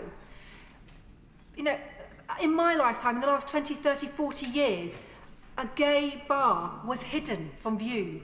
You had to sneak in, you had to knock on a door, the windows were boarded up. Today, we celebrate gay bars, and I'm sure many of us in this chamber do quite regularly. I'm not saying anything, Mr Deputy Speaker. But seriously, let us also remember the pressure and the harm that the LGBT plus community has faced, and maybe still does face, because next month, on the 30th of April, marks the 25th anniversary of the bombing of the Admiral Duncan pub in Soho, a beloved venue of the gay and non-gay community in Soho. I recall that night, as I was in Soho that Friday evening, enjoying a night out. And since that terrible crime, where 3 people died and 89 were injured, our country has seen important changes in attitudes to gay people and with trans people, with huge strides in the improvement in human rights for the LGBT plus community. And we've heard today of so many different legislation and laws that we've brought in, whether it's under the Equality Act or whether it's from the numerous laws that this Conservative government has brought in over the last 14 years. And we must ensure that we continue to do so. But I absolutely understand the concerns that have been expressed in this chamber today about how we legislate for conversion therapy, because it can be often very difficult to accept when somebody is wanting to support their family member through love and perhaps getting therapy. Maybe a teacher is approached. It is very, very different, I think, Mr. Deputy Speaker, to undertake advice and therapy compared to coercive practices. That is what the key is, what this bill and what I hope the government's bill, when it is tabled, will aim to enforce, is the coercion. That is my concern. And I think it's so important that we have such an outstanding history of fighting for LGBT plus rights, that we have to continue the narrative. And the reason why I believe in ensuring that we can enforce on coercive conversion therapy practices is because it is a message to all gay people, all people from the LGBT plus community, whether they are starting out on their journey or whether they are ending their journey, is that they have the right to be who they are. And I do compare this type of legislation with that of FGM. Now, FGM has been on the statute books for decades, and we've only just seen prosecutions and even the first conviction in the last week or so. Was it wrong to have legislation on our statute books outlawing the heinous practice of FGM, which either taking place here or a British citizen being taken abroad to undertake that type of practice? So therefore, I do think it is right to send a very clear message to the LGBT community that we support them, that they are not alone, and that we send a clear message to those people who want to coerce them and stop them from being who they are, that they should not do it in this country. Mr. Deputy Speaker, I want to start by congratulating the honourable member for Brighton Kemptown, and the way he introduced his debate and the way he introduced his bill, I thought was in a very thoughtful way, and I want to just put that on the record. But unfortunately, my prime concern around the bill is already that any medical or psychological efforts or practices that include violence or coercion to change a person's sexual orientation or gender identity are wrong and already are illegal. And my prime concern is that this bill could intrude into the legitimate activities and practices of religious groups and faith leaders. So yesterday, I won't, if you don't mind, I just want to get a few points on the record, but yesterday I met with local religious leaders from churches and mosques in Peterborough, and like me, they had some very chief concerns about this bill and the profound impact that it would have on their ability to offer pastoral care.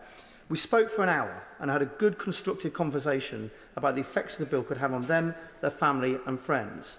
And what's really important to stress is that we agree that everyone should be free to live their life, whatever their gender or sexuality, without being persecuted. This is, in fact, 2024 and Great Britain. So no one deserves anything less than the utmost respect and understanding, regardless of their gender or sexuality. However, it is obviously and rightfully already illegal to discriminate on sexuality or gender. So this bill, on one level, is unnecessary, but could have unintended consequences. What it does risk is silencing people for offering honest and good-natured support, too often for very vulnerable people. This bill does not also comply with protections for rights to freedom of speech and religion set out in the European Convention on Human Rights. That's the point that's already been made. But this was one of the main action points of our meeting yesterday, and it cannot be the case that somehow it becomes illegal for a priest or an imam to offer advice to a member of their congregation. This is obviously would be unthinkable. I won't give way, sorry. So, look, I just wanted to make that point very clearly, because when I set out that email to that group of faith leaders in my city, I didn't quite understand what sort of response I would get back. And I think it's always very important as a local member of Parliament to actually listen to your constituents and those who have obviously influence over a large number of your constituents. So I'm very grateful to Mohammed Yunus from the Dar es Salaam Mosque, or the Alma Road Mosque, the Imam Monsieur from the Gorsia Mosque, Tommy Cooper and David Weeks from the Way Church in Warrington, and Giles Knight from the Open Door Baptist Church. These are people who came to that meeting very, very open-minded, wanting to contribute to discourse. But most importantly, they didn't want to be able to not offer the same pastoral care and support that they do to their flock. The other main issue I have with this bill, that it is too ambiguous and confusing. It's too open for reinterpretation and could therefore be used in a potentially harmful way. For example, the young man was confused about his gender and sought advice at his local church or mosque. Would it be illegal for the religious leader to turn around and suggest he should not go ahead with a gender change? For example, what about a married man who a pastor or a imam tells him that he wishes he should stay with his wife, remember the promises he made to God, but if he explains that he's attracted to another man, would that be illegal if he was able, would that then be illegal if he said, remember your marriage vows, remember the children you have, remember the promises you made in front of God? These are the very serious... Order. Order. Debate to be resumed what day?